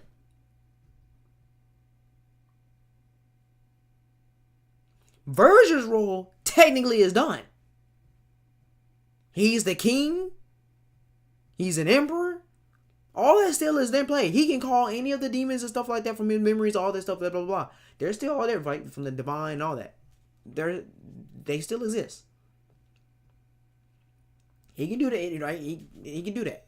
He might just give that control to V or whatever, right? They answer to them. But technically speaking, his main thing is done. V might have some things to play. I'm not going to give anything. V might have some things to play. But his technical main thing is done. Technically speaking, V is too. It's just if they want to go, obviously, if you want to be unique and creative, so you can go and do whatever. But in terms of actual the height and stuff, but he's actually completely done. He just, he could just keep getting stronger, or he just go off. Like I said, I already know what's going to happen with him, right? He's actually going to get killed, and it's going to make Dante cry, and it's going to make Nero cry. But Nero got to do what he has to do, right? That's what's going to happen. Nero is destined to kill his father. Right. Now, how do you know that? Because the history cycle repeats itself. Because he has things of Mundus as well. Right. He's a lefty as well, too. Just like Dante. Right. And it said that him and Dante are to fight eternally in their theme in DMC4. But they also are to fight together. Right. That's the thing. Nero is never going to beat Dante because Nero is not humanity. He doesn't believe in his own power. So he said he don't want the family bloodline thing, but he doesn't realize he's going to keep that going because the source of his power is Yamato that's actually tied to his life. Right. So that's the part that he inherited from Sparta. That's in line with the Yamato, with the energy that's in the Yamato. Right? And then you go to Virgil with the shadow, his shadow in DMC4, it was possessed, right? That's the one that's reincarnated back into Virgil. Right? His actual devil trigger is the devil trigger that Nero had the spirit guardian protecting, which was the Holy Ghost phantom devil. Right? Now, is it actually a devil? No. Because that's a different one. It's not actually a devil. Right? They just constantly keep calling that stuff that, and it's annoying. But no. It's not actually the devil. Or whatever. It's just because of extraordinary power and shit. But the one that's with the one that was with Virgil, it's the same one that protects Nero.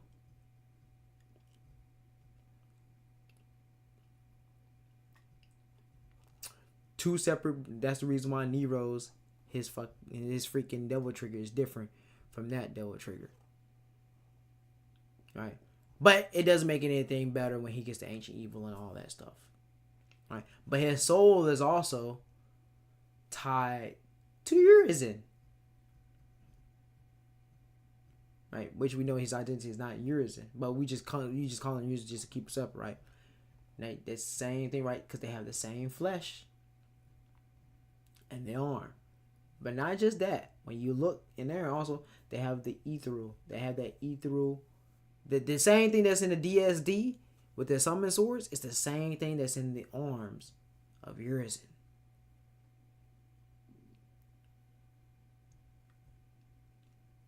Right. So when that darkness is killed off, that Sparta is killed off, that Urizen is killed off, that Virgil is killed off, right?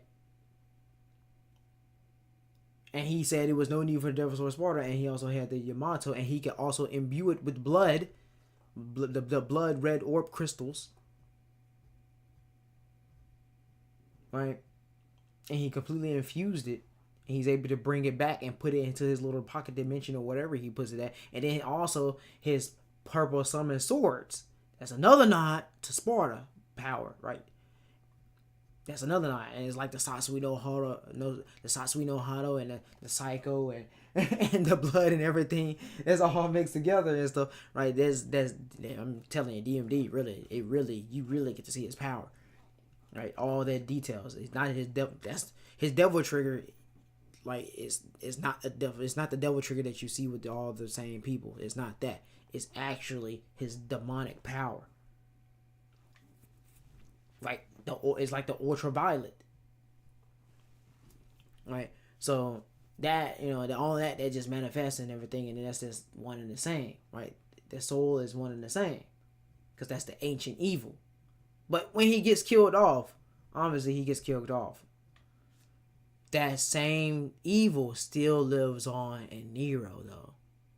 That's the problem. It's not gone. For it to be complete, it's gone for Virgil. It is gone. It is nothing but like, it's just Virgil, right? And that's because Virgil just likes to fight. Right? He's technically good. He just did. He just, I mean, hell, he just was going after the Clive. That's the darkness, and that's obviously the other spirited entity that's with him. That's one with him, right? And V likes to do both sides, stuff like that, but he's more humane, blah blah blah. But he does both sides, or whatever, right? He sees the good in demons, and he sees the good in humans, and all that, blah blah blah blah. But he's still human. Right. So you have to look at that in dealing with Nero. And then on top of that, he manifested the angel wings. Now, who has angel wings in the family bloodline? Nobody. Right. Well, let me take that back. The eagle wings, the bird wings, the feathers. Right? Because obviously the dragon, dragon wings are angelic too. The bird wings, feathers, right? Only Nero. Only Nero. He's the only one, right? And his summoned sword, right, is different in DMC5 than it is in DMC4. I forgot what it looks like in DMC4. I forgot what it looked like. And DMC5 is more like a duality.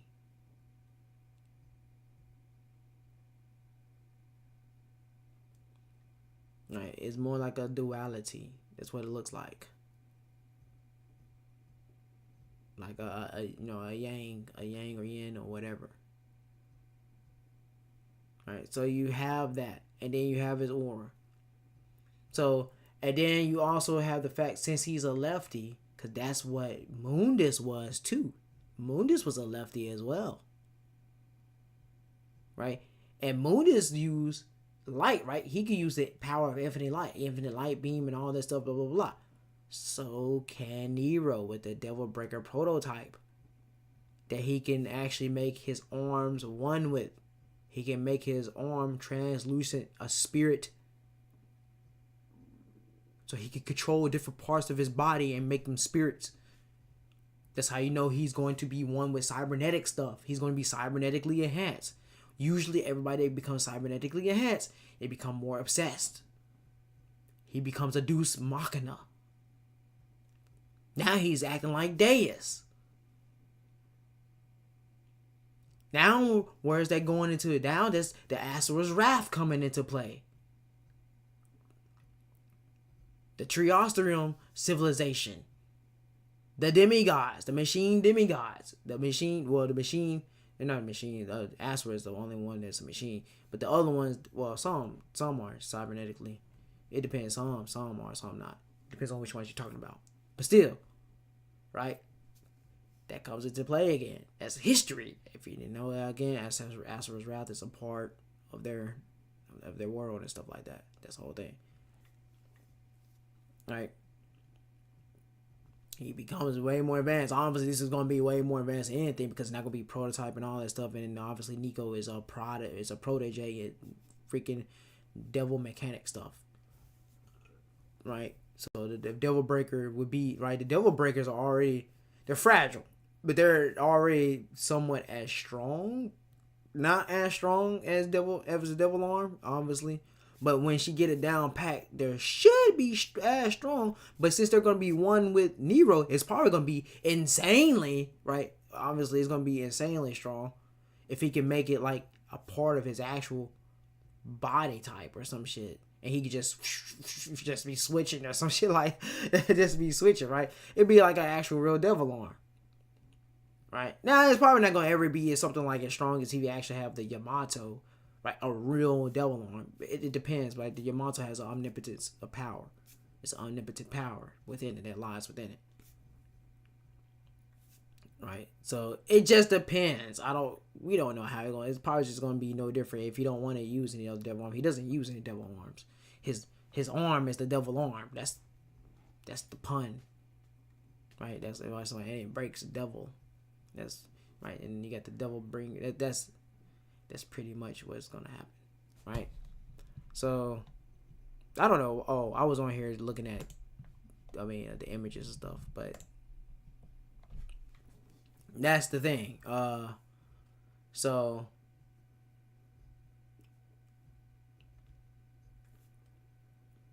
where's I going with it? Yeah. So pretty much he becomes this what he's gonna become. That's why he's not gonna be around that long. That's why we need another new character. Even though, funny enough, we got a new character, which was V. Right? He just don't feel like it. I mean, he's not. He don't feel no. He's one with Bird. He does not feel any new or nothing. But you got another new. And I say and vouch for another new character. I hope we get another new character. They may not. But I vouch for another new. It's time for that Black Knight, a real Black Knight, right? The actual Black Knight in skin, right? In skin, a part of the same family, right? That's where you have Dante and Lucia. Lucia. Oh yeah, he impregnated her before he left and stuff like that. That's the reason why Lucia wasn't there, and she was on right, and she could have been raising up, right? She could be raising up. You got Montana and stuff like blah blah blah. Right?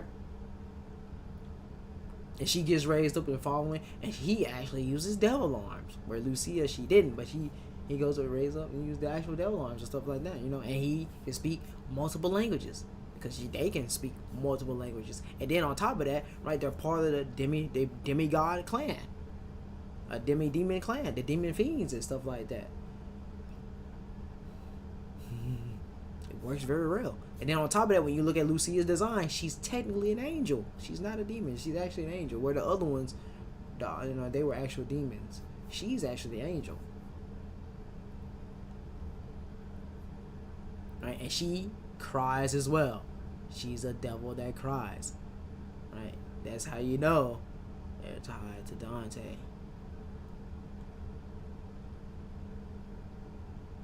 Right? That's the thing. Above fate, as Martyr stated, as Dante stated, and then Lucia has even more warm felt and stuff like that, and she just seen the chasm between the two, and their abilities and powers and stuff. But obviously she refused power too. But still, it still wouldn't have been enough. But still, right? That's the thing. New character. That's already in there. The time, all that.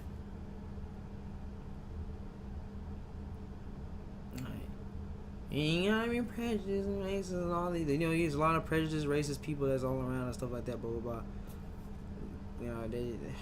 They don't like. You can't do anything about that. It's just what it is, right? But still, that's how it come in at. And you have your Dante made with Patty, and Dante going. Maybe made with Trish. I don't know, because he killed Trish 2 times. One of the times is because he found out that Mundus planted a seed in Trish. So you have to think about that, right? You're a god. You don't actually have to fucking fuck or anything like that, right? That's the spirit, right? And you demon that seed or whatever that is going to bear the child. So obviously Dante would just kill it.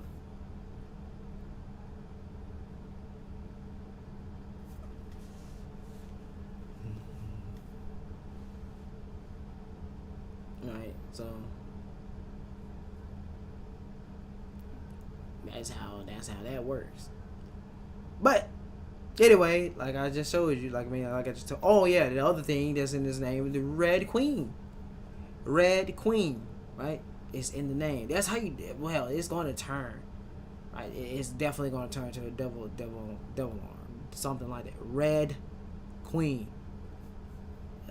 Who was better than to sacrifice Lady?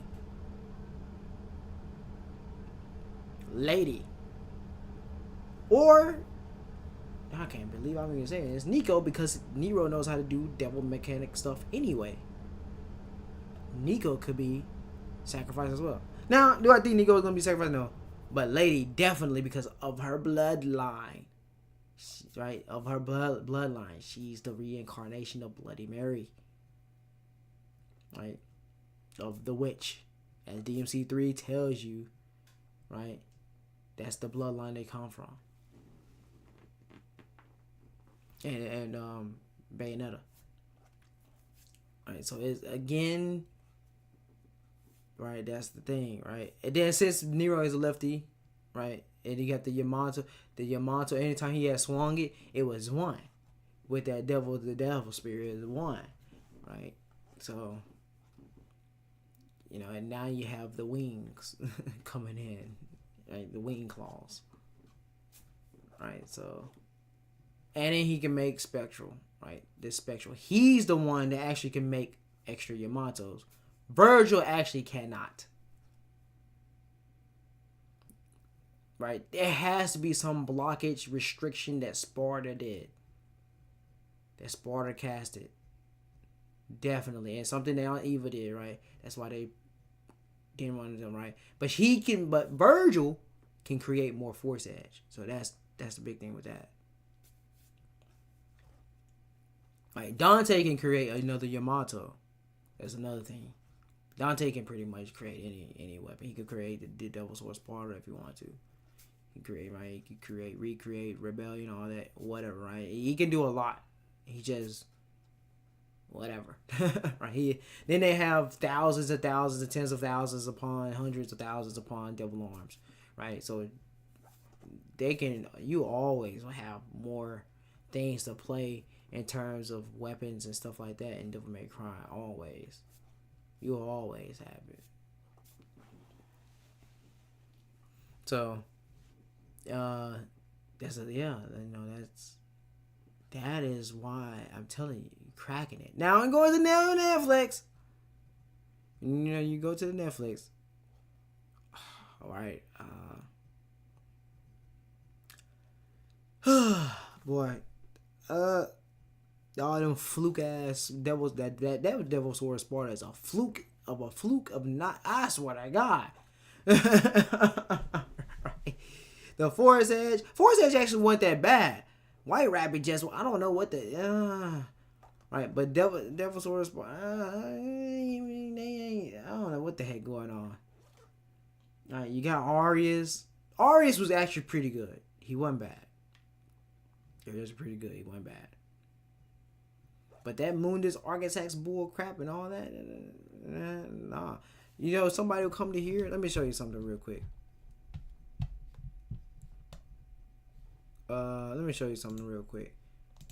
Somebody come to here.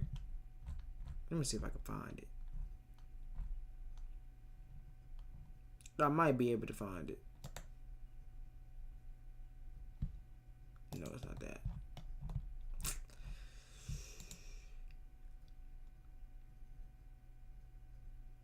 I don't know what the hell. It's not this one. It's one of these joints. I gotta find it.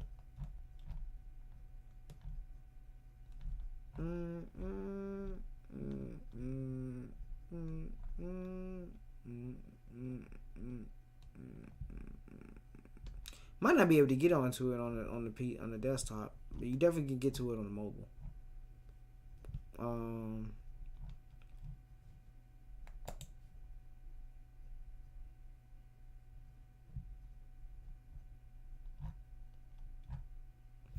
Let me see if I can. I'm trying to see if I can find it.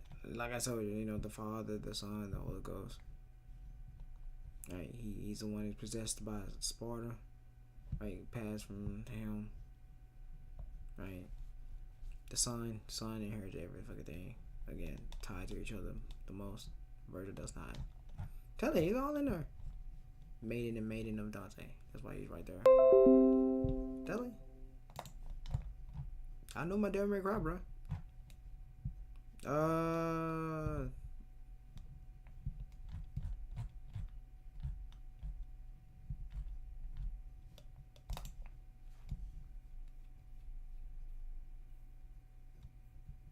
Okay, no, there's no point in doing that because the end of it, the site broke on the desktop. I can't show you what I was trying to show you. I can't. It won't allow. But anyway,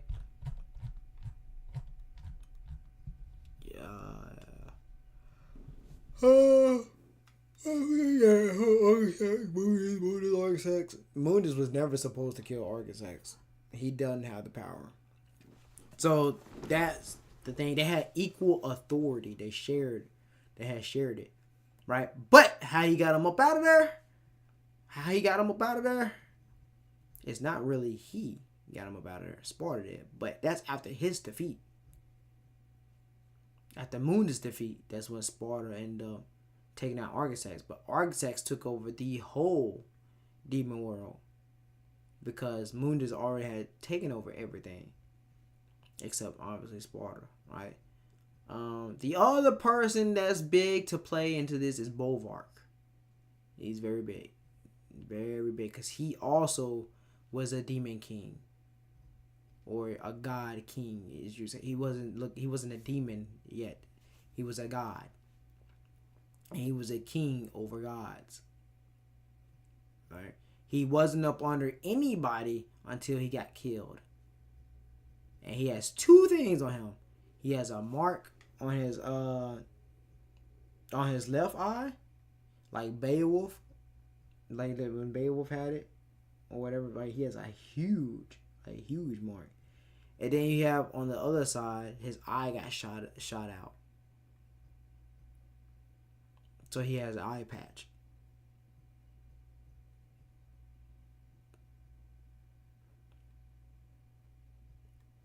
Right. So that's the thing about Bolvark. He got two ass whoopings. And he got reincarnated up under Argisax the Chaos. And Argisax the Chaos and the Despairing Body are not the same being. Like when you look at the Despairing Body, he is not Argisax the Chaos. When you look at Argisax the Chaos, he is not the Despairing Body. There's not no darkness inside. There's not no anything like. There's two different gods. There's two different beings. Right. The Despairing Body is he's actually a god. Argisax the Chaos. He's not. He's really just a demon king, but he gets the power of a right. He has the power of a god. Right. He's a ruler and god over chaos. But when you look at TDE, he's exactly what a god is.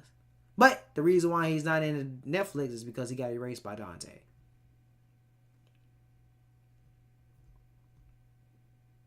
Right. He got erased.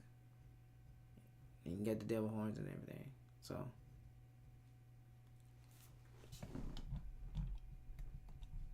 telling you, we got plenty. I got those videos and stuff, but I can't say it in here. This is mainly was really just clear up Sparta. Really to clear up Sparta. Right. The Savior was also to be in his good image, and he only could be controlled by the spirit of Sparta. So you had to use the Yamato, you had to use the blood of Sparta, and you had to use the Devil's Sword of Sparta. But the problem with the Savior is, if he would have absorbed Nero, Kyrie, if he would have absorbed the Yamato, if he would have absorbed the Devil's Sword of Sparta, no one would have been able to stop him except Dante. And Dante probably was going to have to go all out. Alright. That's the thing. The Devil's Sword of Sparta actually would have responded to the Savior and gave him all that power. So would have the Yamato, because it would have all been the same souls.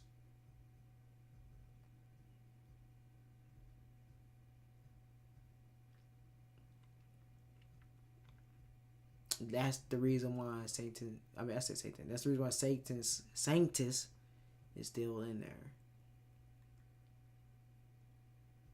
Right. That's the reason why the Savior, though, wasn't as powerful as he could have been. It's all so they could control the Savior. Right. Now, in gameplay wise, it's boring as shit. It ain't nothing where he should have been. He would have way been going.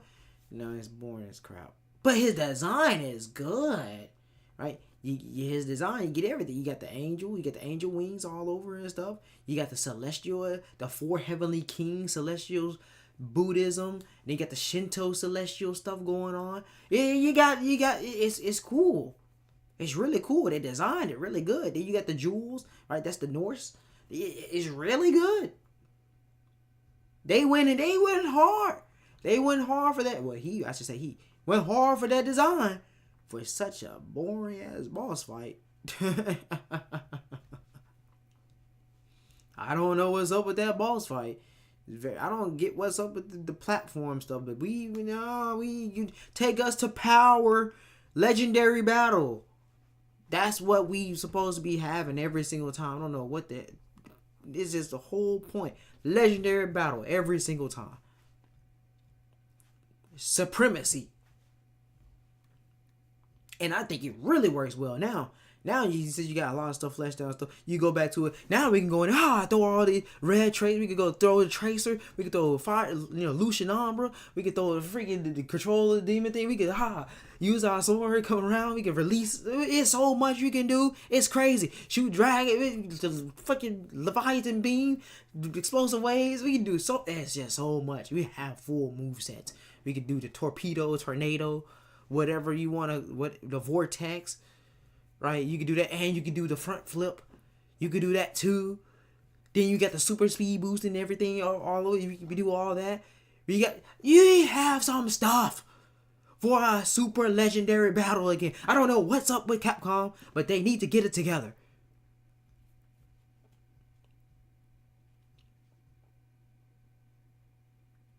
Everybody eating off of stuff that we doing. It just don't make any sense. It don't make any sense. That goddamn, when I'm flying through there and everything, that goddamn demon boss in the world of darkness stuff need to be summoning hordes of demons and throwing them at me. And get that ass out of here. Right? I need to feel, we need to destroy this devil. That is the devil. Right? That is the devil. Because he wants to destroy, he wants to do all that, whatever, right? Take out, he wants to do whatever, right?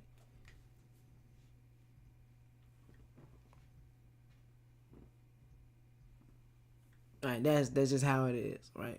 But anyway, telling you, devil may cry, bro. Devil may cry. The devil may cry. And the main ones he cried is obviously Dante as well.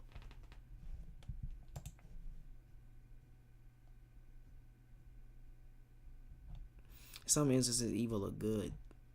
Some instances evil look Them titties sitting. Them titties sitting. Them titties sitting.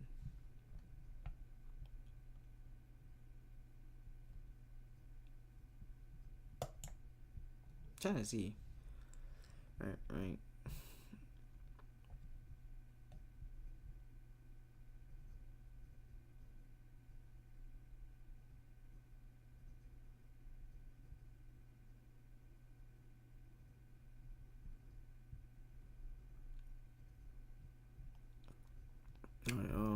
Now if they did use really did use the other one of Sparta, the other image where it said it was the evil castle he was the evil one, and they really used it of him, right? Then it's a possibility that right? They just took a picture. They were trying to confuse, right? And they took a picture and they wanted to have Virgil and Dante in there like it was their kids, but they also, you go to the other like it was their kids, but it's Eva.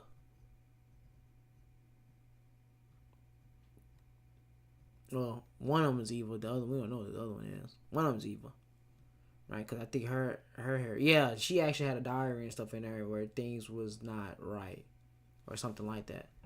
Right, so it's a different maiden.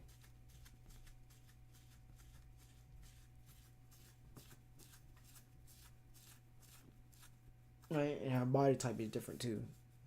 So that's if they actually used it like to be the real people, right? And they take the family and move them and all this stuff, blah blah blah blah. As if they actually used them, right? Right, so they would just look alike, look a whole alike, right? And they both will obviously they will have the same scent of Sparta. But how you would know who's the son of who and who's the son of that, and da da da, there's certain things that happen. But according to them, they did not use him. So, but he does have the same. He does have the same hair. That's as if if they did use him.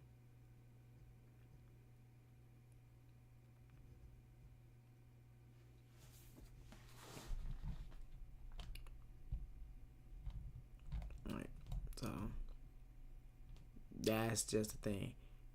Do I think it was used or anything like that? I mean, they said they didn't use it, and usually when they say they don't use something, they don't. They had the woman, and they used the woman, but they ain't use him. You don't see his face anywhere in DMC1, but you do see her face.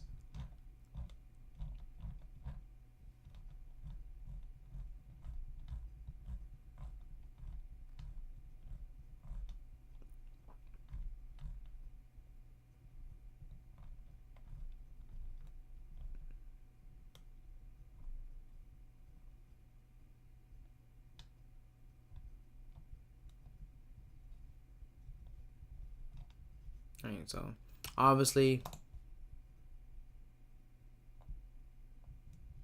you look at him, right? You see the 10 worlds.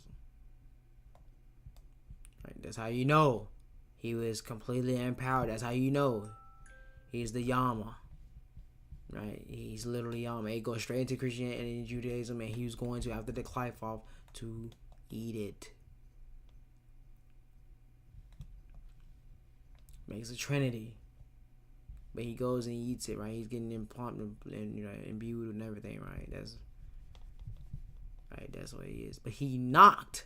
Right? He's the God and judge and all that stuff over the dead and stuff like that, blah blah blah. But who was sitting in that seat, according to DMC5, was Beast King Goliath.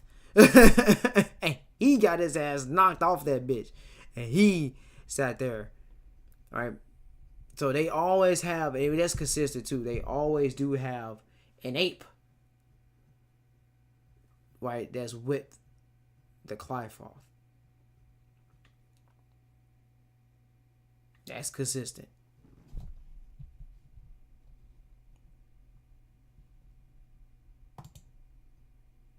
Right, or monkey, whatever you want to say, right, but just, Sun Wukong is an ape and a monkey. And he turns to a great ape form, and he got his monkey form. So that's the other one.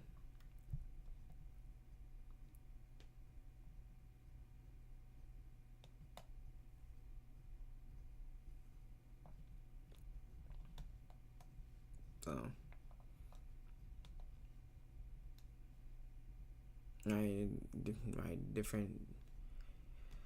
different demonic universes and worlds and stuff. All in power. That's how the Qliphoth is telling you.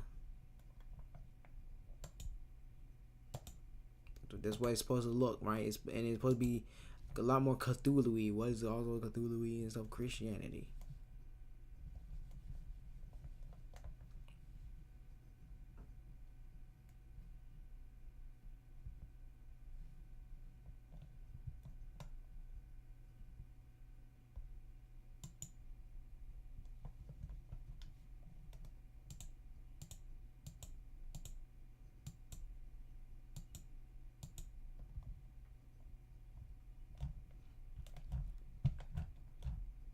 So, anyway, if people are trying to say, okay, so which one should we be paying attention to? The game. That's the main one. The games. The only thing with Netflix and stuff, you're just taking, you just like what you like, and depending on whatever, right, you just take the good things out of there. You really give a fuck about the bad things.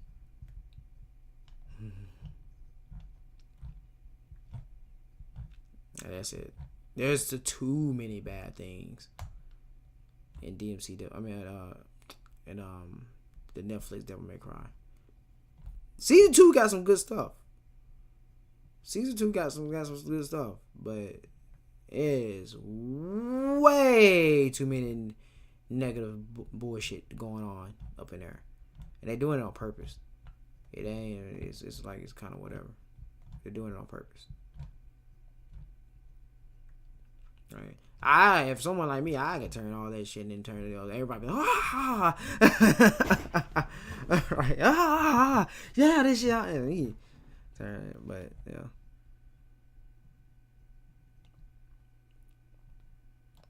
Me, I like to keep tradition and all that stuff, history and everything like that, but I also like to be creative, the creative liberty, be a lot more unique, creative little liberty and everything with it.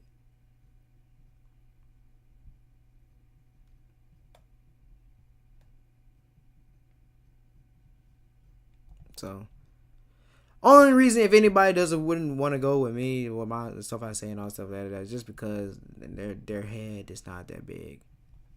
Then they don't have big brains. Or salt. A lot of salt.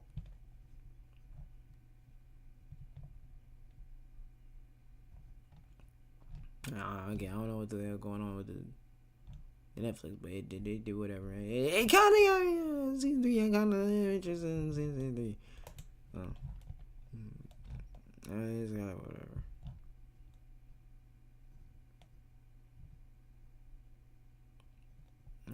Now, am I really interested in this? If they be like, oh, we're done with this, we're not going to this, I'll be like, yeah, hooray! Now, please, just give me my Devil May Cry games. Right? That I need. It's too much story. That's why I said you're gonna be seeing it. It's just too much. It's too much, and it's all with power. You have power of this. Then you have to follow this. Then you have to clan this. This is what happens. This is the world. And you got to put your mind to use. Put your mind. Then you can do the psychological horrors on all this stuff. Blah, blah, blah, blah. Regardless. Right? I don't know what the fuck I'm looking at this for.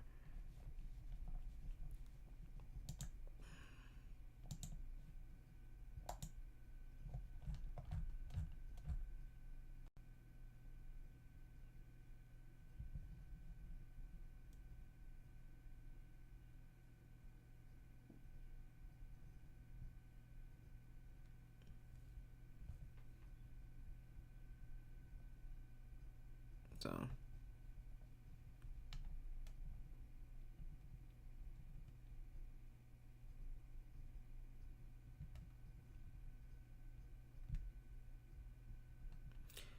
Yeah,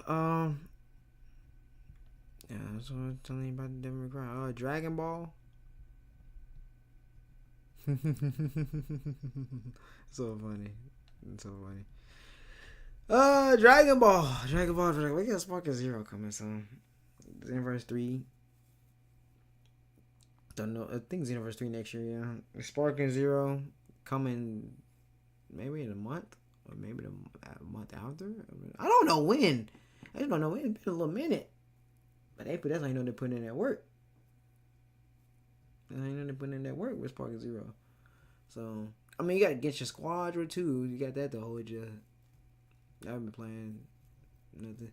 This is actually the longest time I've have without been playing any Dragon Ball game, as in entirety. So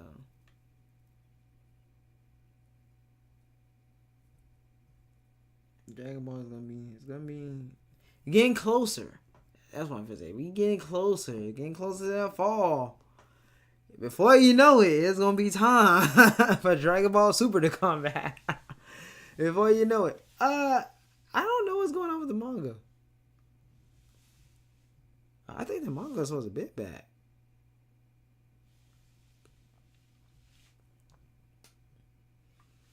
I don't know what's going on with the manga, bro.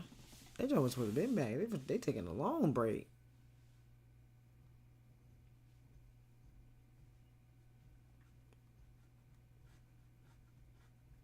So, I don't know.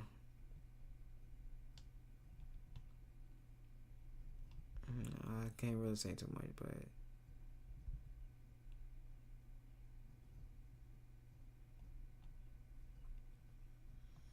It's gonna be nice.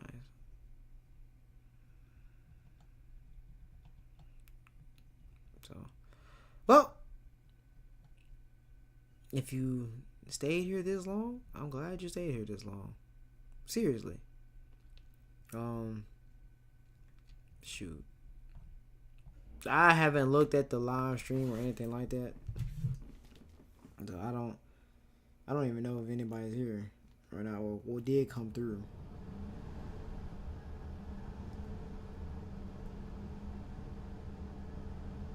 So, oh, there was people here. I didn't even know.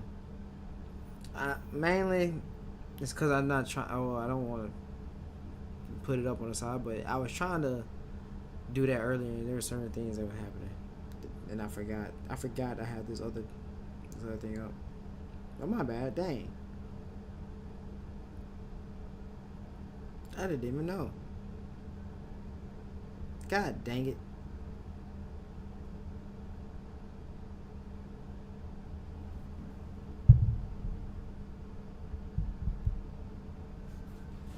Right. Oh, you know another detail. It was actually one Devil May Cry YouTuber. Shout out to him, Irrational Gamer. I think that's his name. He actually did a video. He just came up on my shorts. None of all of them folks know I exist. They just don't whatever. Right. But let me see. He had actually.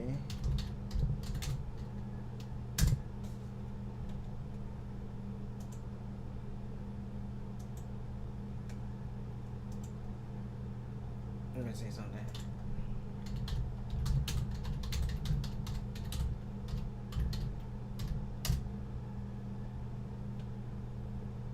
Let me see if I can find Dante.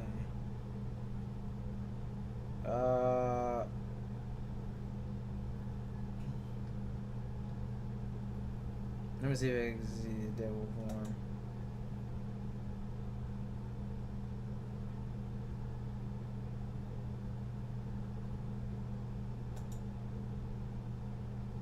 Right. I think I'm the only person that really never really paid attention to it. Cause I don't know. I probably thought it might have been like a design thing or whatever like that. But his eyes, you got his eyes. See, here it's different. So I probably just thought it was like an inconsistency thing with just the design or something. But no, in the actual game, it's actually here we go. It's actually blue and red in the actual game. Yeah, that's his name, Irrational Gamer. Right. So he had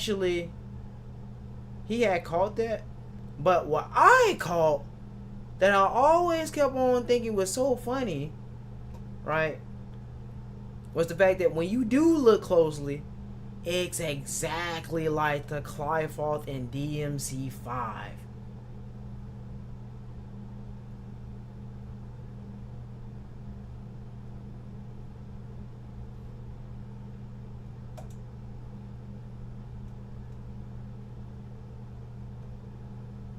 Right? It's actually the Clifoth. I'm so serious. You look at the Clifoth in DMC5 and you go to Agni and Rudra, it's exactly the same.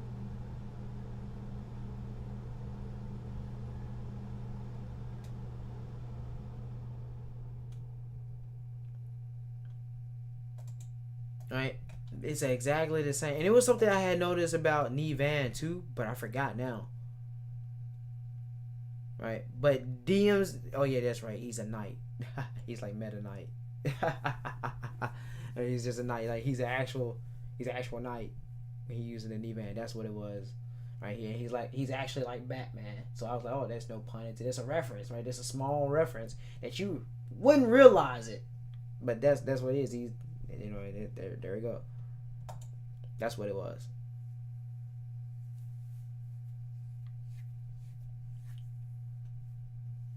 right? Seriously. And his sleeves is rolled up like DMC1 anime. I mean, not one anime. Well, I mean that's 2007, but DMC1 outfit. Right, that's the other thing. So it's pretty funny. It's just funny. And then you got the Blade. There's some references with Blade too. So Nevan and Agni Rudra is hilarious, right? Your Beowulf and you got your Jeet Kune Do, your Bruce Lee, right? Jeet Kune Do, Bruce Lee, and Capcom, right? The Capcom and Shonen, which I mean that's they. I mean, well, not just Shonen, Shueisha in general.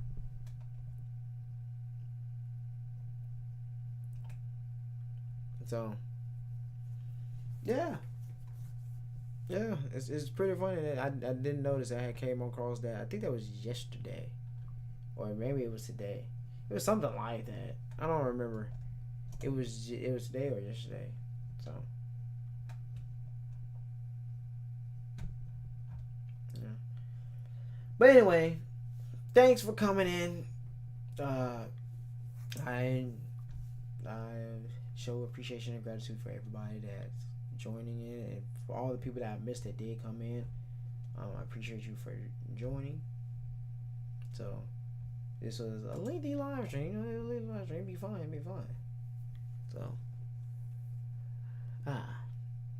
also all original yet again, right? All original, nothing duplicated. All came from me, my head on. And people that they aren't honest, right? They aren't honest, like Reddit and other things and stuff. That's why they ban stuff. They aren't. They just want to take ideas and yada yada yada. So and make it seem like it was theirs. But that's something else for another day. That's something to just complain about or whatever. Blah blah blah blah. Right? And people eat off of all of that. So right, like all these, a lot of false YouTubers. But anyway. Thanks for joining in. So